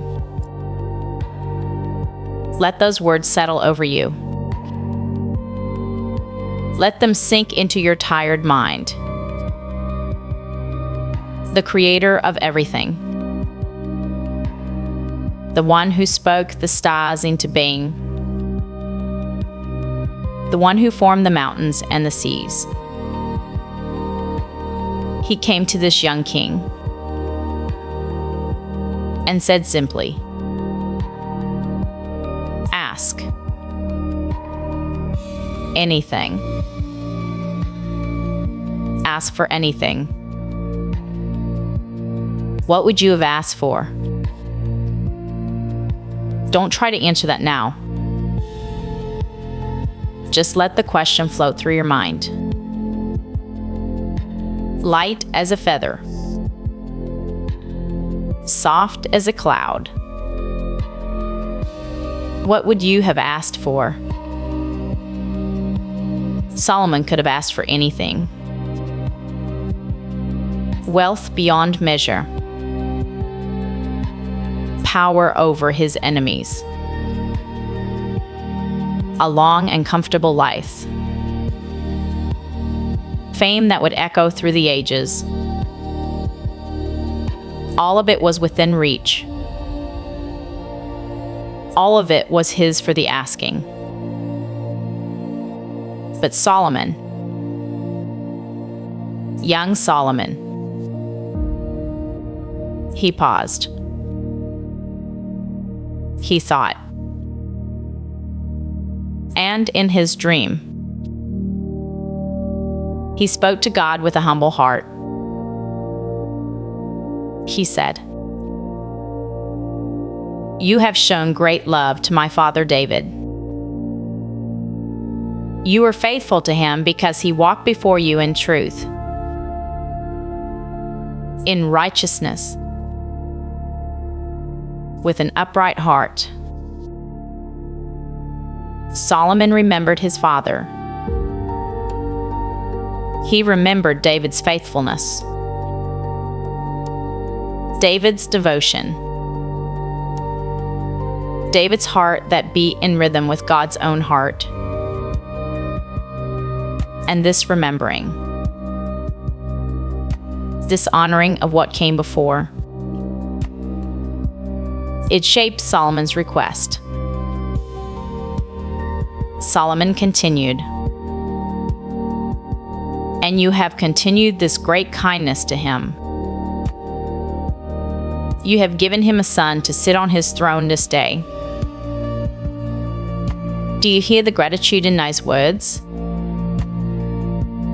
Solomon wasn't focused on what he lacked. He was focused on what he'd been given. The kindness that had already flowed to him. The grace that had already surrounded him. Before he asked for anything new. He thanked God for what already was. There's something beautiful in that. Something to carry with you. Even as you drift towards sleep, gratitude. It opens the heart. It softens the soul. It prepares us to receive. Then Solomon said something that reveals the true condition of his heart. He said, "Now, O Lord my God, you have made your servant king in place of my father David. But I am only a little child. I don't know how to go out or come in. I am only a little child. The King of Israel, the ruler of nations, the most powerful man in the land." And he called himself a little child, not from weakness, but from wisdom. He knew what he didn't know. He understood his own limitations. He saw clearly how much he needed help. This is where wisdom begins. Not in having all the answers, but in knowing you don't. Not in pretending to be strong, but in admitting you need strength beyond your own. Solomon went on, and your servant is in the midst of your people, whom you have chosen, a great people, too numerous to be numbered or counted. He saw the vastness of his responsibility. All those people, all those lives, all those hopes and fears and needs, like stars spread across the sky, like grains of sand on the seashore, too many to count, and each one precious. How could one man possibly care for them all? How could one heart hold that much love? How could one mind make that many right decisions? Solomon knew. He couldn't. Not on his own. And so he made his request. The one request that would change everything. Give your servant an understanding heart, he said, to judge your people, that I may discern between good and evil. Give your servant an understanding heart, not gold, not silver, not armies or territories or years of life, an understanding heart. In the original Hebrew, the words are even more beautiful. Solomon asked for a lev shomea, a listening heart, a heart that could hear, a listening heart. He wanted to hear what others couldn't hear, to understand what lay beneath the surface,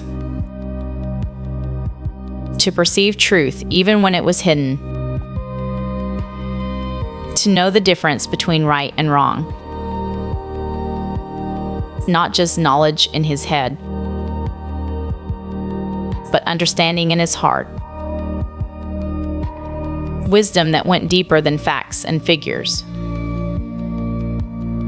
Wisdom that touched the very core of who he was. And this request, this humble, beautiful request, it pleased the Lord. The scripture says it pleased the Lord that Solomon had asked this thing. God was delighted. Imagine that. The creator of the universe, delighted by Solomon's request. Why? Because Solomon didn't ask for himself. He asked so he could serve others. He asked so he could lead with integrity. He asked so he could know what was right. His request revealed his heart. And his heart was good. God spoke to Solomon in that dream. He said, "Because you have asked this thing, and have not asked long life for yourself, nor have you asked riches for yourself,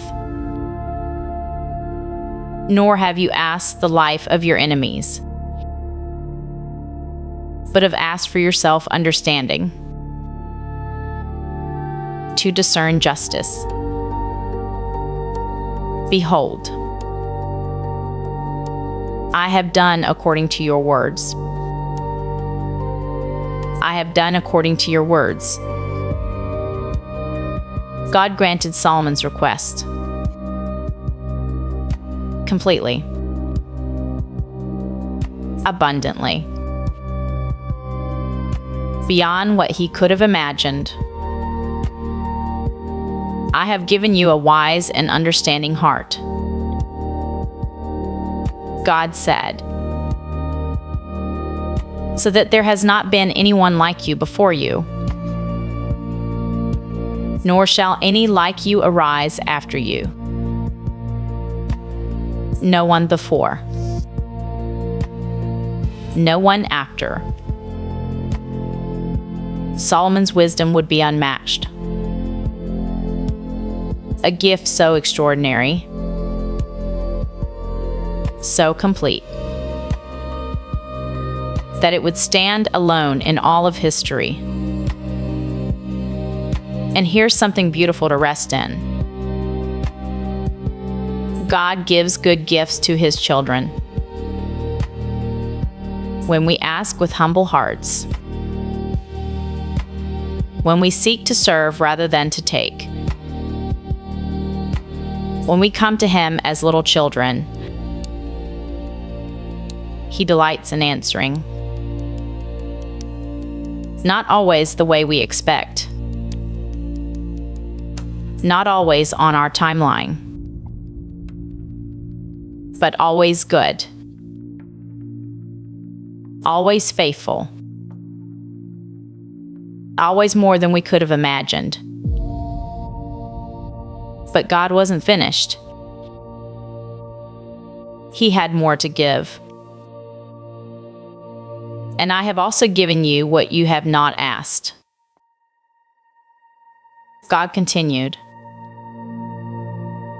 both riches and honor,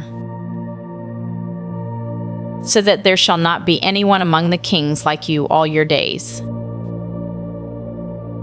What you have not asked. Solomon asked for wisdom, and God gave him wisdom.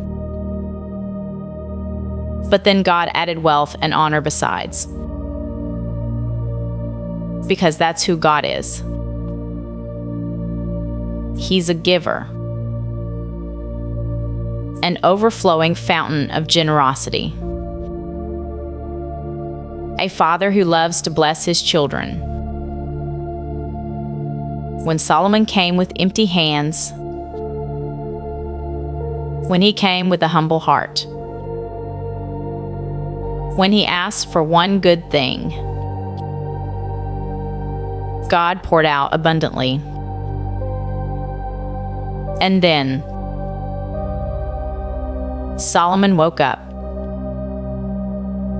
He opened his eyes. The dream faded.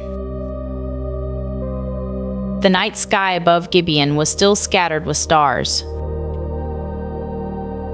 The air was cool and quiet. And Solomon realized it had been a dream. But not just a dream, a visitation, an encounter, a moment when heaven touched earth. He lay there for a moment, feeling the weight of what had happened, feeling the gift that now lived inside him, the understanding heart, the wisdom that would guide his reign. Everything was different now. He was still the same young man, still lying on the same hilltop, still facing the same responsibilities. But he was no longer alone in facing them. He carried something now. A gift from God himself. Wisdom to light his way. Solomon rose from that place. He came down from Gibeon. and he returned to Jerusalem, the city of his father David, the city where he would reign. And there, he stood before the Ark of the Covenant, that sacred box that held the presence of God, and he offered more sacrifices, burnt offerings and peace offerings, gratitude upon gratitude, thanksgiving upon thanksgiving. And then he made a feast, a celebration for all his servants, a sharing of the joy that filled his heart. This is what happens when we receive from God. We can't keep it to ourselves. It overflows. It spills out. It becomes blessing for everyone around us. Now, as you lie here in the darkness, as your body grows heavier and your mind grows quieter, let me tell you how Solomon's wisdom showed itself. Because wisdom isn't just something you have. It's something you do. It's something that flows through your decisions, your words, your actions. And soon after the dream at Gibeon, Solomon's wisdom was put to the test. 2 women came before the king. They lived in the same house. They had both given birth to babies, just 3 days apart. But something terrible had happened. One of the babies had died in the night. And now both women claimed the living child was theirs. She rolled over on her baby in the night. One woman said, and when she saw he was dead, she switched him with my son. She took my living baby and left me her dead one. No, the other woman cried. The living child is mine. The dead child is hers. She's lying. Back and forth they argued before the king, before all who watched, each one insisting she was the true mother. There were no witnesses, no evidence, no way to know for certain who was telling the truth. Just 2 women, 1 living baby, and a king who had to decide. Every eye in that throne room turned to Solomon. What would he do? How could anyone possibly know the truth? And Solomon,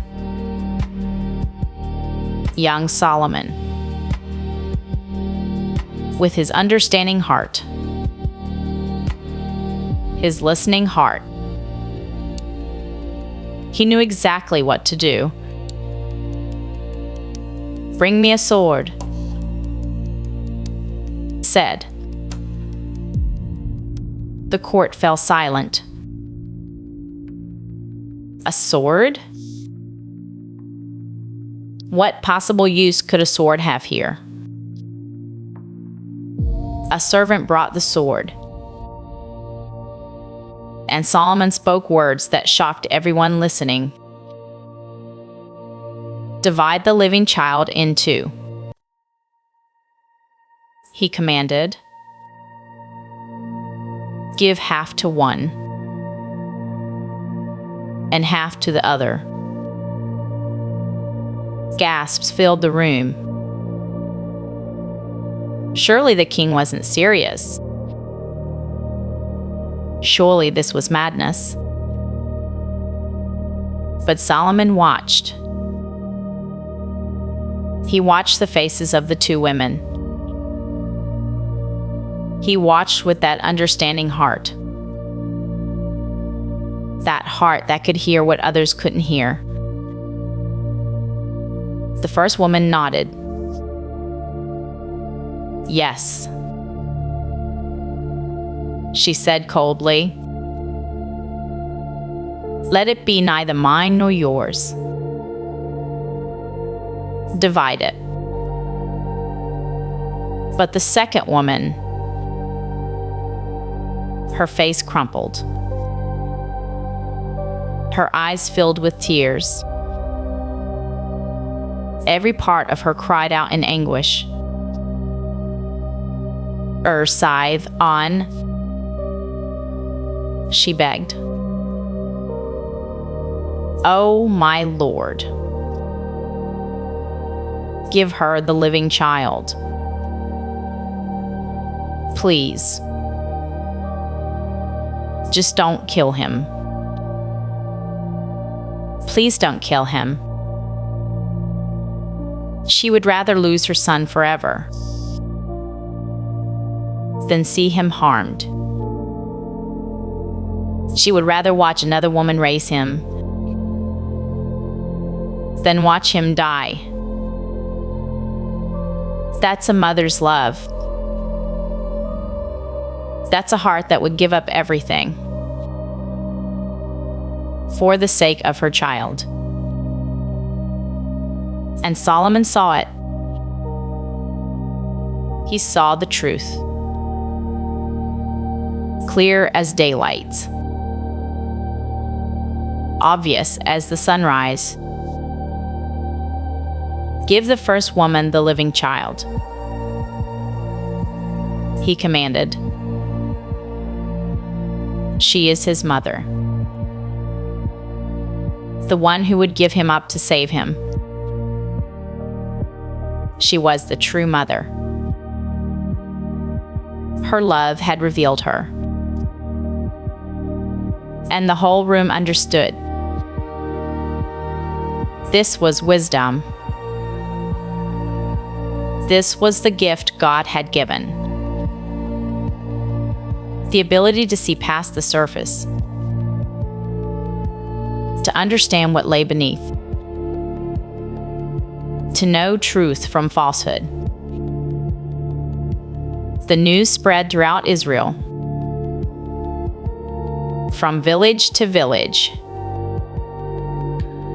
from household to household. Everyone heard what the king had done, how he had discovered the truth, how wisdom had guided his judgment. And the scripture says, all Israel heard of the judgment the king had rendered, and they feared the king, for they saw that the wisdom of God was in him to administer justice. The wisdom of God was in him, not just human cleverness, not just natural intelligence, but something more,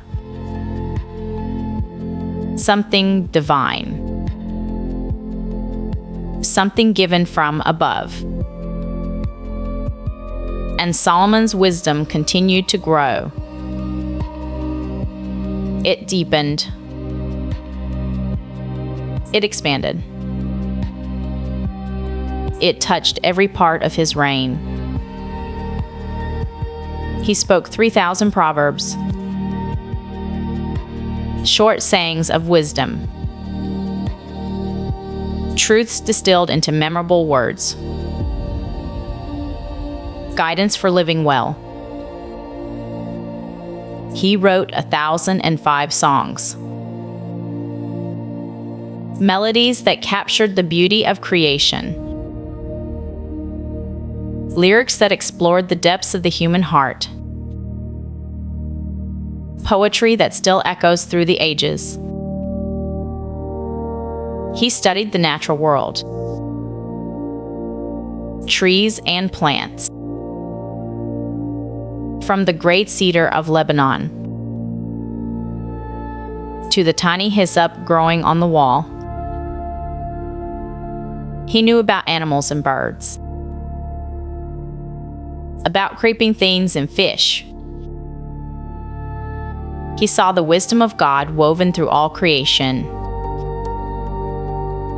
and he understood it. And he taught others what he'd learned. People came from everywhere to hear Solomon's wisdom. Kings sent their servants. Nations sent their ambassadors. Travelers journeyed for months just to sit in his courts, just to hear him speak. The wisdom that began as a dream at Gibeon, it became a light for the whole world. And it all started with a humble prayer, with a young man who knew he didn't have all the answers, with a request for an understanding heart. Now, as sleep draws closer, as your breathing slows, as your muscles relax, let me share one of Solomon's Proverbs with you. Trust in.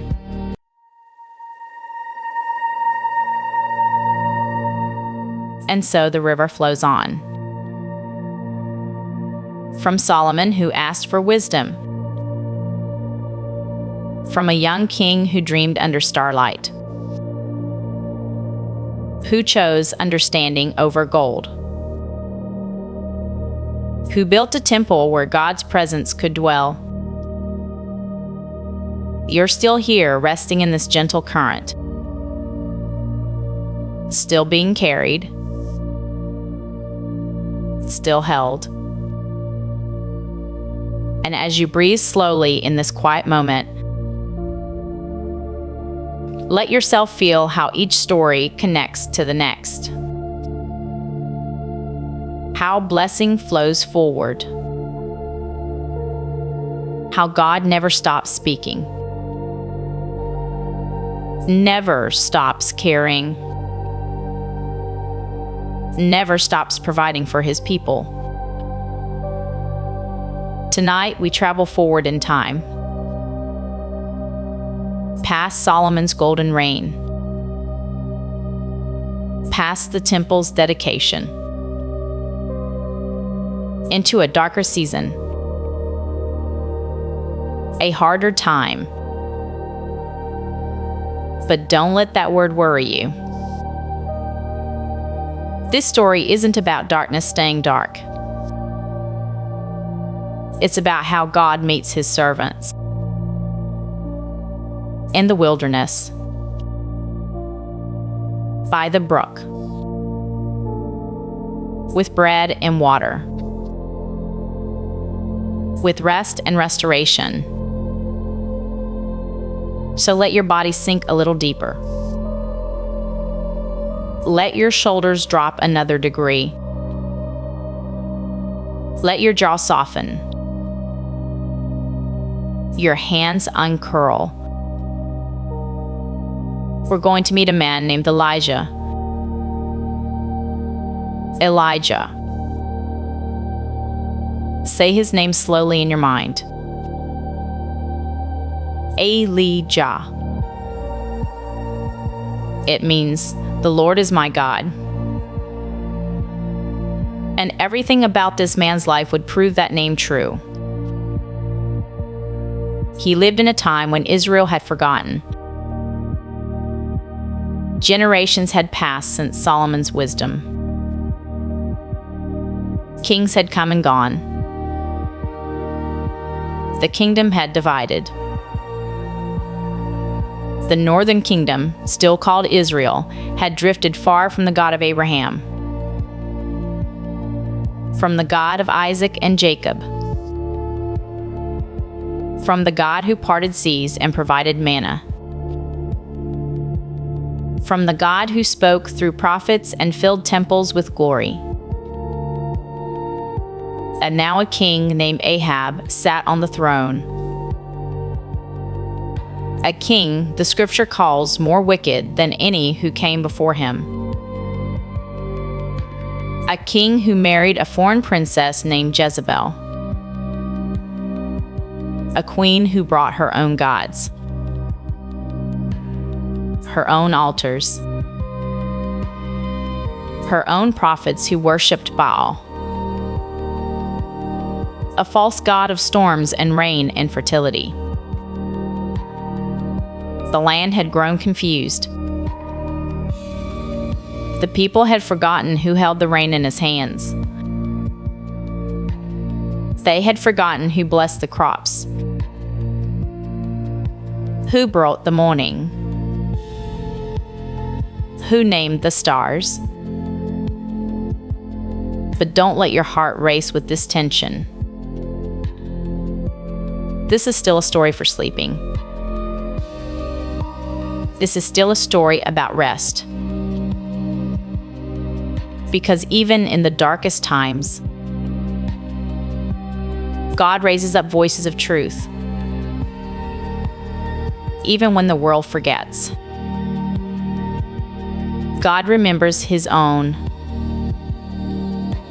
And Elijah was one of those voices. We don't know much about where he came from. The scripture simply says he was from Tishbe, a small place, unremarkable, in the rugged country of Gilead, east of the Jordan River. Picture rolling hills covered in scrub brush, rocky terrain where shepherds wandered, simple villages where people lived close to the land, close to the sky,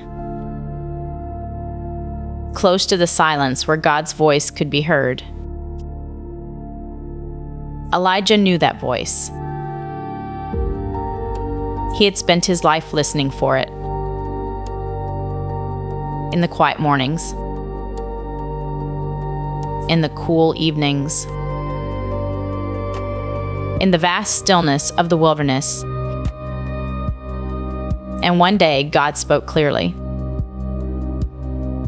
Go to Ahab. Go to the king. Tell him what I'm about to do. So Elijah went. A man from nowhere. A prophet with no army. No political power. No wealth or influence. Just a word burning in his chest. A message he had to deliver.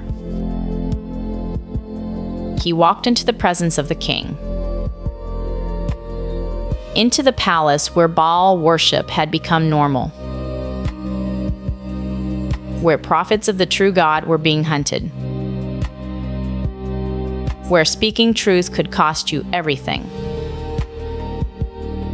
And Elijah opened his mouth.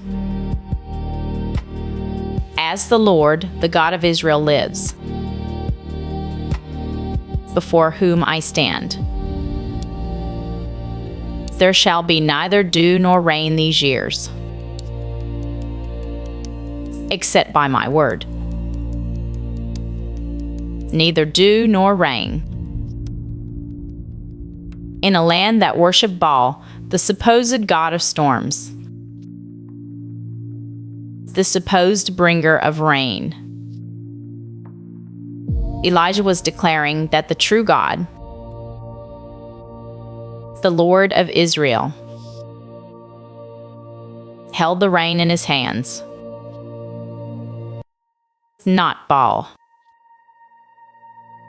not any false god, only the one whose name Elijah carried. It was a bold declaration, a line drawn in sand, a challenge to everything the king believed. And then, having delivered his message, Elijah left. Now here's where our story turns gentle again. Here's where we settle into the part meant for sleeping. Because after Elijah spoke, God spoke back to him. And what God said was tender, protective, full of care. Leave here, God said. Turn eastward. Hide yourself by the brook Cherith, east of the Jordan. Hide yourself. Those words are so gentle. God wasn't sending Elijah into battle, wasn't asking him to fight Ahab's armies, wasn't demanding he stand and defend himself. No. God was hiding his servant, tucking him away, keeping him safe. You shall drink from the brook, God continued, and I have commanded the ravens to feed you there. Ravens, unclean birds according to the law of Moses, scavengers, wild creatures that belong to no one. And yet God commanded them, ordered them, enlisted them in his care for his prophet. Think about that for a moment. Let it sink into your drowsy mind. The same God who hung the stars, who parted the Red Sea, who spoke the universe into existence, that God was arranging meals for one man by a small brook in the wilderness. He could have provided in any way he chose, could have sent an angel, could have dropped manna from heaven like he did for Moses, could have led Elijah to a wealthy patron who would feed him. But instead, God chose ravens. Wild, unexpected, impossible to predict, completely outside human control. It was a daily reminder to Elijah. You are not in charge of your own provision. I am. You don't have to figure this out. I already have. So Elijah went. He did what God said. He turned eastward. He traveled toward the Jordan, and he found the brook called Cherith. Picture this place with me. Let yourself be there as you rest. A narrow valley, rocky walls rising on either side, The sound of water trickling over stones. Cool and clear in the shade. Trees growing along the banks. Their roots drinking deep. Their leaves providing shelter. Patches of soft grass. Smooth stones worn by water. A hidden place. A secret refuge. Elijah found a spot to rest. Perhaps under an old oak. Perhaps in the curve of a boulder. Somewhere he could hear the brook singing. Somewhere he could watch the sky through branches. And he waited. Waiting is its own kind of rest, you know? When you're not striving, when you're not running, when you've done what God asked. And now you're simply trusting. That's a peaceful kind of waiting. A trusting kind. The kind where your heart can be still. Because you know someone else is working things out. And as evening came that first day, Elijah heard them. Wings. The sound of feathers cutting through air. A caw. Then another. Black shapes against the purple sky. Ravens descending toward the brook. And in their beaks,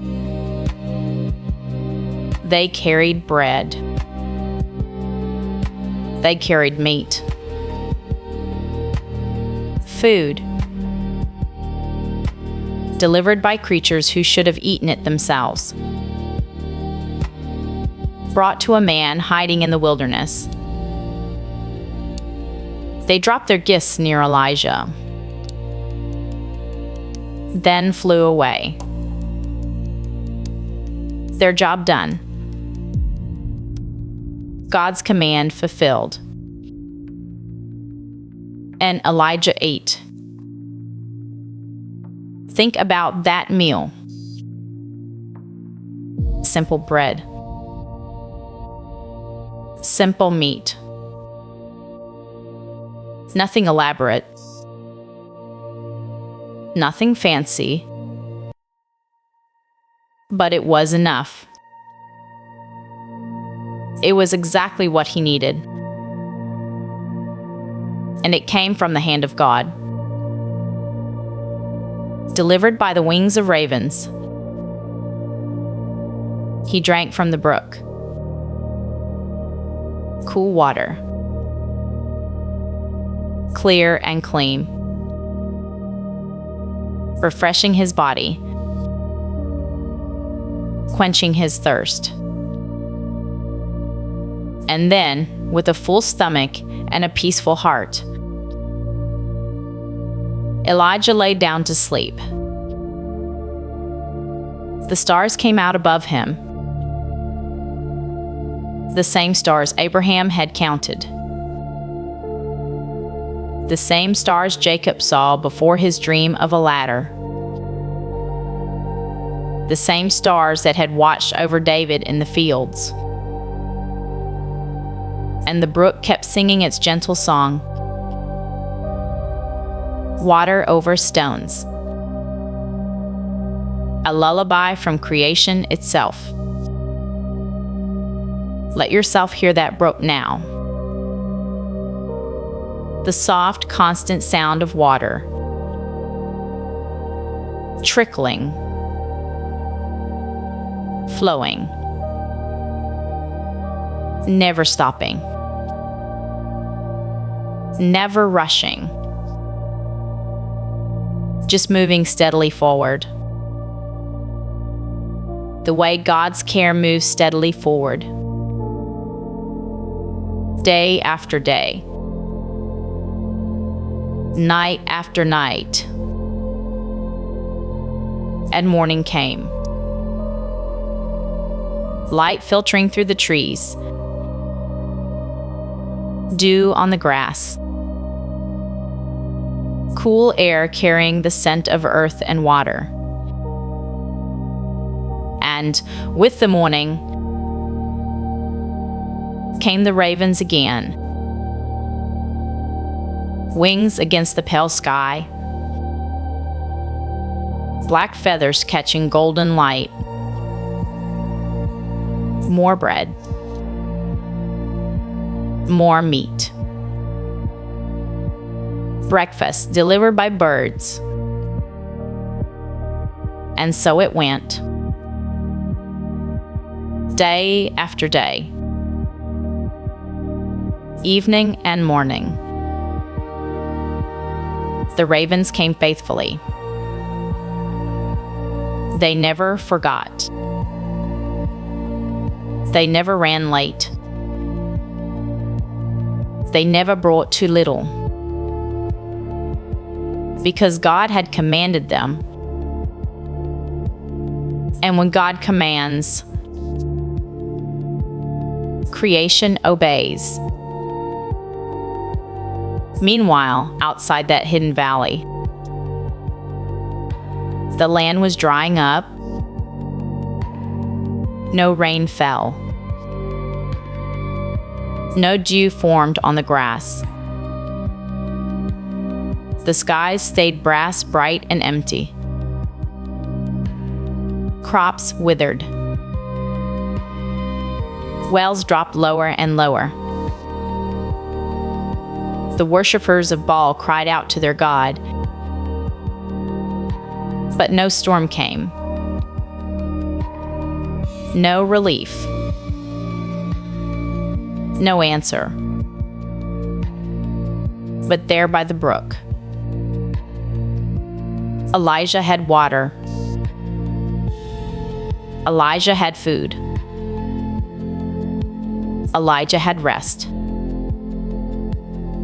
God was making a point, you see. Not just to Ahab. Not just to the prophets of Baal. But to Elijah himself. I can provide. I will provide. I know exactly what you need. And I will give it. Day by day. Meal by meal. Cup of water by cup of water. This is how God often works. Not all at once. Not everything you'll ever need dumped in your lap today. But enough. Enough for today. Enough for this moment. Enough to remind you that He's still here. Still watching. Still caring. Let that truth settle over you now. Like a blanket being tucked around your shoulders. You don't have to figure out tomorrow tonight. You don't have to solve next week's problems. You don't have to know where the provision will come from. God knows. And that's enough. Elijah lived by that brook for many days. Some scholars think it might have been months. An extended season of hiddenness. Of waiting. Of being fed and watered by God. And each day was the same. Simple.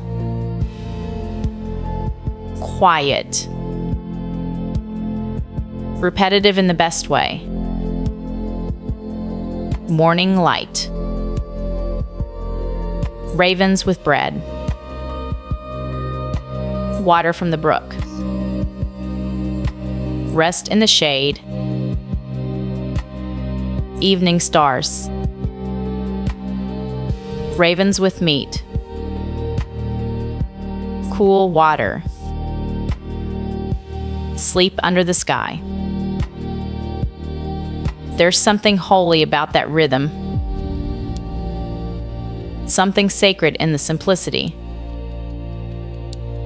No rushing. No striving. No anxious planning. Just receiving. Just trusting. Just being held by a God who never forgets. Picture yourself by that brook right now. As your body grows heavier. As your breathing slows. You're lying on soft grass. The ground beneath you is cool and steady, supporting you completely. You can hear the water. That gentle, constant sound, trickling over smooth stones, singing its quiet song. Above you, branches sway. Leaves whisper to each other. The sky is soft, peaceful, holding everything.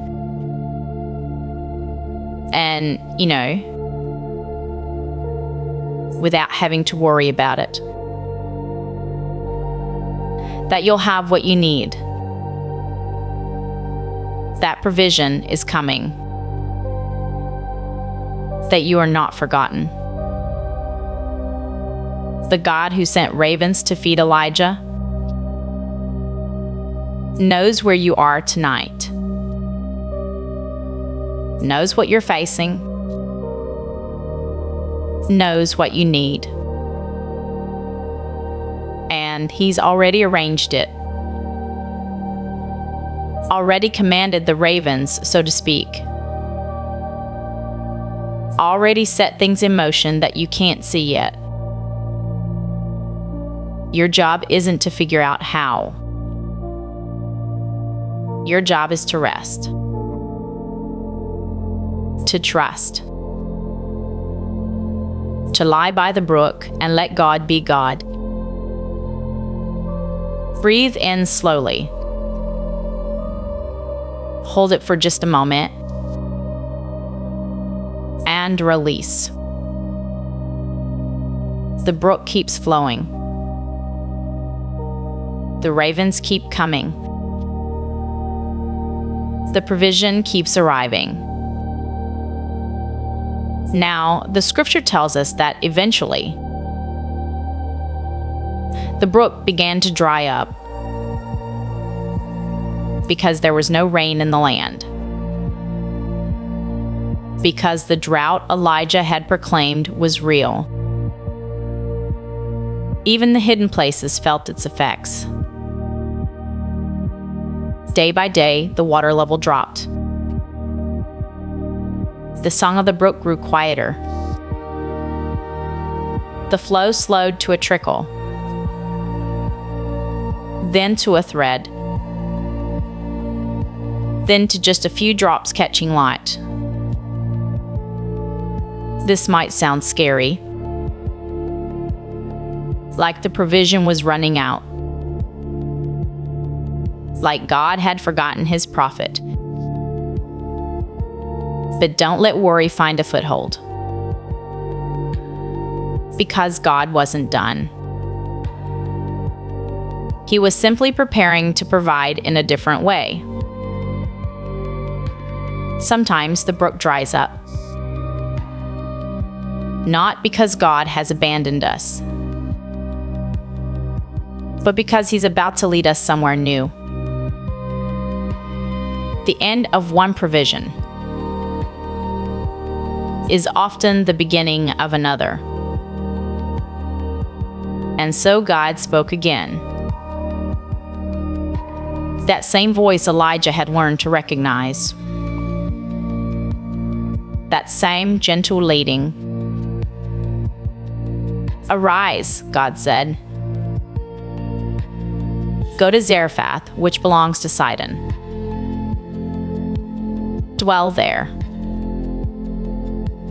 Behold, I have commanded a widow there to feed you." Another command. Another provision already arranged. Another person enlisted in God's care for His servant, just as He had commanded the ravens. Now He had commanded a widow. Zarephath, a town outside Israel's borders, in Gentile territory, near Sidon, where Jezebel's father ruled. It was an unexpected place, an unlikely source of help, just like the ravens had been. God loves to provide through unexpected channels, through sources we would never choose, through people and places that surprise us. It keeps us humble, keeps us dependent, keeps our eyes on Him rather than on the source. So Elijah rose. He said goodbye to the brook that had sustained him, the place where he had rested, the hidden valley where God had been so close. And he began to walk northward toward Zarephath, toward the next chapter of provision. But before we follow him there, let's stay a moment longer by the brook. Let's linger in this place of rest. Because even though the water dried up, the lesson remains. See, God provided. Day by day,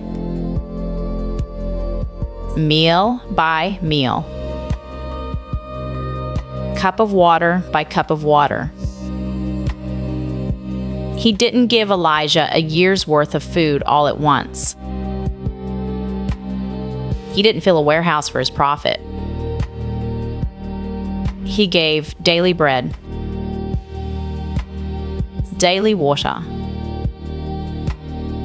daily proof of his faithfulness. Jesus would later teach his disciples to pray. Give us this day our daily bread. Not weekly bread. Not monthly bread. Daily bread. Enough for today. Trust for tomorrow. That's the invitation of the Brook Cherith. That's the message of the ravens. Today has enough. Today's provision will come. Today's needs will be met. Tomorrow will bring its own ravens, its own bread, its own gentle reminder that God is still on his throne. Let your body sink deeper now. Feel the weight of yourself being held by the bed beneath you. The weight of grass held Elijah by the brook. You don't have to hold yourself up. You can let go. You can rest completely. The one who commanded ravens is watching over you tonight. There's a beautiful detail in this story that's easy to miss. Elijah was alone by that brook. No other prophets with him. No community of believers. No fellow servants sharing his hiding place. Just Elijah, the brook, the ravens, and God. Sometimes we think we need more to be okay. More people. More resources. More visible support. But Elijah had everything he needed. In that stripped down, simple place, with only the most basic provision. He had God's presence. He had God's care. He had rest. And that was enough. You might be in a stripped-down season too. A time when things feel simplified.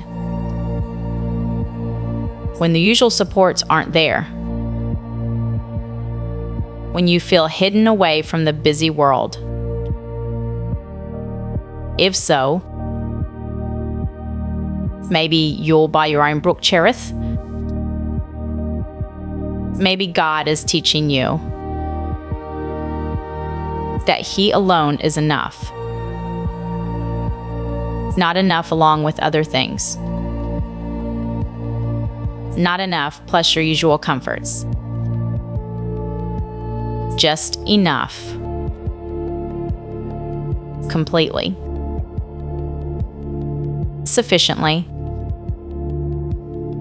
Abundantly. Let that truth wash over you. Like cool water from the brook. God is enough. The ravens came twice a day, morning and evening, reliable as sunrise, faithful as the turning of the earth. Think about what that must have been like, to watch the sky each day, to see those black shapes appear, to feel your heart lift with quiet gratitude. Here they come again. Right on time. Just like God promised. Every arrival of the ravens was a fresh sermon. A wordless reminder that God keeps His word. That what He says, He does. That His commands extend to birds and brooks and weather patterns. Nothing is outside His reach. Nothing is beyond His care.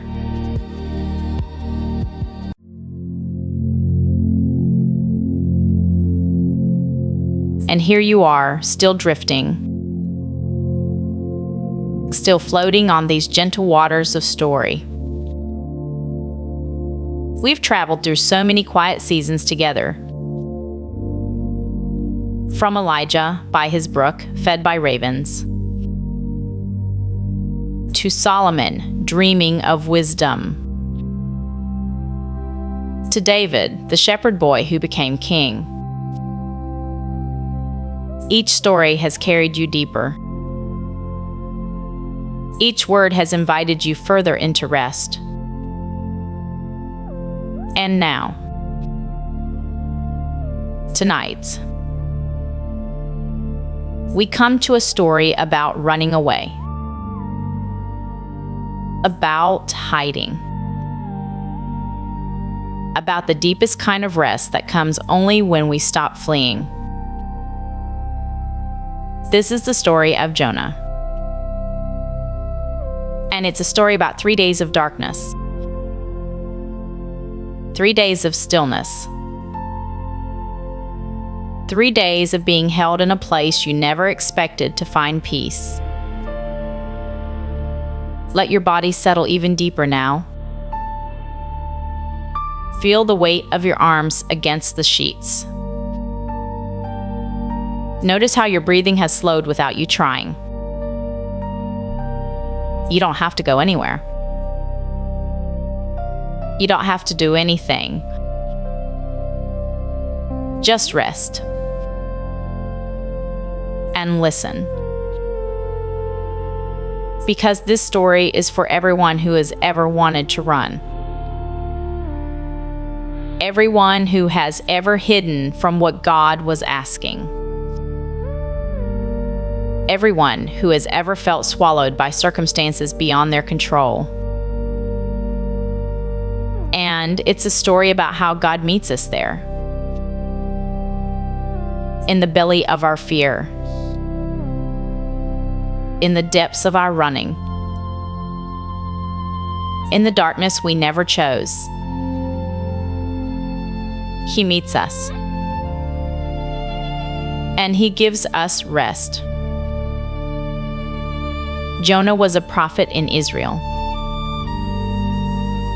He lived many years after Elijah. The kingdom had seen good kings and bad kings. Faithful seasons and faithless seasons. But one thing had remained constant. God still spoke to His people through prophets, through men and women who carried His words like precious water to thirsty ground. Jonah was one of these messengers. He knew the sound of God's voice. He had heard it before. He understood what it meant to be called. And one day, the word of the Lord came to Jonah. "Arise," God said. "Go to Nineveh, that great city, and cry out against it. For their wickedness has come up before me." Nineveh. The name itself carried weight. This wasn't just any city. This was the capital of Assyria, the heart of Israel's greatest enemy. The Assyrians were known for their cruelty. Their armies had swept through nation after nation. They showed no mercy. They took no prisoners with kindness. And God was asking Jonah to go there, to walk into the center of that brutal empire, to preach to people who had caused so much suffering. Let your shoulders soften now. Let go of any tension you're carrying. This story holds space for complicated feelings, for resistance, for fear, because Jonah's response was not obedience. The scripture tells us simply, Jonah arose to flee to Tarshish from the presence of the Lord. He didn't argue with God. He didn't ask questions. He simply ran. But notice something beautiful here. Even in the running, there is a rhythm. Jonah arose. That's what God had asked him to do. Arise. he did arise. But then he turned the wrong direction. Tarshish was as far west as Jonah could imagine going. Nineveh was to the east. So Jonah went west, as far from his calling as his feet could carry him. He went down to Joppa. Down. That word appears again and again in Jonah's story. He went down to Joppa. He went down into the ship. Later, he would go down into the sea. Down into the depths. When we run from God, we always go down, not up, not forward. Down. But here's the grace. God meets us in the down. He doesn't abandon us to our descent. He follows us. He pursues us. He prepares something even in the depths. Let that truth settle over you like a blanket. You don't have to have everything figured out. You don't have to be running in the right direction. God still comes. God still meets you.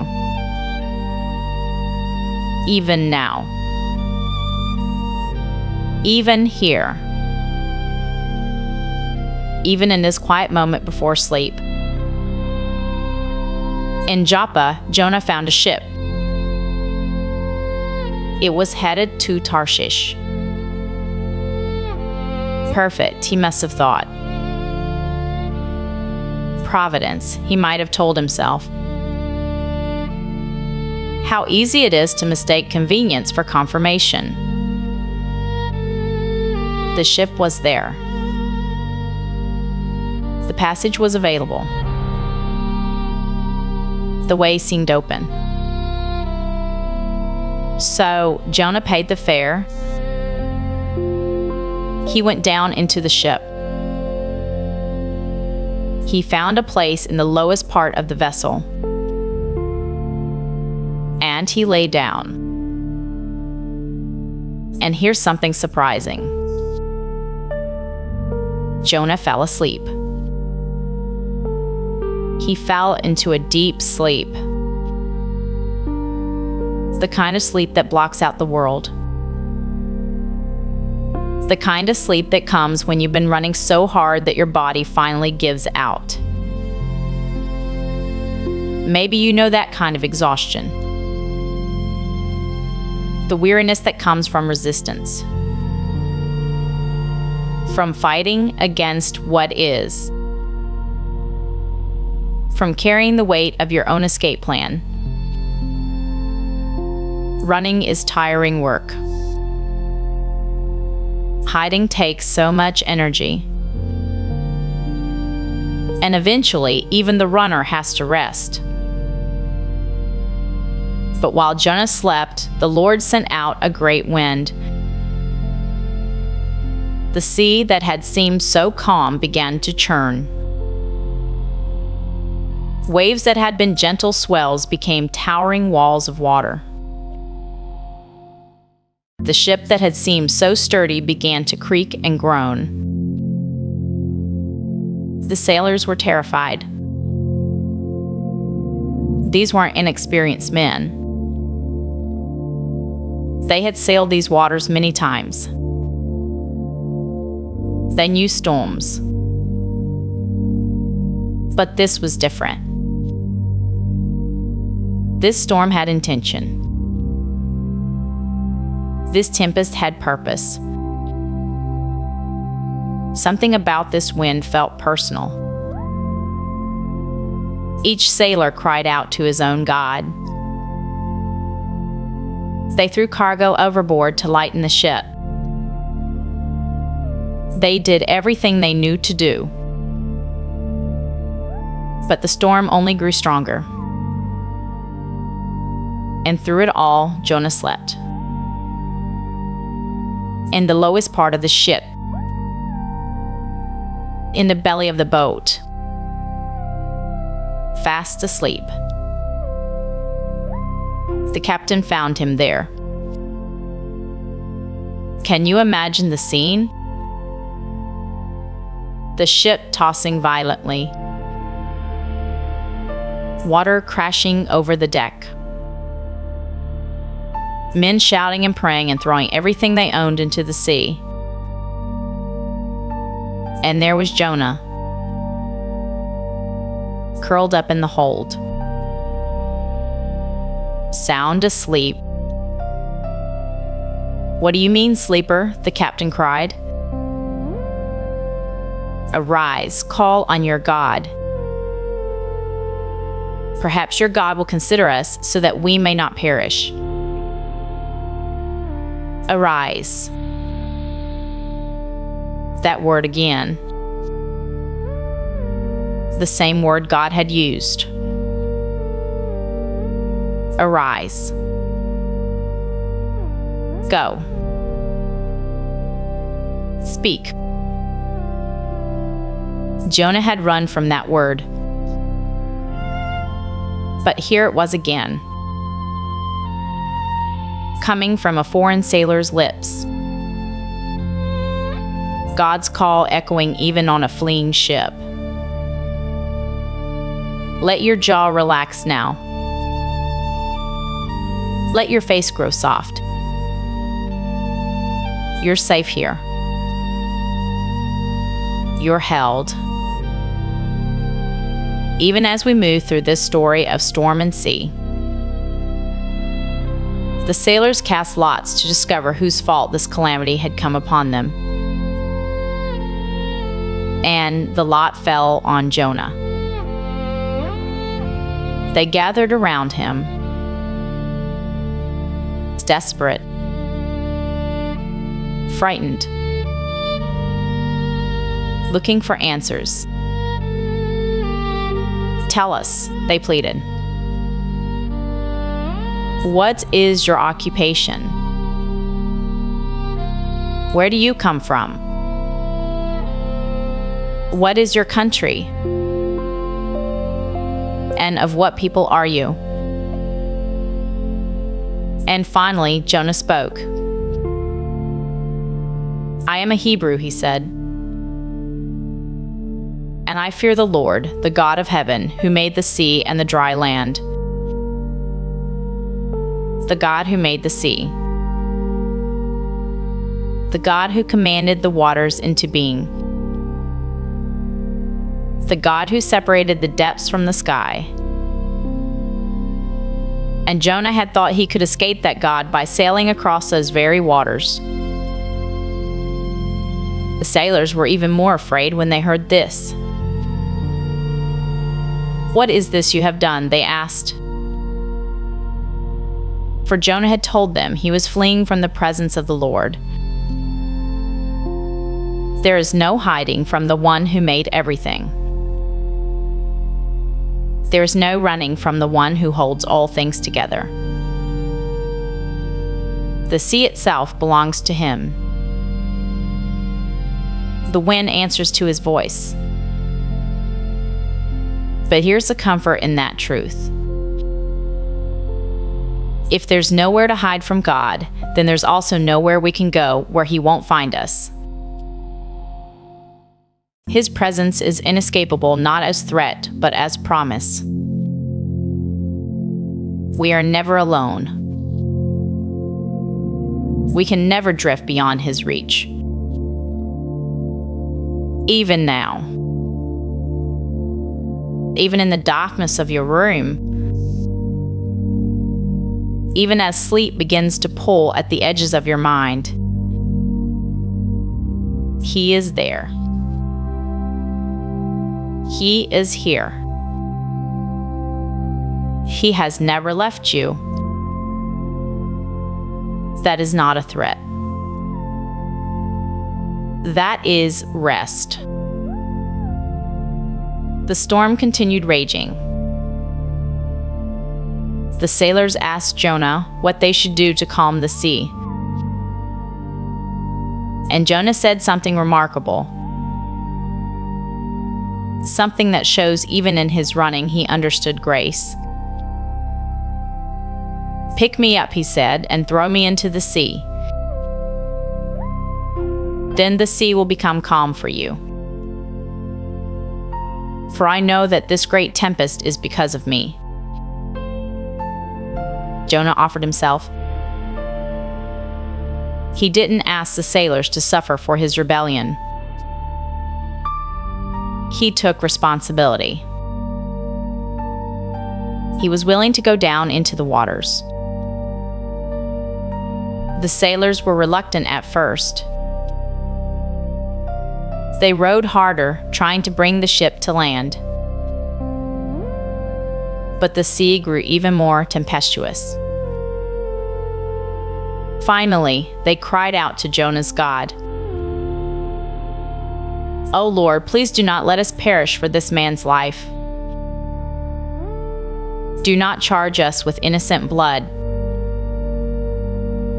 For you, O Lord, have done as it pleased you." And then they picked up Jonah. And they threw him into the sea. And immediately the water grew still.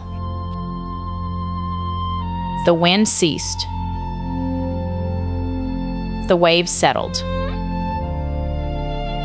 The storm that had raged with such fury simply stopped. Peace. Sudden. Complete. Breathtaking peace. The sailors were amazed. They feared the Lord exceedingly. They offered sacrifices. They made vows. Even in Jonah's rebellion, God was working. Even through his running, God was reaching. These pagan sailors encountered the true God because of a prophet's disobedience. God wastes nothing. Not our obedience. Not our failures. Not even our running. He weaves it all into his story. Let that bring you peace tonight. Whatever you're carrying, whatever you've done or left undone, God is still working. God is still weaving. Rest in that. Rest in Him. But what about Jonah? He was sinking. Down through the dark water, down past the light, down into the depths he never imagined he would know. The scripture tells us, "Now the Lord had prepared a great fish to swallow Jonah." Prepared. That word is important. This wasn't an accident. This wasn't random chance. God had prepared this fish before Jonah ever began running. Before Jonah fled to Joppa. Before he boarded that ship. Before the storm arose. God was already preparing a place for him in the deep. The fish swallowed Jonah.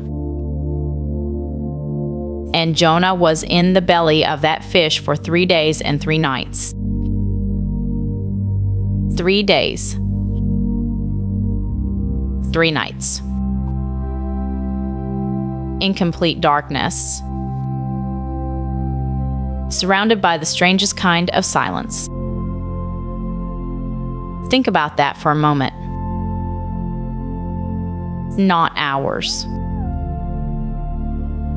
Days. 3 full cycles of the sun rising and setting above the waves that held him under. In the darkness. In the deep. In a place no light could reach. And here's what I want you to hear tonight. This was not punishment. This was preservation. The fish wasn't Jonah's destruction. It was his salvation. Without that fish, Jonah would have drowned. Without that prepared place in the deep, he would have been lost forever.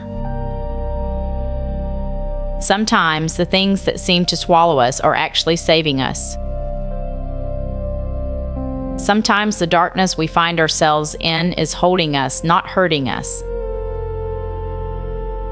Sometimes what feels like going under is actually God's provision keeping us alive. Let that truth sink into your bones. Whatever depths you've known, whatever darkness has surrounded you, God was there, preparing, preserving, holding you through it all. Inside the fish, Jonah prayed. It's one of the most beautiful prayers in Scripture. Rising up from the deepest, darkest, strangest place imaginable. A prayer from the belly of a fish at the bottom of the sea. I cried out to the Lord because of my affliction, Jonah prayed, and he answered me. Out of the belly of Sheol I cried, and you heard my voice. He cried, and God heard. That's the promise that holds everything together. We cry. God hears. No matter where we are, no matter how deep, no matter how dark. Jonah continued, for you cast me into the deep, into the heart of the seas, and the floods surrounded me. All your billows and your waves passed over me. He acknowledged where he was. He didn't pretend. He didn't minimize. He was in the deep. The waters surrounded him. The waves had passed over him completely. There is something holy about naming our circumstances honestly. About saying, this is hard. This is deep. This is more than I can handle on my own. Jonah named it all. And then he said something remarkable. Then I said, I have been cast out of your sight. Yet I will look again toward your holy temple. Yet. That small word carries so much weight. I feel abandoned. Yet. I feel forgotten. Yet. I feel so far from you. Yet I will look again toward you. This is faith in the darkness. This is hope when you can't see. This is trust when everything says you're alone. Yet, I will look toward you, Jonah's prayer continued, and it grew even more desperate before it grew peaceful. The water surrounded me, even to my soul, he prayed. The deep closed around me. Weeds were wrapped around my head. Can you feel that? The weight of water. The press of darkness. The tangling of weeds. Everything closing in. I went down to the moorings of the mountains. The earth with its bars closed behind me forever. Forever. That's what it felt like to Jonah. The bars had closed. The door had shut. There was no way out. Forever. Have you ever felt that? That sense of forever stuck. Forever trapped. Forever in the dark. But listen to what comes next. Yet you have brought up my life from the pit, O Lord my God. Yet. That word again. The turning word. The hinge on which everything swings. The bars had closed. Yet. It felt like forever.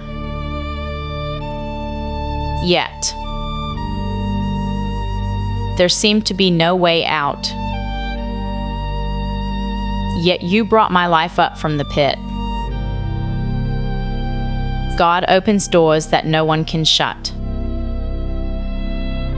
God brings life from places that seem like death. God rises up when everything else is pulling down. That's the God who holds you tonight. That's the God who sees you in your darkness. That's the God who is preparing something even now that you cannot see. And then Jonah said this: When my soul fainted within me, I remembered the Lord. And my prayer went up to you into your holy temple. When his soul fainted,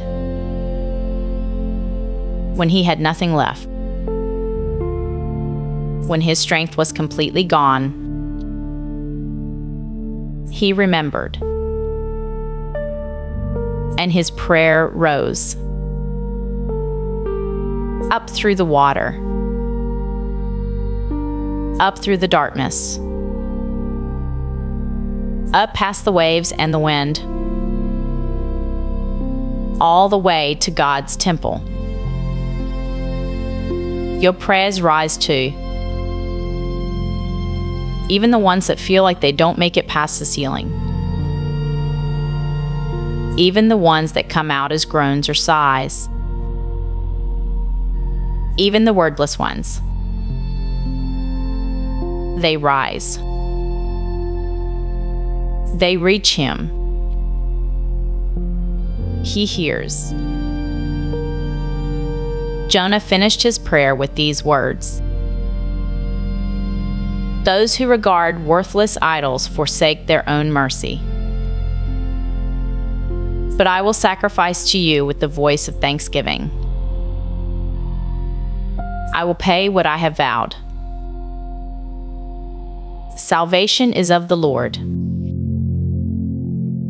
Salvation is of the Lord. Not of Jonah's running. Not of Jonah's praying. Not of Jonah's promises. Salvation belongs to God alone. He gives it freely. He offers it generously. He prepares it in advance. A fish in the deep before we ever begin to sink. Rest in that salvation tonight. You don't have to earn it. You don't have to deserve it. You only have to receive it. Like breath. Like sleep.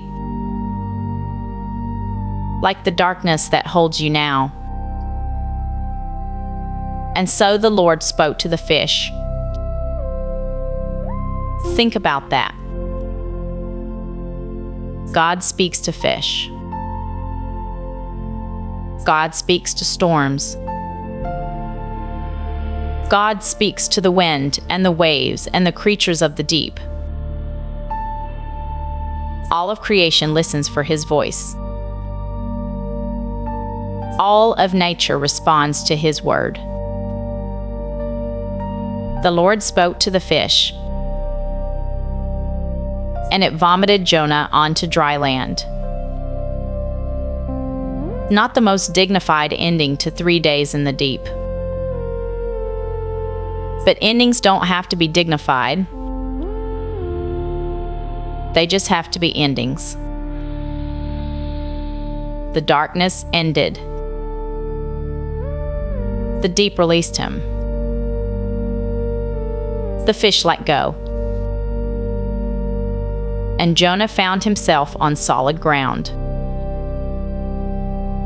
Sandy beach beneath him.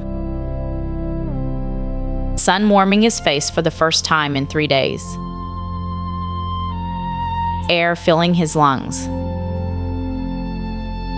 Real air. Fresh air.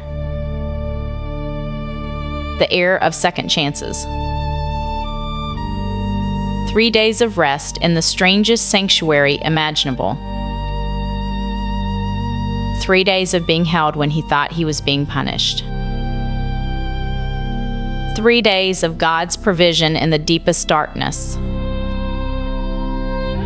And now, new beginnings. Let your body sink deeper into rest. Let your muscles go soft. Let your mind release its grip on the day. You've carried so much. You've held so tightly. But here in the darkness of this night, you can let go. Like Jonah in the belly of that fish. There was nowhere else to go. Nothing else to do. No one to perform for. No expectations to meet. It's darkness and rest and the strange peace of being completely held. You're held like that tonight. Not by a fish, but by the same God who prepared that fish. The God who holds the seas in His hand. The God who knows the depths better than the depths know themselves. You're safe. You're held. You're not alone. The word of the Lord came to Jonah a second time. That's grace. God speaks again. After the running, after the hiding, after the storm and the sinking and the 3 days in darkness, God speaks again. Arise, God said again. The same word as before. Go to Nineveh, that great city, and preach to it the message that I tell you. Same call. Same mission. Same destination. God's purposes don't change just because we run from them. His plans don't disappear because we said no the first time. He waits. He prepares. He speaks again. And this time, Jonah arose and went to Nineveh. No running. No ship in the opposite direction.